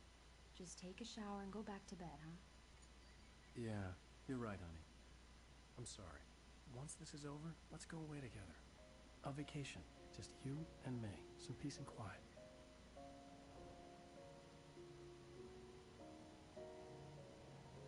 I'm not leaving you. Leon! Somehow, the clicker was the key to the You can still get the knight armor in the I had game. to return to Cauldron Lake to save You Alice. can? Yeah. Oh, hell yeah. It's just a bitch. I bet. I think it still I'm going functions back to the lake same to finish too. this.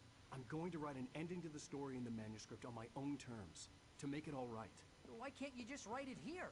The last page is still in the typewriter. I need to read it first. Everything needs to be just right. Zane tried to cut some corners, and it didn't end well.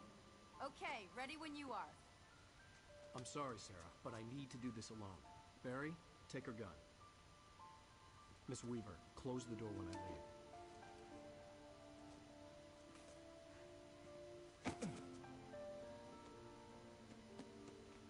Good luck, Al.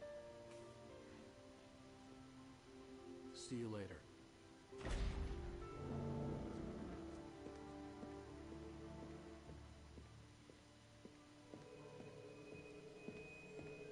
When I got out, it was warm and sunny. I'd flicked the switch of the clicker. Had it done this? I didn't stop to question it. I had to take advantage of the sunlight to get to the lake. On Zane's page, I'd stood on the rim of Cauldron Lake, about to use the I'm clicker. gonna loop around. That's where I was headed.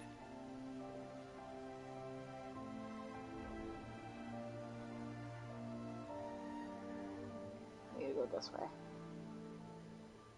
No, I need to go this way. I don't know where I'm going. Yeah.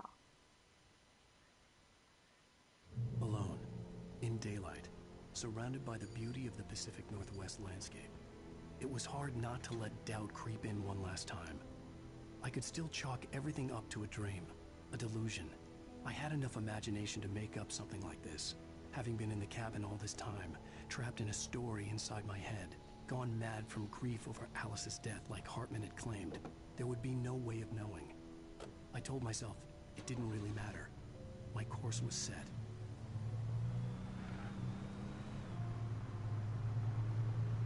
I'm on the last chapter. Hmm? In the last chapter of this game. And Alan Wake. Yeah. And then there's 2 DLCs. And then I jumped into Alan Wake 2. Oh, damn. I don't know. Sweet. Sweet.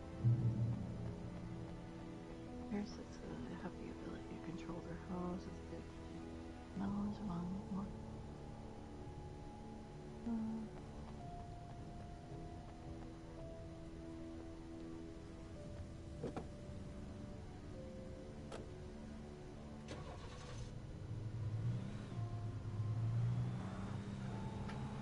Hey, click.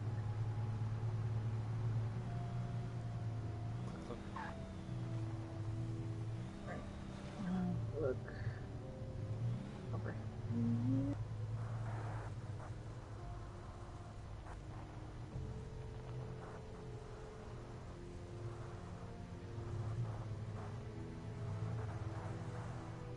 Oh, what the fuck?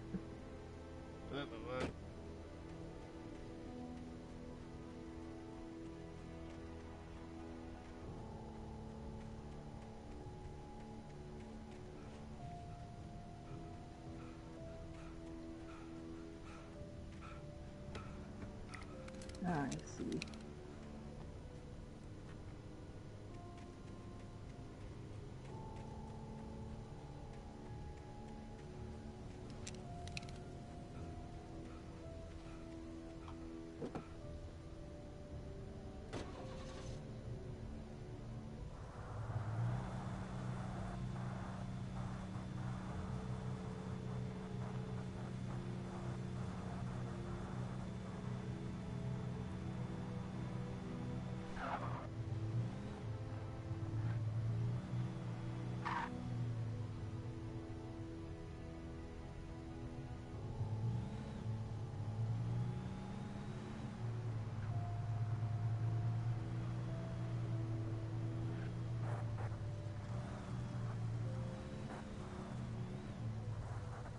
Bitch.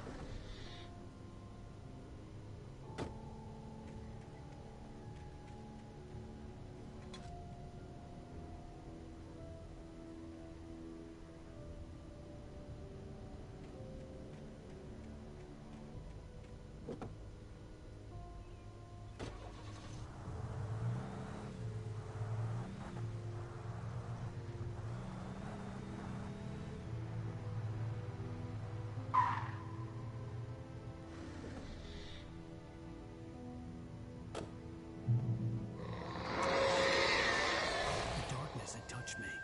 There was a link between us, always would be. I could feel its presence again, getting closer.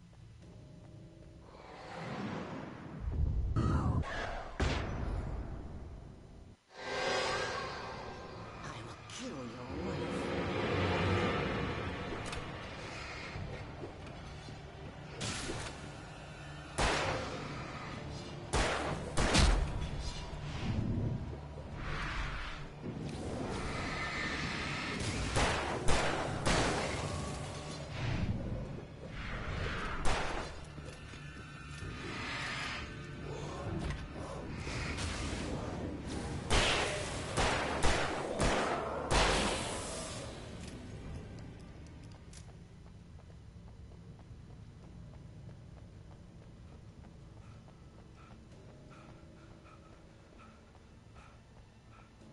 Damn, Alan, you gotta work on your cardio, brother.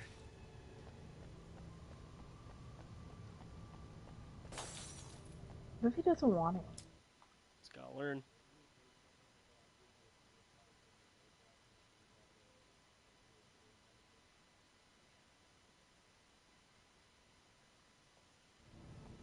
So, gotta be.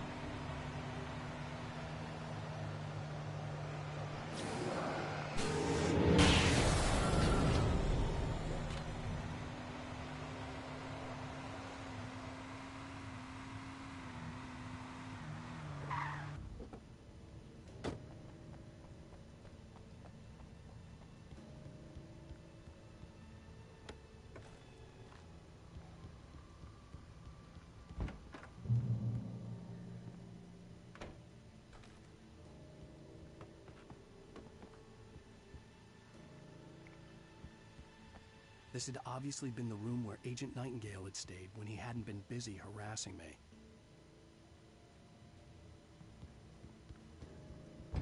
Look after yourself and your co-workers.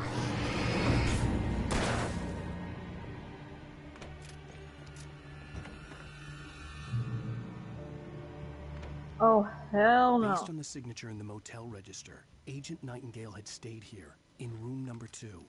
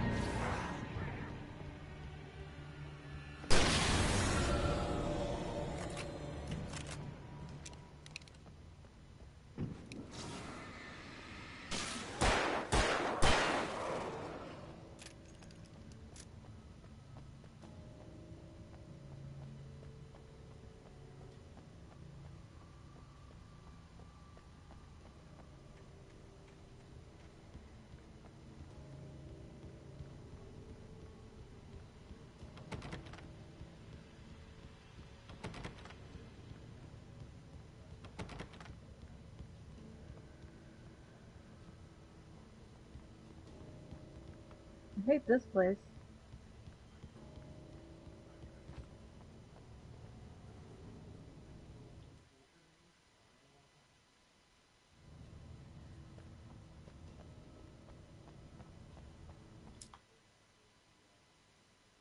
Yes. Hmm? I get it, Liz. You don't need to call me every single time you send me a text just to tell me the same thing that your text said.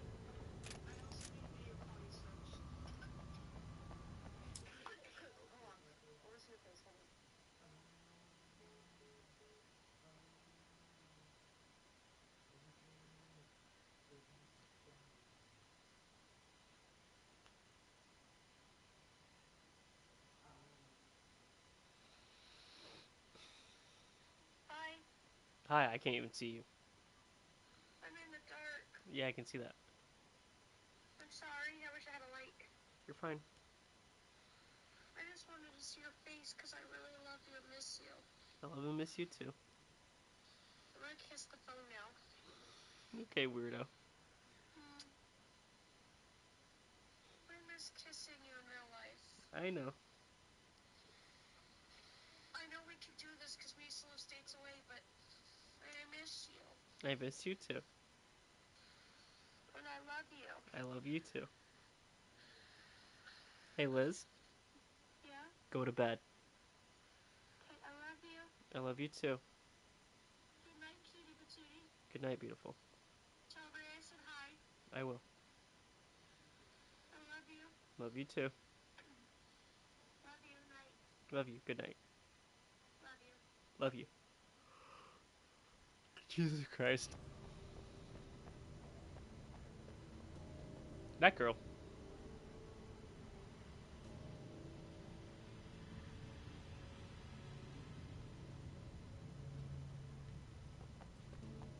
How you doing, Ray?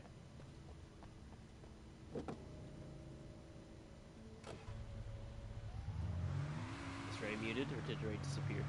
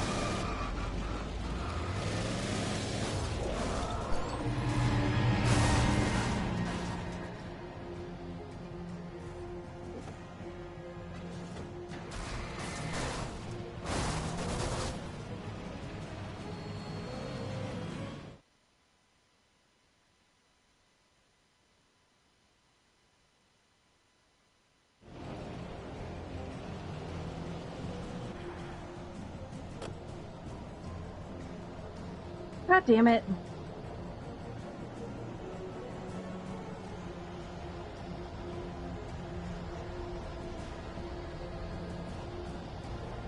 Fuck you.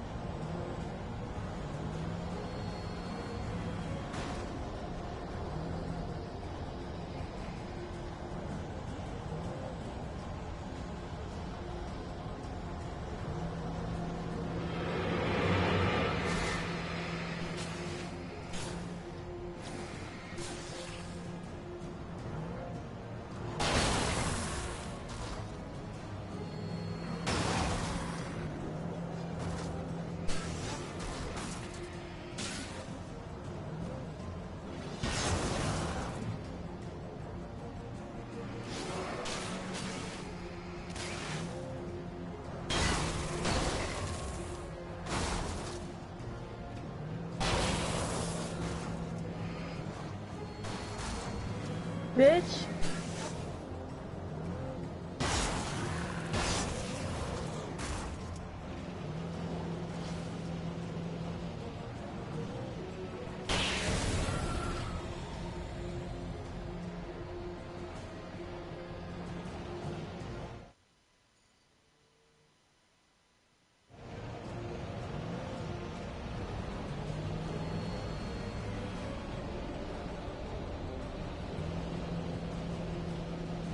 So fucking stressful. What the fuck?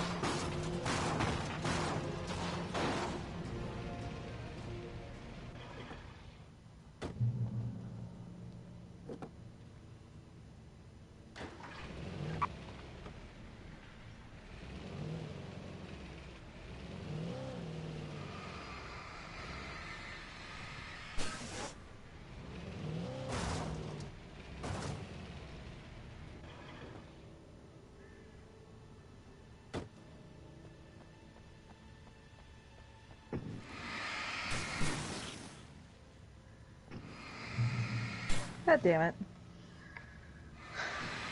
Ashley, don't run away.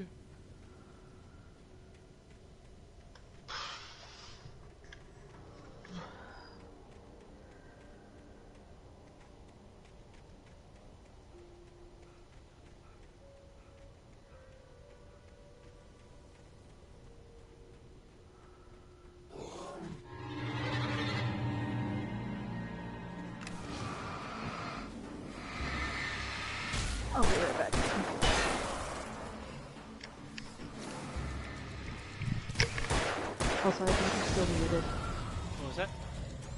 I thought you were muted. No. Okay. Alright. I'll be back. Okay.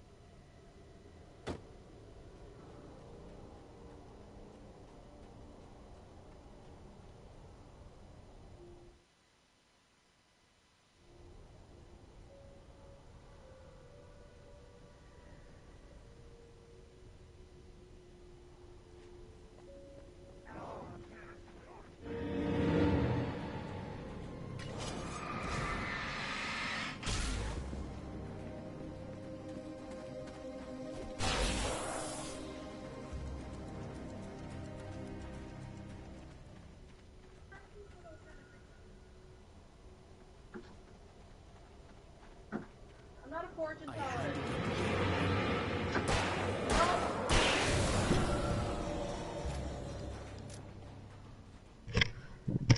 Hi, I'm back. Welcome back. My dad wanted me to bring home some ice cream, but he didn't text me. What a bitch.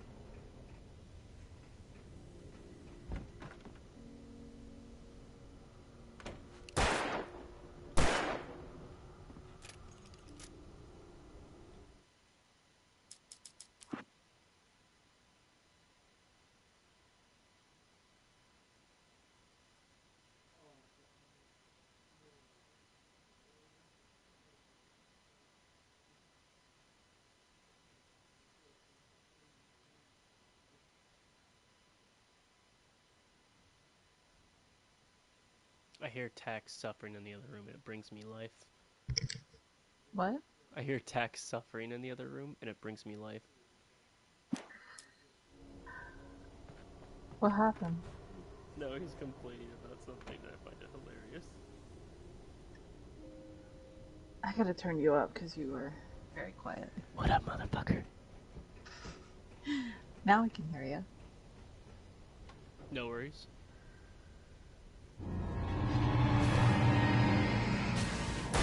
Turn it down. I'm gonna turn down the volume in this game. Turn down for what?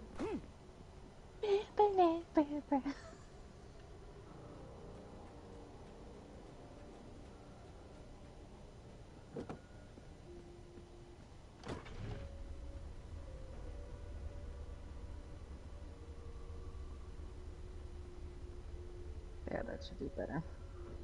So what were you saying? No, he was just complaining about something. It was just funny. What was he complaining about? Life. Oh.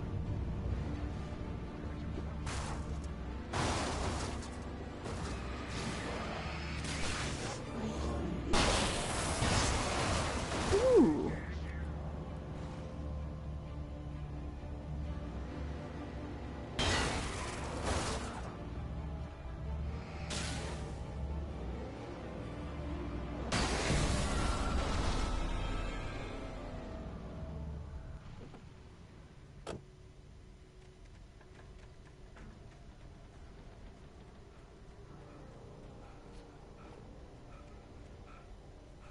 Got some body armor, hell yeah.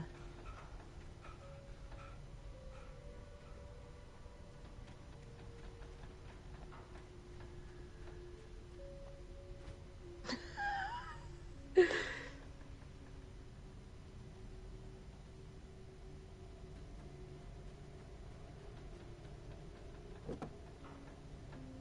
wonder where Pocket is.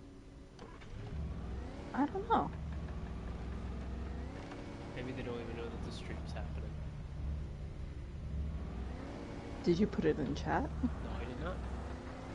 I said that and someone joined my thing and I swear to God if it's Pocket, I'm gonna lose my mind. I will do that for you.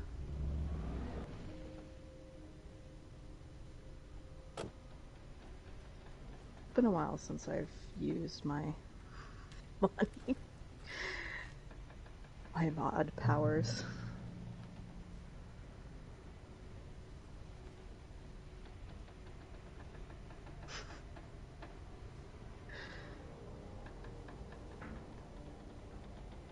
I also gotta post my stream too. Shit.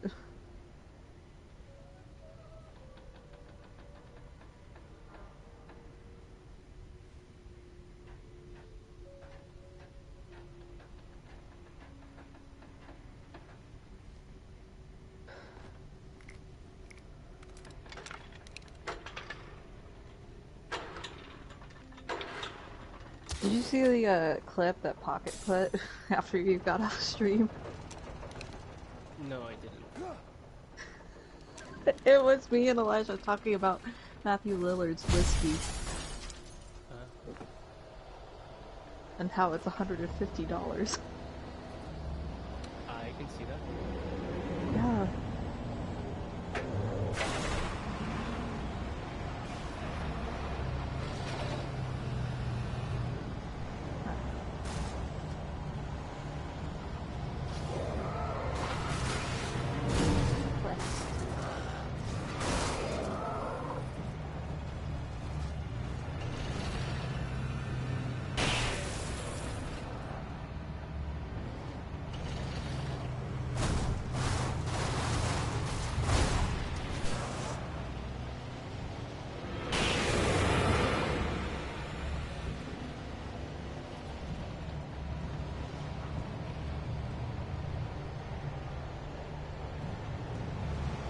I got a black bass.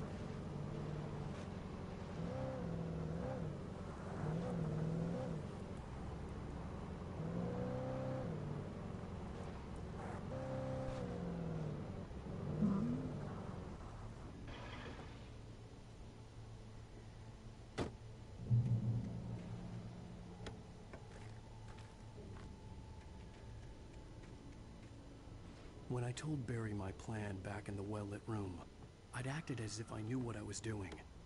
I didn't. I was operating on the shifting logic of a dream. I had to fight my way to the lake through the horrors of the night. I had to flick an old battered light switch imbued with childhood magic. I had to write a happy ending to a horror story. I had to save my wife from the dark prison she was being held in. They were all alive.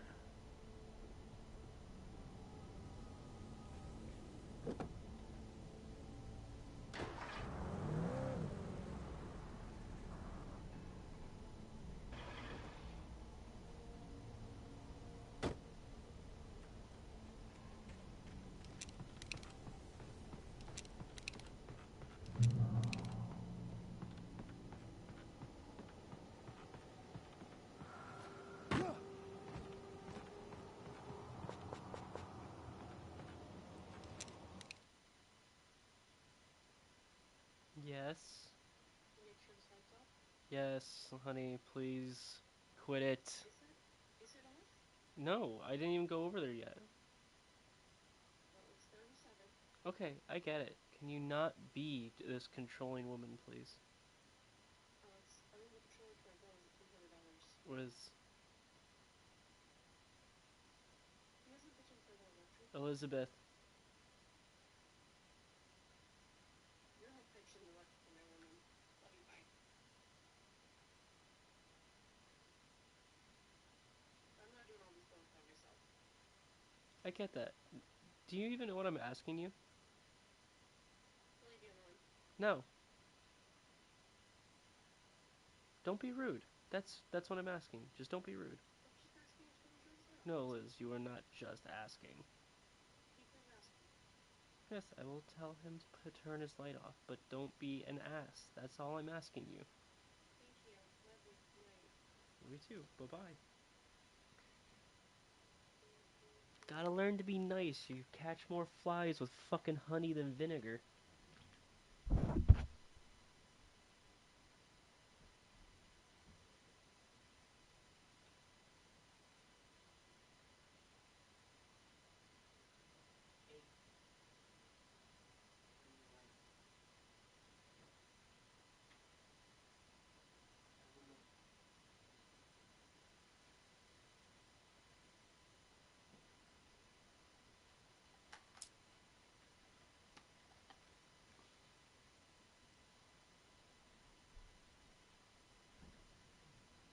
My butt hurt.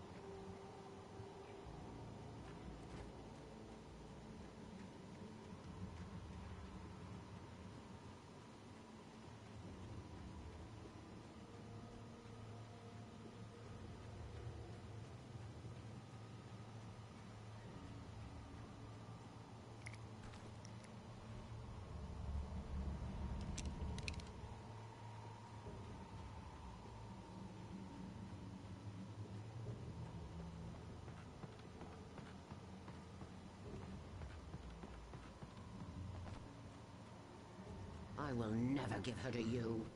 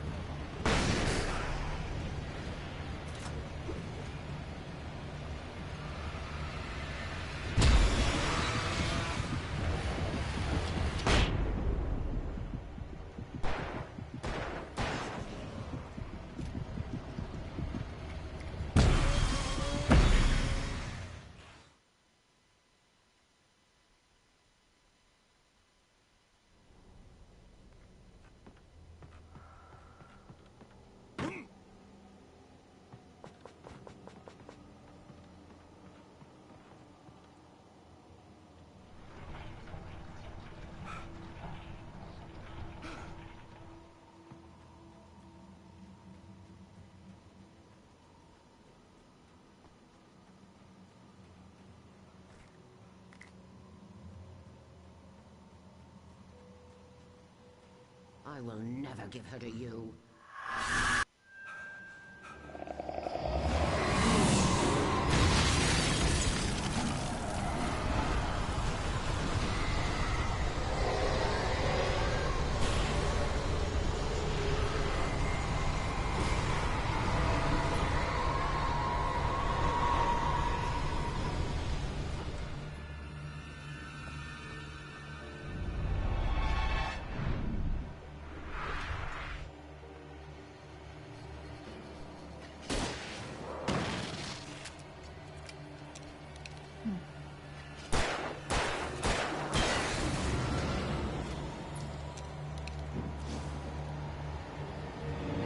Well, hi, Ada.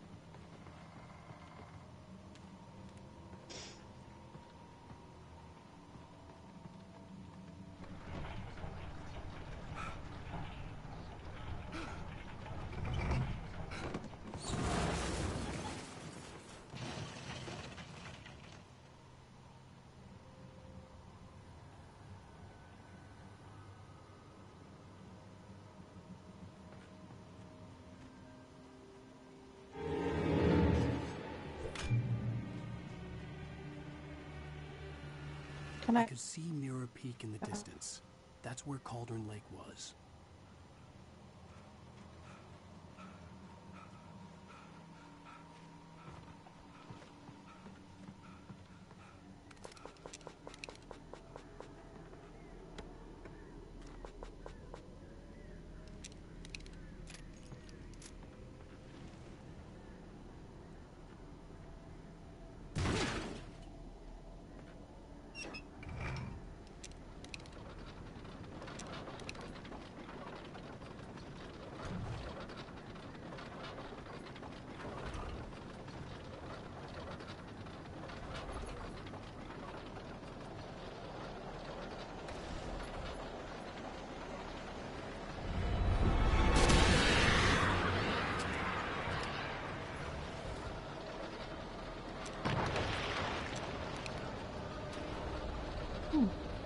Like the Spencer Mansion.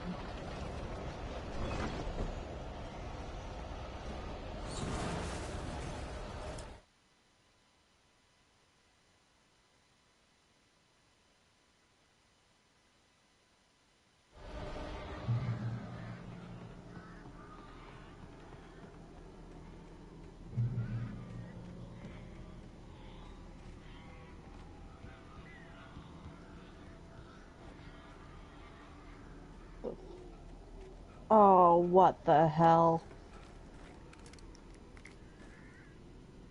I don't want fucking spiders.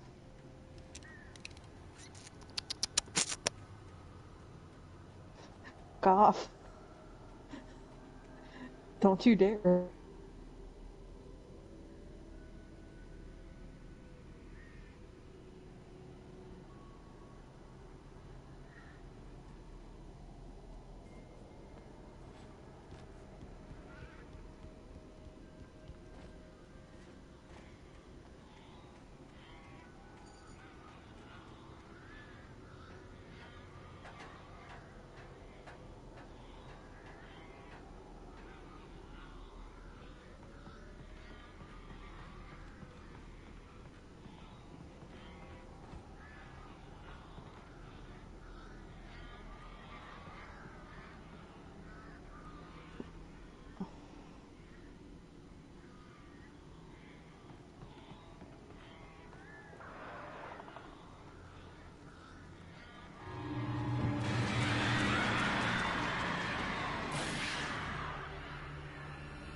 Oh. What in the alien?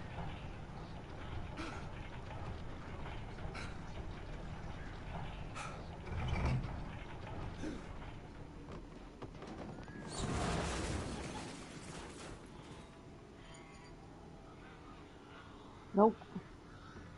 Nope, nope, nope.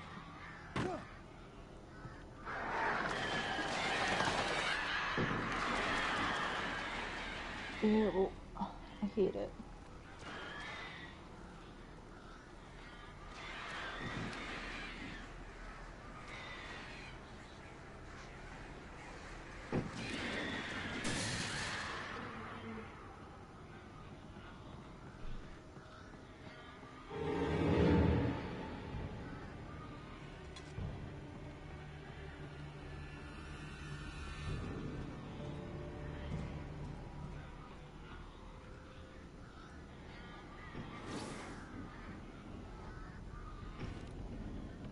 Oh, hi.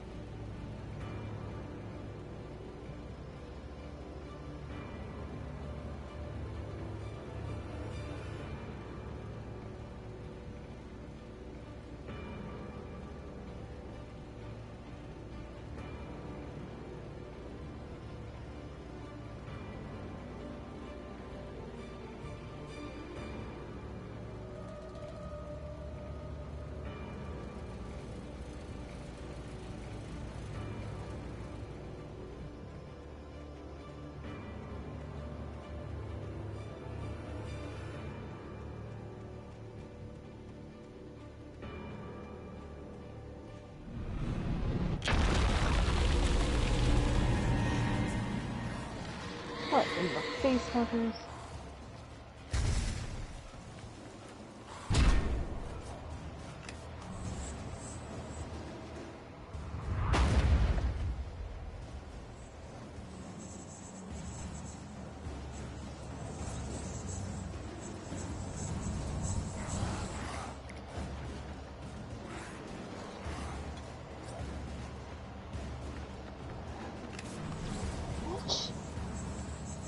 Oh.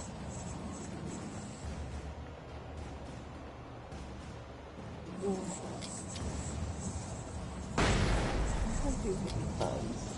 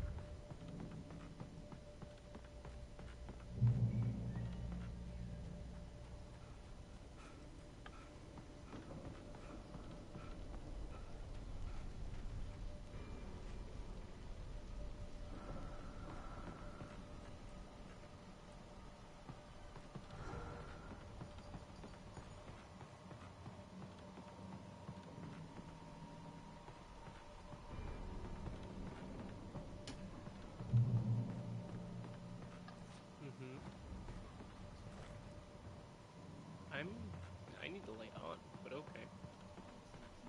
Huh? Okay. Yes, I get it.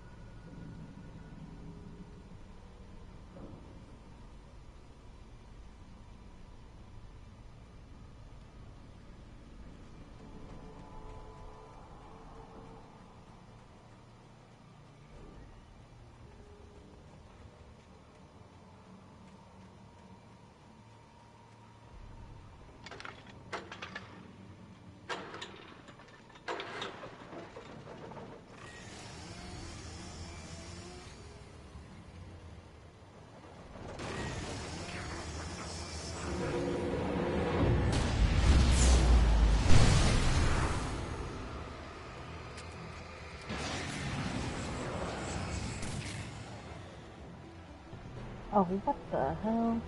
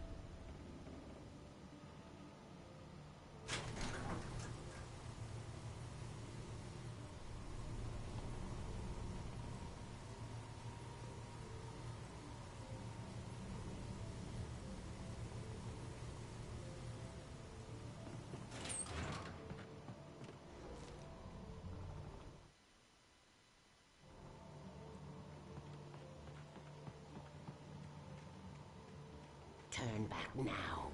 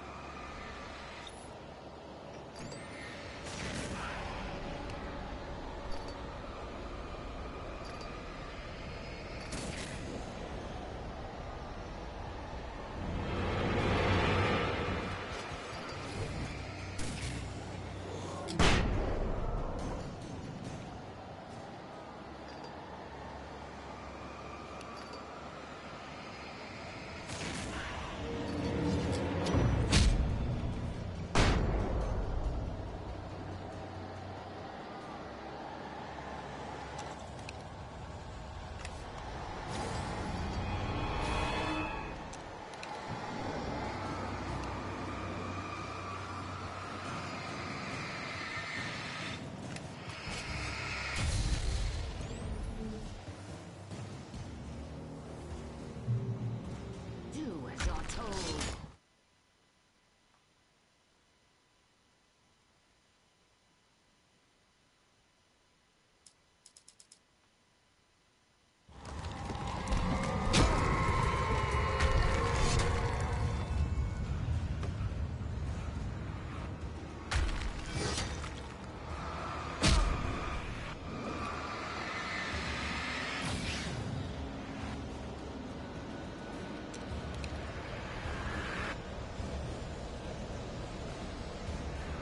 Has never loved you.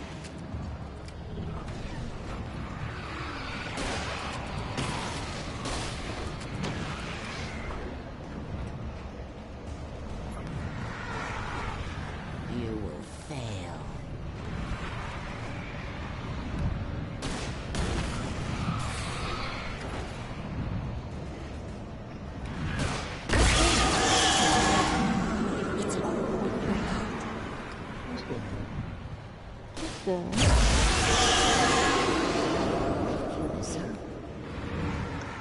How's your day? My day's been pretty good. Good.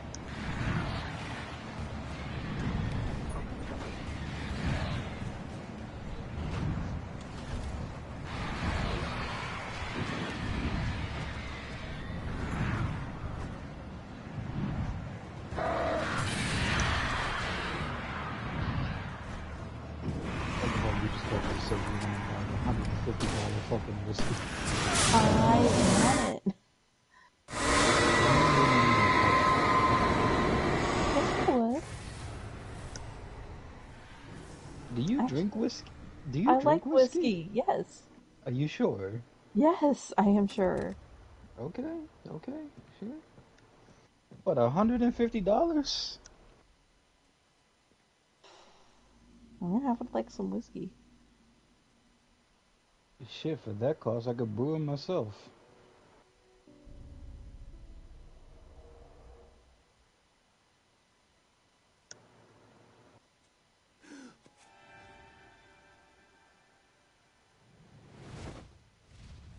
It'd be great if it wasn't fucking sold out.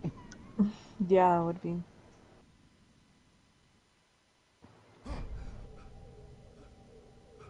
What the hell? Shh, baby. You were having a bad dream. It was just another nightmare. No, Everything's Keep fine. that. You're home. it wasn't a dream. Everything's fine. Turn the lights on. Turn the lights on! Shh, baby. The power's out. There's no light. Come back to bed and I'll make you forget all about your fear. My fear? It's your fear. Why aren't you afraid? You're not Alice. Turn the lights on now. Where's the clicker? What did you do with it? Alan, you're scaring me now. Come back to bed. Have you taken your pills? Do you want me to call Dr. Hartman? There she is. I read your manuscript. It's brilliant. Departure is your best work yet. You're a genius. I'm so proud of you. Come back to bed. We'll talk more about it in the morning. Come back to bed, Alan. Come back to bed, Tom.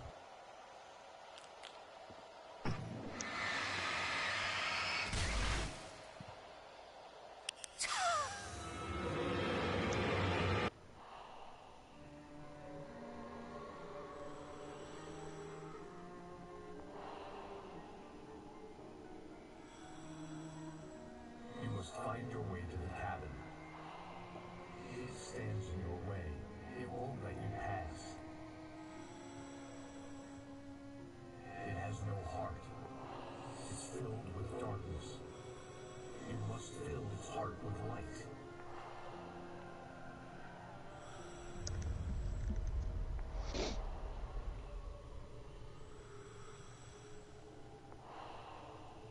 Don't mind him. He's Mr. Great pep talk, Leon. Your friends will meet him when you're gone. Great pep talk.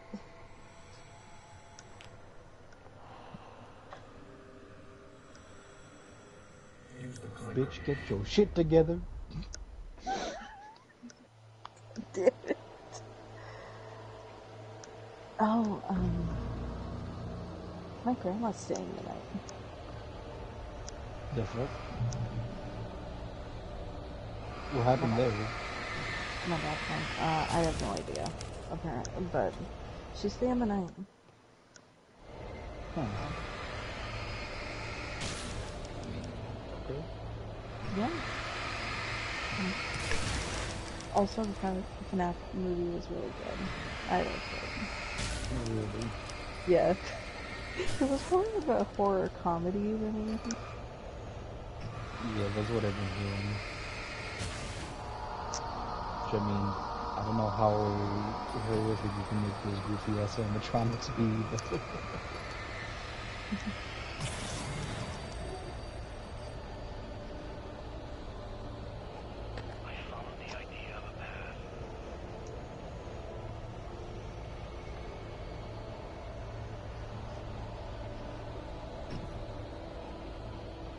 I'm leaving you. someone else. Alice? No, what are you saying? You can't. And don't doubt it. How quickly you don't even know yourself. What you do is torture yourself as hard you can't do anymore. No, I love you more than anything in the world. You're my muse. Who are you? What have you done with my Alice?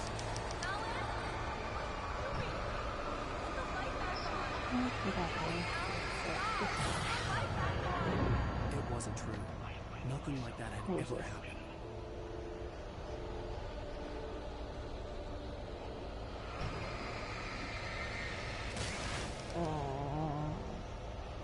You're not my Barbara. Tom, I promise to be good. Please, untie me, you naughty boy. I know how you got your masterpiece. I will love you forever. No, you're not Barbara Jagger. I made a terrible mistake. I should have never written you back. You came back wrong. Your heart is filled with darkness. Put that knife away, Tom. Put it down. My heart is filled with darkness. Cut it out. Get back to the denser paper. And I believe we can.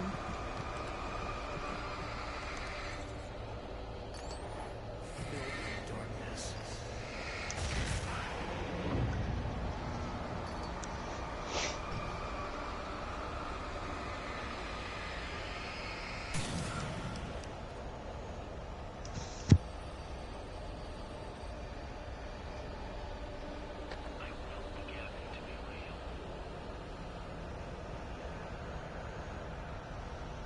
Get away from me, you hag! Where am I? Let me go! Alice! I'm coming! Your husband refused to do as he was told. All he had to do was write what I wanted him to write.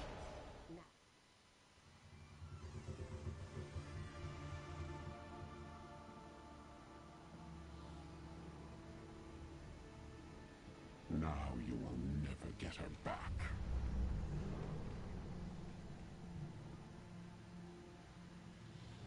Oh, God damn it. Older than your first work of art. I will find a new face to wear. Someone else to dream me free.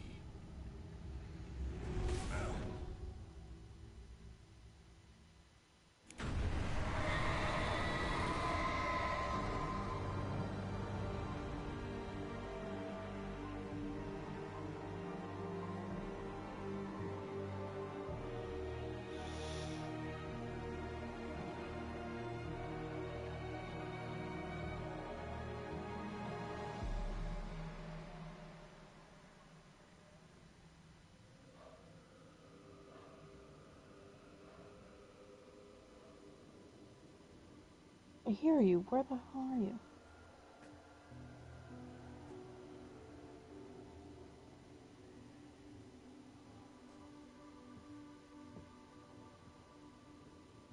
I could feel Alice's presence close by. I understood what I had to do now. I knew how to write the ending to Departure. There's light and there's darkness. Cause and effect. There's guilt and there's atonement. But the scales always need to balance. Everything has a price. That's where Zane had gone wrong. There's a long journey through the night back into the light. Oh, that's disgusting. Alice? Alice?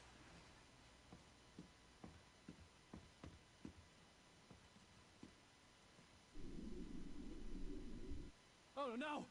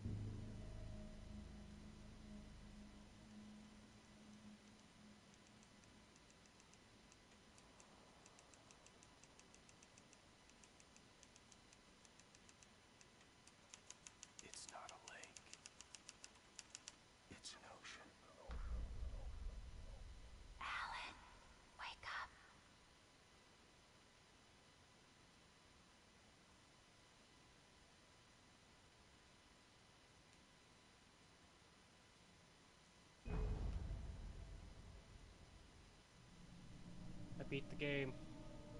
Nice.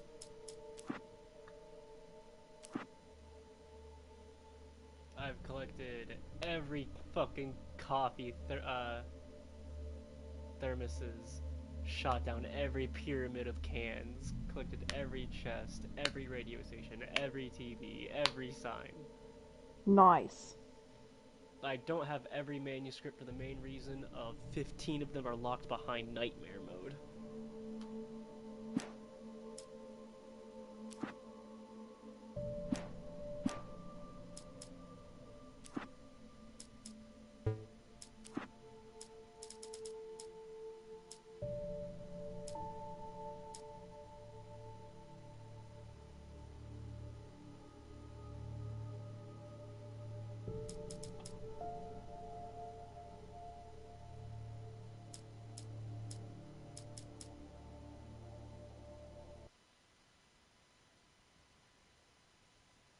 Let me go. I...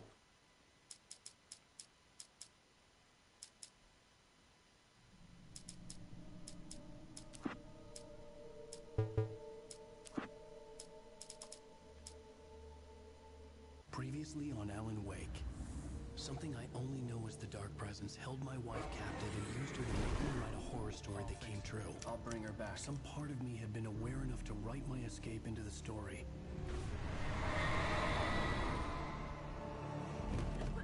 Alan?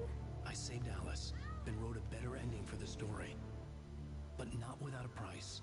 I was trapped somewhere in the dark place, a strange zone somewhere beyond our world. It's not a lake. It's an ocean.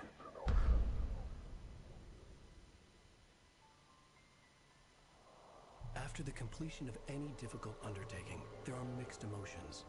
Accomplishment and relief. Sadness, depression.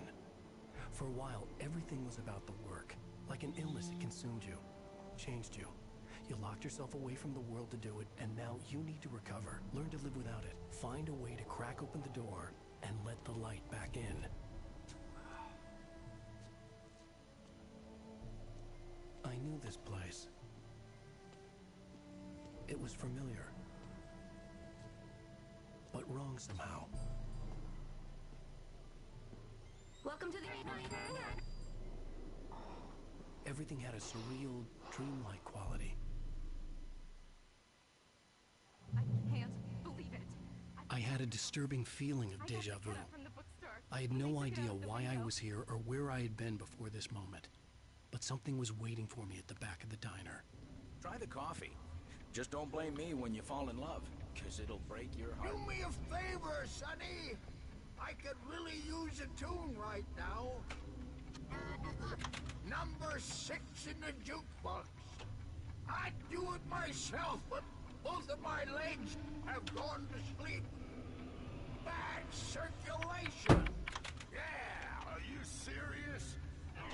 Now that's what I'm talking about. Yes. This is it. Don't go in there, young man. You can hurt yourself in the dark.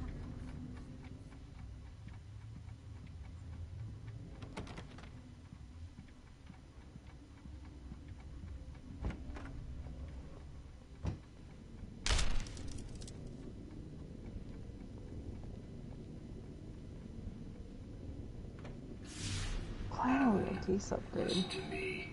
Go no deeper. What? Focus. You're losing yourself. I will try to help the best I can, but it's up to you. Find a better point of contact. What do you mean? I cannot hear you. Please, you're the one making all this happen. Concentrate. This is what's happening. Nightmares. Too deep. Can't take the pressure. It's too much. Suddenly, Wake found himself face to face with himself. At the sight of myself, the dream suddenly became lucid. The dark place. That's where I was. You will need weapons. It's not the light itself, but what it represents. You will need it. This is not a gun. It is a tool in a logical process of elimination. Be careful. I will try to find a better point of contact. I didn't understand Zane's message, and knowing where I was didn't fix anything. Something had gone wrong after I had finished Departure.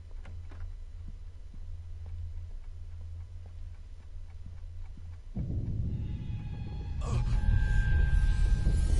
the hell was that?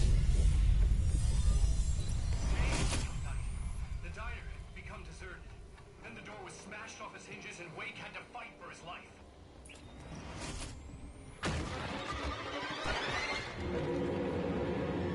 Get your lunchbox.